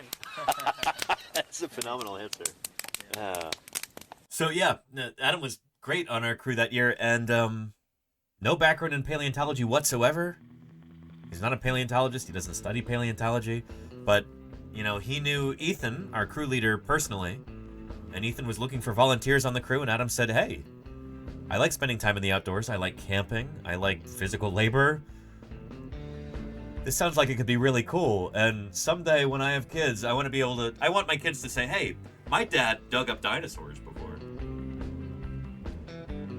So, yeah. Yeah. There are field crews out there that you can join as a volunteer. Or, in some cases, you can pay to join a crew, and you can get better accommodations that way. We were just talking about this earlier before the raid. But, yeah. Honestly, the majority of people who contribute to the field of paleontology are not paleontologists. We paleontologists are very few and far between. There's not many jobs available for paleontologists. Called for still more protection. Rube75, thank you for the follow. Which projected from his body armor. Welcome, welcome. And that is something I want to try one day, paleontology. You should, Adoratro, you should.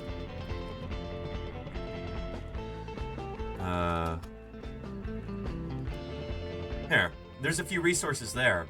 Some links that you can look at. Get you started if you're interested in this kind of thing. Yeah. Anyhow.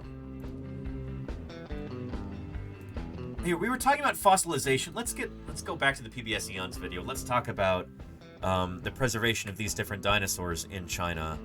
And, here we go. 125 million years ago in northwestern China, a dinosaur laid down to sleep and never woke up. And it wasn't alone. Since the 1990s, paleontologists have been pulling complete dinosaur skeletons from the rocks of the Lujiatou in Liaoning province, most of them seemingly posed in perfect rest. These fossils include all kinds of dinosaurs, like a carnivorous troodontid that was found a good way to go. with its neck curled around its body, an early example of how most birds sleep today. You know, you go to sleep one night, and then 130 million years later, you wake up, oh, I'm a fossil at a museum. That's not a bad way to go. Nearby, early hadrosaurs were found tucked up comfortably with their rigid tails sticking out straight behind them. That's not a hadrosaur. That's some kind of Neornithischian. Might even be like Juholosaurus, but yeah. All are beautifully preserved whole, covered gently by a blanket of ashy rock that has kept them protected all this time.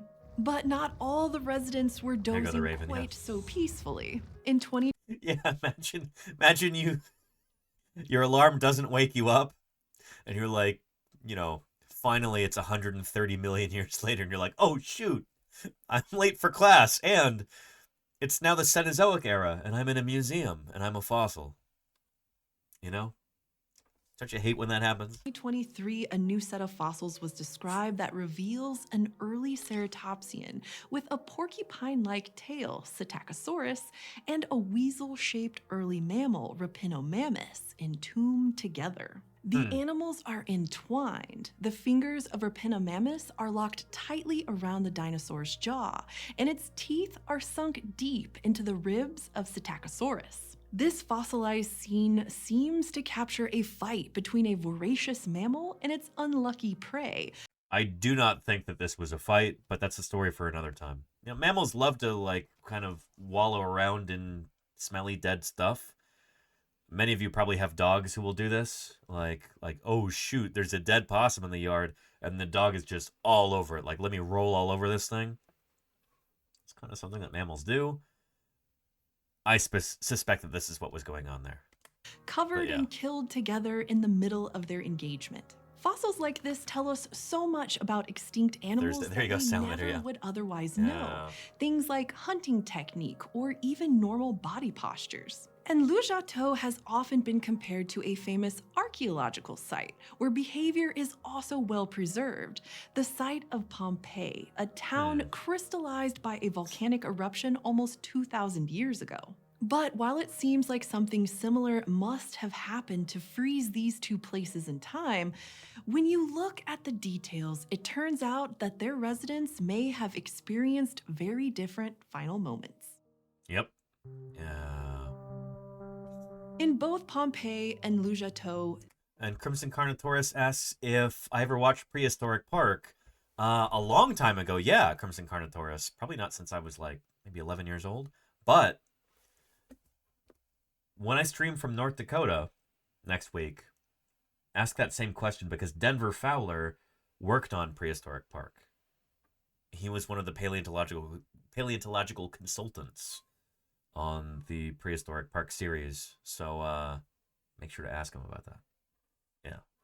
Yeah. residents were preserved in their daily lives with no evidence that they saw death coming and tried to avoid it. It's odd, almost a geological contradiction. If an eruption or flood is moving fast enough to catch you off guard, it should also have enough strength to pick you up and toss your body around like a rag doll, and presumably wake you up. If the eruption is so slow that it wouldn't disturb your body, you'd probably see it coming even if you couldn't outrun it. So in these two places, something caused instantaneous death and then also preservation. This is exceptionally rare. And yet some scientists actually think that the two events happened in different ways. Le Château's story started when China was splitting apart. To the east, a new Pacific plate was forming. Its birth was not easy for the talked about this yesterday. plates, Continental which got drift, pushed shifting and pulled in uncomfortable ways. The once stable continental rock began to thin and crumple, leading to valleys and lots of volcanoes. These volcanoes were similar to Mount Vesuvius, the volcano that would later kill the residents of Pompeii. In both cases, some of the magma was full of dissolved water and thick, viscous silica. And so instead of spewing slow-flowing lava, these volcanoes could explode in violent eruptions of ash. When these eruptions are big enough and the conditions are right, this ash can flow down a hillside in a superheated mixture of gas and rock, Pyroclastic flow. a lethal event known as a pyroclastic flow. If you want to know more about this kind of thing, about volcanic eruptions and about kind of the geological principles involved with that, follow Volcano Doc. Can we get a shout out for Volcano Doc here? She also streams on Twitch, and she's a volcanologist. She just got a really cool new job at a major university, and she still streams here on Twitch. You should absolutely give her a follow. She does really, really cool work. Yeah. These flows can reach speeds of more than 100 She can tell you all about kilometers this per stuff. hour and can travel many kilometers away from the original volcano. This is the exact sort of eruption that covered the residents of Pompeii. But in Le Château, the rocks point to something a little different. They seem to have originally been a pyroclastic flow, but one that was reshuffled a bit, with the rocks not quite in the right order, as if the ash had been laid down and then picked back up and moved again. This can happen many ways. If that pyroclastic flow hits a river, for example, or erupts through a glacier, or if a big rainstorm floods down upon loose ash. In any case, the result is the same, a volcanic mudslide known as a lahar. Lahars are also devastating. They can be hot or cold, and in steep areas can reach over 200 kilometers per hour. But there's one big difference between lahars and pyroclastic flows, and that is how they change as they slow down. By the time the pyroclastic flow from Mount Vesuvius traveled the roughly 8 kilometers to the town of Pompeii, it had lost some of its original density and thickness, becoming almost fluffy. It was still fast enough to cover a person, but light enough to not move their body. But lahars are much thicker than pyroclastic ash clouds, so thick that they're often described as concrete. They can slow down and become more liquid and gentle, but the problem still remains. A lahar that was fast enough to catch and kill a dinosaur without even waking it up would also have been powerful enough to fling that dinosaur downstream.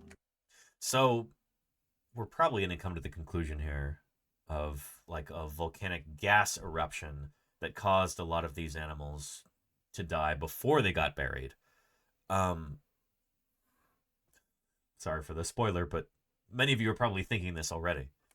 Crimson Carnothoris, I think you brought this up prior, but yeah. So even if Lujato experienced one, that would only be a piece of the puzzle. And both the residents of Pompeii and the dinosaurs of Lujato were preserved quickly, as if the rocks took a snapshot of their lives. And the explanation for how that happened might be hidden in their body posture. The story is perhaps a bit simpler in Pompeii, or maybe we just know it better. After all, people were there to watch it happen and write about it. The pyroclastic flow hit the town in the morning when most residents were awake. Approximately 70% of the townspeople were preserved in relatively lifelike postures, walking, sitting, crawling, and in some cases, sleeping. But there are small details in their postures that are... And Ketso Skills, so these are not fossils, these are natural casts. So like people actually were buried by this volcanic flow. Their bodies were entombed within that. That stuff turned to rock, and then their bodies inside decayed. And so each of the things that you're seeing here is basically a natural cast. So like when people were excavating this site afterward, when archaeologists came here and they would find these hollows, they're in the strata, they're like, oh, let's pour some sort of a casting agent, concrete or plaster or something inside to fill that, and then they could excavate it and see what that shape on the inside is. Does that make sense? It's a natural cast.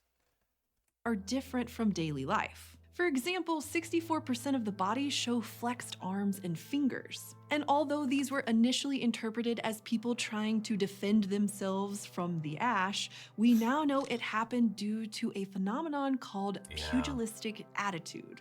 This is a positional change that occurs when muscles and tendons are rapidly dehydrated. The pyroclastic flow that hit Pompeii was so hot that it caused almost instantaneous death, frying people in place. Yowza. The ash then settled around their bodies, which were covered in more rocks and ash as the eruption continued, eventually preserving the town in around 7 meters of sediment. But none of the dinosaurs in Lujato show pugilistic postures or any apparent reaction to their entombment. This has led some scientists to theorize that perhaps these dinosaurs were preserved in their burrows, which may have collapsed and killed them immediately. In some of these cases, but that doesn't seem to explain all of the cases. Like one especially sad fossil shows a group of 24 juvenile Psittacosaurus. All of the babies' bodies are rotated slightly, as if they'd been pushed around by a weak current, something difficult to do inside of a burrow. So this fossil points to a lahar. And Rapinomamus also shows small signs it was moved by a current. Its back leg is trapped within the bent knee of the Psittacosaurus it was trying to eat, suggesting the two bodies was actually trying to eat were it, but whatever. shifted slightly before their final preservation. Yet none of the sleeping dinosaurs show any signs of waking, and Rapinomamus seems to have been thoroughly enjoying its last meal. So how did they all miss the lahar? Well, it's possible that they were already dead. See, volcanoes can also have eruptions of pure gas, including CO2, which is odorless and invisible. CO2 is normally a safe component of our planet's atmosphere, but at high enough concentrations, it's deadly to breathe. It can cause that's all you're breathing in. unconsciousness almost instantaneously. Then within a minute, respiratory arrest and death. And this is what some scientists think happened to many of the dinosaurs. Carbon monoxide, too. I want to say that's easier to do with carbon monoxide than carbon dioxide, but Again, we should maybe ask Volcano Doc about this. She would know far better than I would, you know, what sorts of gases are more commonly expelled from volcanic eruptions like this. Especially those that were preserved sleeping. They were killed by invisible gas almost instantly, as quickly as the residents of Pompeii, if not as dramatically. Then, before their bodies could collapse or rot, they were preserved in place by a slow-moving lahar. Now, excavations at Le Jâteau continue with new discoveries each year. But one problem with Le Jâteau dinosaurs is that they are often found by farmers and locals and excavated before paleontologists arrive. Yep. So it can be difficult to tell exactly what layer they came from. Fortunately, these dinosaurs still have some of their original sediments stuck to their bones. And analyses of this sediment determined that not all of the sleeping dinosaurs have even come from the same location or the same eruption. That means that this deadly combination of gas and ash may have happened more than once. The conditions that preserve behavior in the fossil record are unusual, but Le Jâteau seems to have been a perfect storm of volcanic influences. And surprisingly, it was probably a different perfect storm than Pompeii saw. Le Jâteau's sleeping dinosaurs have taught us a lot, like that Psittacosaurus took care of its young and was hunted by much smaller mammals. Yeah, I don't think that's the case, but And even that the discussion for another tails time. of some early hadrosaurs were too rigid to bend. They may have been caused by different geological... I don't think this is a hadrosaur. Is this like Geolosaurus? Because if it is, I don't think it's a hadrosaur. Early Anyway. hadrosaurs were too rigid to bend. They may have been caused by different geological events and took place millions of years apart. But sites like Pompeii and Le Jâteau give us a unique window into daily life that we would otherwise never see, even if that life was taking a nap. Cool stuff. Another excellent video from PBS Eons. Here is a link to that video right there. I do like that they kind of use Pompeii as a framing device for this in a way to kind of make it relevant to people, make it more relatable in a way. Far more people are familiar with Pompeii than they are with the Yixian biota, or the G-hole biota, Yixian formation. I hope I'm using the right term for that. I think this is the G-hole biota. Pretty sure it is. But that's neat, you know, to tie it to something that people are already familiar with. It's some good science communication right there.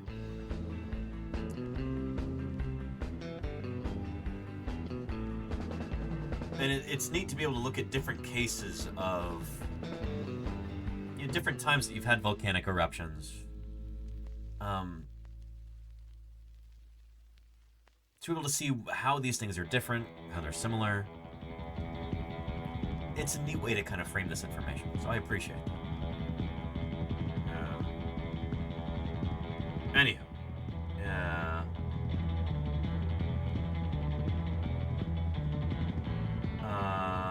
can't believe I hadn't seen any of that before now. Yeah, Yogurt Garrel, cool stuff, right?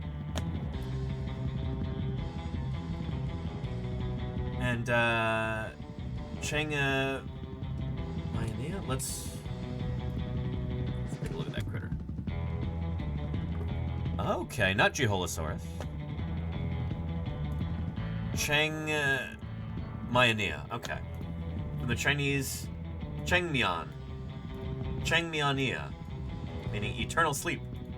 Basal ornithopod dinosaur. Yes, so not a hadrosaur. I don't know why she kept saying hadrosaur. This does not look like a hadrosaur. It looks like a hypsilophodont, as we used to call it. Yeah. Very much not a hadrosaur. But anyway, Callie's not a dinosaur person, so we'll give her a break.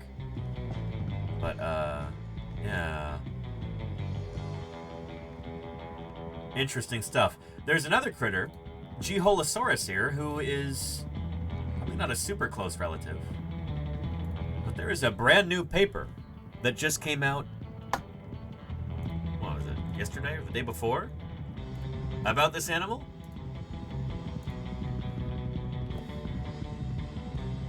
And take a look at the author list here. Filippo Bertozzo is lead author here. This is Dyson Dinosaur here on Twitch. I know that guy, says Salamander. Yeah. Yeah. He was just talking about this after he rated in. Here's a link to the paper.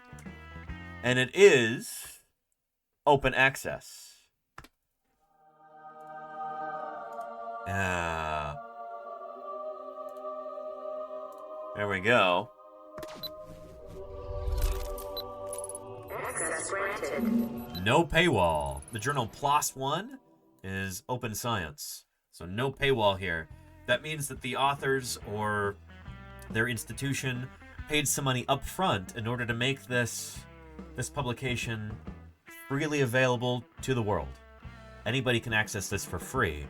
All the publication costs have been paid up front. So anatomical description and digital reconstruction of the skull of Geeholosaurus. Geeholosaurus shangyuanensis from China.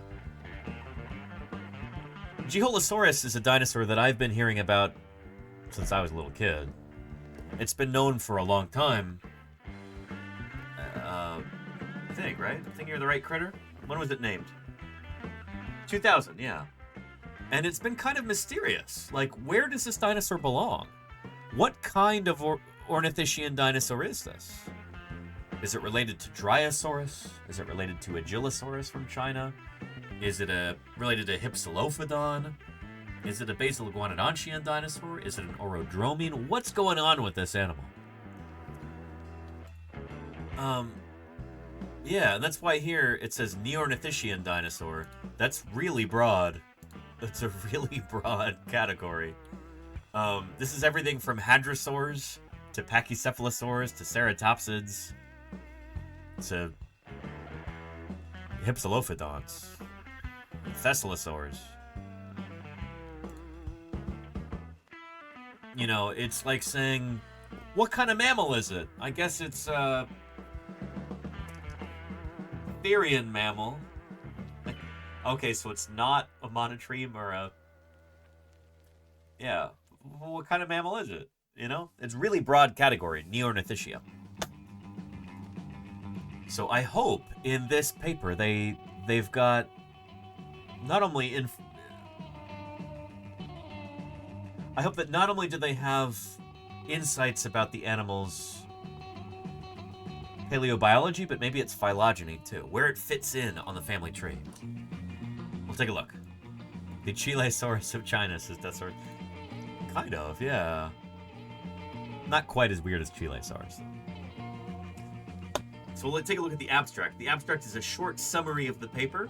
Think of it like a movie trailer that also gives away the ending of the movie. It's full of spoilers. That's the point. It's trying to give you a summary. Ornithopod dinosaurs appeared in the Middle Jurassic period, but it was in the Lower Cretaceous that they started their successful evolutionary history. That's an interesting way to put that. Different phylogenies describing the evolutionary relationships of ornithopods are mostly based on cranial features. So the skull is really important for figuring these dinosaurs out. However, there's a lack of well-preserved and complete skulls for basal members of the clade. So at the base of the family tree for these critters, they don't have a lot of skulls. And if you're mostly using skulls to figure out who's related to whom, what's going on in their relationships, if the earliest guys have got no skulls preserved, no skulls described, that poses a problem. Hampering our knowledge of the mode and tempo of these herbivorous dinosaurs. Yeah. Here we describe this specimen here, a well-preserved skull of a juvenile Neornithischian from the Liaoning province of China. The specimen was scanned with a micro-CT scanner, and all of the elements were segmented and extrapolated for description. So they were able to create a digital model of this so you could look at super high detail in the computer and look at all of the anatomy here.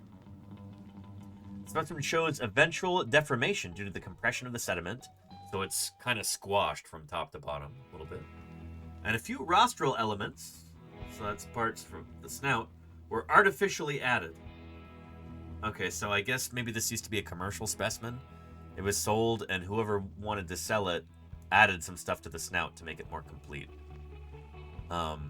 They're accounting for that in the paper. They're not getting fooled by this. Specimen is attributed to the basal ornithopod Geeholosaurus shanuanensis because of the presence of a large foramen in the quadrilateral jugal. So back here, there's a big hole that's characteristic of this genus and species of dinosaur. So they're saying, yep, it's got that hole, it's Geeholosaurus. However, it lacks the nodular ornamentation on the postorbital and jugal. It's missing some characteristics. Herein interpreted as an ontogenetic feature.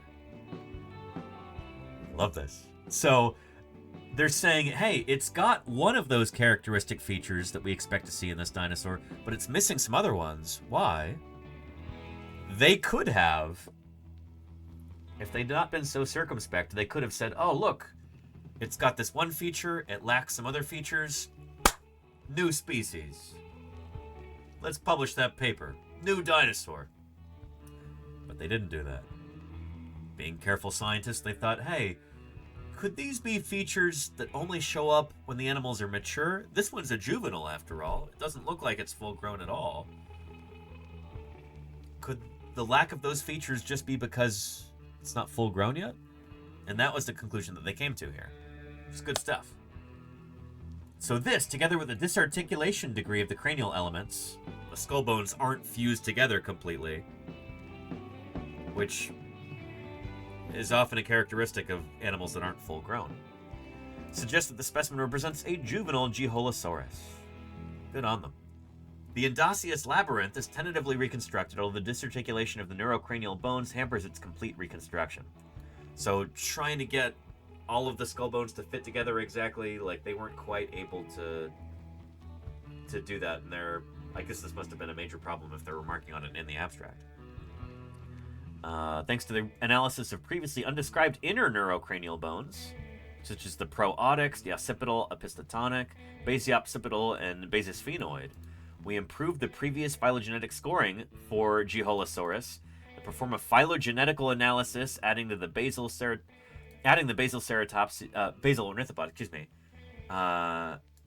Changmiania. It's the same dinosaur we were just looking at, the one that was from the video, all in the sleeping pose, fossilized like that. And the recently reevaluated Ojkiceratops. So they're making a new family tree. They're putting this dinosaur into a family tree based on this new information and using that to kind of place it in a more proper spot. Phylogenetic analysis reports a well-supported base of Ornithopoda with Changmiania as the most basal ornithopod and a resolved topology for Nanosaurus, Changshunosaurus, Haya-Yandusaurus, and Geeholosaurus. Good stuff. This is exciting. This is very exciting. Sometimes these kind of small, beaky, plant-eating dinosaurs, what we used to call hypsilophodonts, these are dinosaurs that don't often get too much attention. Because they're not very big. They're kind of like the deer or the antelope of the dinosaur world, They're kind of all over the place. Running away is their primary means of defense. They don't have huge horns or spikes or frills or teeth. But these are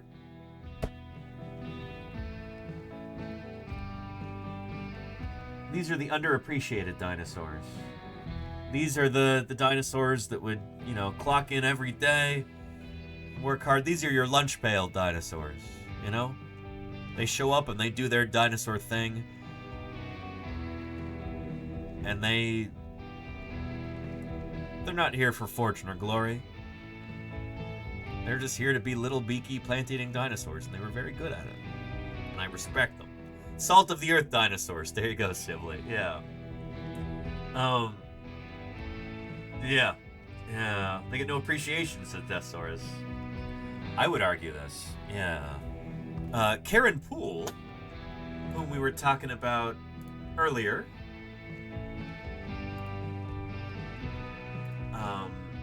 She was in our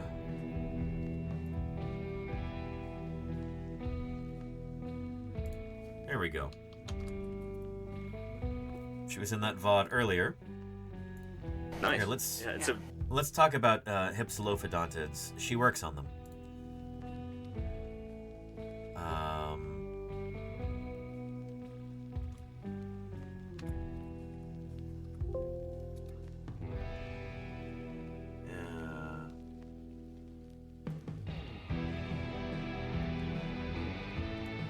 This big, like they've got Belgium. Yeah. Like, they're right across the channel. It's You look like we. If you're just joining us, if you weren't here for the last few streams, then welcome. Karen, would you like to introduce yourself? Sure. Hi, I'm Dr. Karen Poole. So I study iguanodontian dinosaurs, and in my real job, although that's part of my real job, but I also teach anatomy to, like, human anatomy to medical students. So I'm kind of down that path in paleontology, heavy into anatomy these days. Nice. Yeah, and so Karen's been out here doing field work for longer than I have here in the Cedar Mountain Formation. Yeah, it's been a few years since I've been out here, but I've been working, I come out occasionally and help out. And I think the first time I came to Doling's Bowl was like 2015 or so. Early, wow. And yeah, and I've worked with Jim and Don prior to that at things related to each other, because until let's talk about hypsilophodonts and rhabdodontians and this group of dinosaurs. Right, so same thing, right? It had Nice. Yeah. All right. Based on the main from Belgium, species, Iguanodon bernasartensis It gets complicated, is from Belgium. But Iguanodon, basically England and Belgium. Yeah. Right? They're right across the channel. It's paleontologically it's fine, it's all the same. Yeah. So we know a fair amount about, like, kind of the biology of those animals and how they work, but there's this whole larger group of iguanodontian dinosaurs that encompasses, and let's see, they're not all iguanodontians in my phylogeny, but I think I had like 67 or 68 genera. Wow. In my phylogeny that I did many? for my, That's like twice as many as I would guess. That's impressive. There's a lot. And Ms. they're Ms. known Art Rules, how are you from doing? Hello. Every continent, every modern continent, right? They're known from Antarctica. We've got them from Antarctica. Nice. Yeah. All right. Yeah. So they're known from, like, all modern continents. They start in the maybe middle, but definitely late Jurassic, all the way through the end of the Cretaceous, and so that's a span of, like, closing in on 100 million years. I mean, good beaks. They could maybe be a little bit nippy if they wanted to be, but, like, they're not gonna kill anyone. Yeah. So, shoot, here Karen is talking about how these would be a good dinosaur to have as a pet, I think. I mean, these animals were hugely successful, and a lot of people. Yeah. And while iguanodontians are, iguanodon and things like it, are these sort of, I don't know, I guess you'd call them boring dinosaurs. Like, they're sort of nondescript, right? I pulled this up. They don't have the biggest horns or frills. I mean, they've got the thumb spikes. They've got the thumb spikes, feature. which is distinctive, but not all of them have that even, That's true. right? Like, dryosaurids are in this group, and they don't really have any of that going. They're these sort of, like, nondescript, small, bipedal herbivores. And they're cute. And so here's one argument for iguanodontians, right? If we actually had the DNA resources and the technology of Jurassic Park, and we could clone dinosaurs, these are the ones that we should make. They're like this high, right? And I'm talking like Dryosaurs and like, and also sort of like the Speedos, right? These small-bodied, early diverging ornithischians. Yeah. So these used to be called hypsilophodonts. Yeah. But there's a sort of whole group that some are inside and some are outside of Iguanodontia itself, but they're these, like, small bipedal herbivorous animals, right? Like this big. Like, they've got good beaks. They could maybe be a little bit nippy if they wanted to be, but, like, they're not gonna kill anyone. Yeah. That's funny enough. That's my standard answer. Anytime somebody asks me, like, what would be a good dinosaur to have as a pet, good non-avian dinosaur, I usually say Culindrodromeus. Yeah, Because it's got all those features you were just mentioning, plus it's fuzzy. Plus you know? it's fuzzy. Yeah, exactly. So, yeah. Yeah. This is Culindrodromeus a here. nice little image. I'm Yeah. just going to show them. Yeah, awesome. You know, so silhouettes of different iguanodontians like this. Yeah, this is the basic, kind of group. This gives you some sense for what we're talking about here, I hope. And these are, I feel like a lot of people, this is maybe a little bit more like hadrosaurs, which are within the group of iguanodontians. I think yesterday I equated it to like, dolphins are, all dolphins are whales. They're a group within whales. They're part of Cetacea like right? that, So same thing, right? Hadrosaurs are a group within Iguanodontia. And, but yeah, people call them like the cows of the Cretaceous, right? Right, yeah. And in sort of a derogatory way, but cows are great, guys. And they're a really, successful group. They're a successful bovids. group, Yeah. and they're really interesting. And there's a lot of interesting things about their biology. So, so yeah, and basically, it's one of those things that like once I started like looking at this problem of Halloween how costume. are all Yeah, of these animals me too, related to Ms. each Rules. other, Yeah. there wasn't really a lot of work on that at that point. Here we go. There was some, but it definitely needed to be more fleshed out. And so that's what I decided to do for my PhD dissertation. I just wanted to like go in and figure out how are all these things related to each other, because until we understand that, we can't really start asking questions about how they like, evolved. How they evolved, right? Yeah. We sort of need to know what the baseline pattern is before we can start answering questions about the patterns within evolution and what was happening at what time and all of that. Yeah. Good stuff. Anyway, I'll give you a link to this if you'd like to watch that VOD there. You should email our Sloppy Salamander and ask about those. Here. If anybody here in the chat is into crocheting,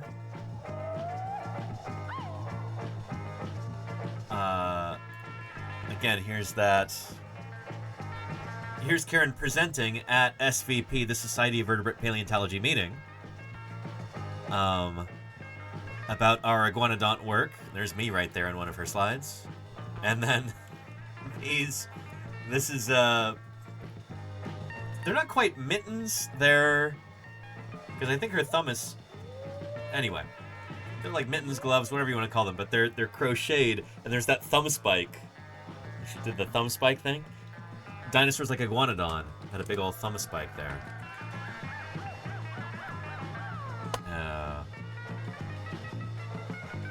That they may have used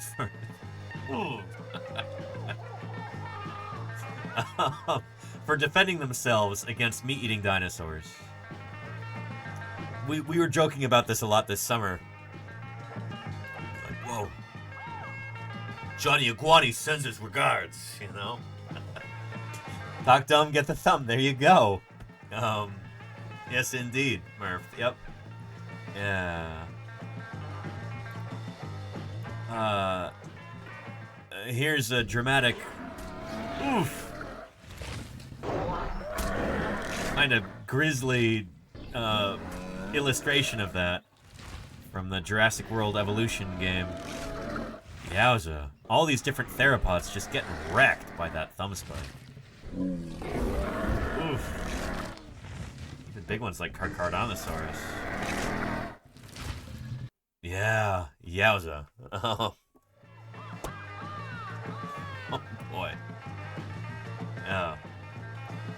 Anywho, Karen said it's really important for us to understand the evolutionary relationships of these beaky plant-eating dinosaurs, these ornithopods, and that's what her PhD was on. This new paper continues with that. From an early member of this group, from the early Cretaceous of China.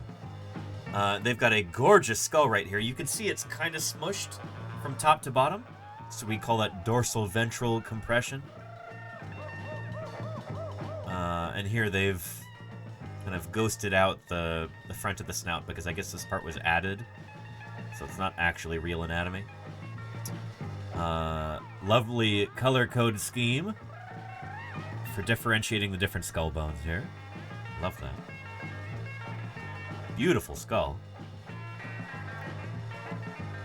This is really nice stuff. They've got these pretty simple looking teeth. We might call these like leaf-shaped teeth.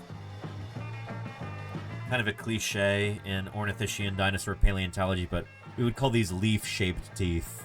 Just because they're kind of roughly triangular, and they've got these serrations that, like, they almost look like a leaf.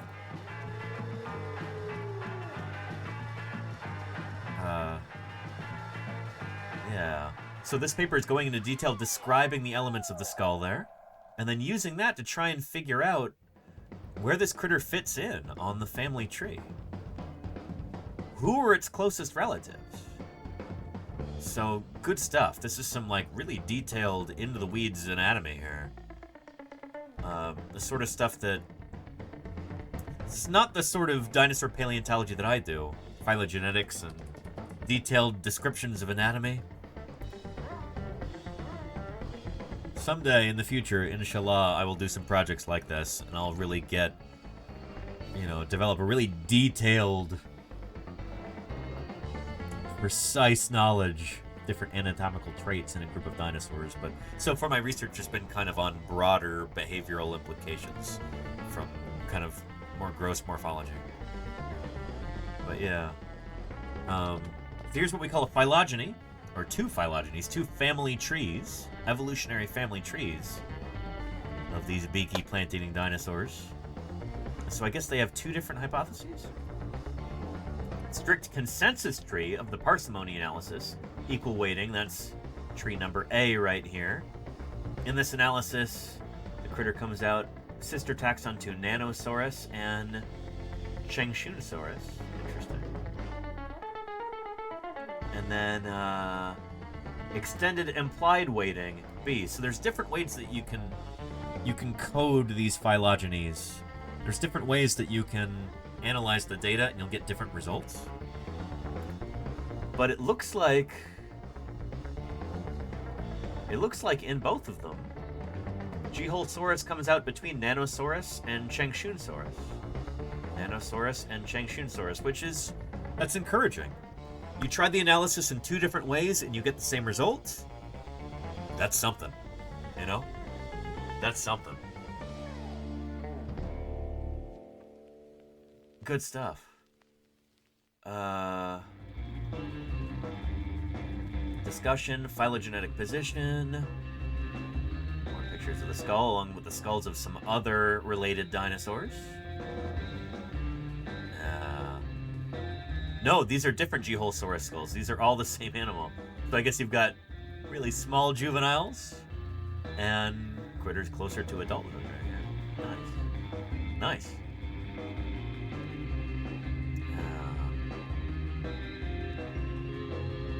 Very nice. So cranial nerves and endoceous labyrinth. So because this skull is so well preserved that they were studying here, they can actually start to reconstruct what were the nerves inside the skull doing? Where are they? What is their function, potentially? Very cool stuff. Some information on tooth replacement. Like all dinosaurs that had teeth, these guys would have replaced their teeth all the time throughout their lives. Always developing new teeth and spitting the old teeth out. Kind of like sharks do today. I often bring up sharks because a lot of members of the public happen to know that sharks are always replacing their teeth. They've got a never-ending supply. Dinosaurs were the same way. And so a really well-preserved skull with teeth in their sockets can give us information about tooth replacement in these animals.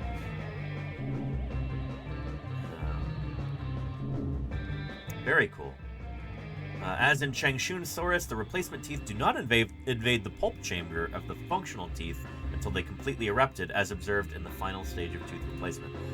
It's amazing that we can understand these things based on fossils that are hundreds of millions of years old. Probably about 130 million years old in this case. So good stuff. Very cool paper. Filippo should be very proud. Again, can we get a shout out for dinosaur paleontologist Filippo Bertozzo? Dyson Dinosaur is his Twitch channel. He streams here on Twitch, and you should go follow him if you're not yet doing so. I know he was very excited about this paper, and now it's out, and it is open access.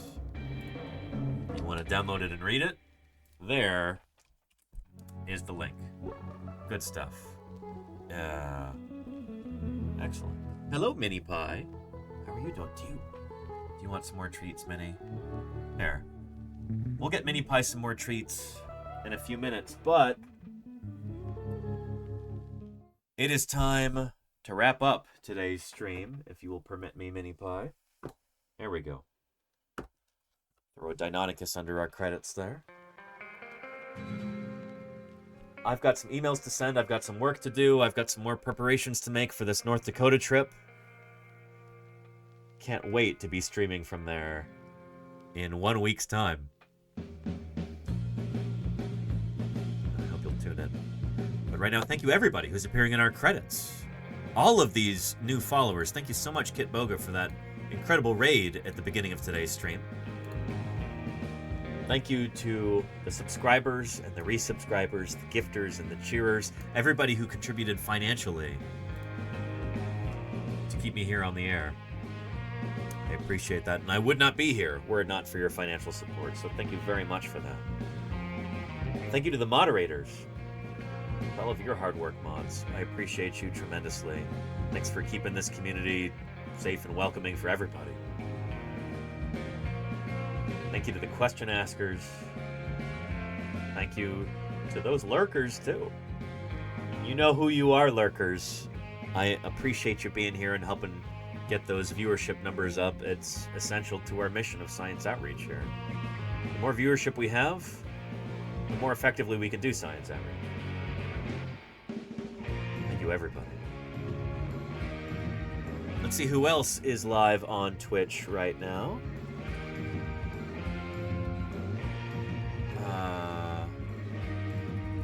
Mini Pie, goodness.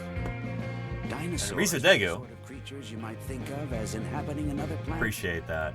But the Thank kind you. you dream of in a bad nightmare. Thank you, Risa Degu, for the 30 months of support. Really appreciate it. Good stuff.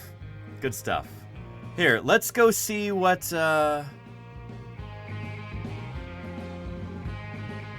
science streams. Well, we rated science streams last night.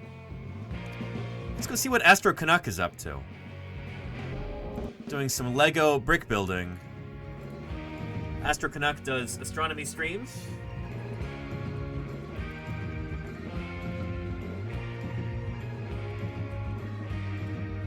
I think you'll like his stuff.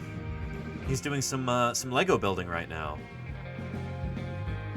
International Lego Day and giveaway stream. Well. Mona Lisa art set continues. That sounds neat.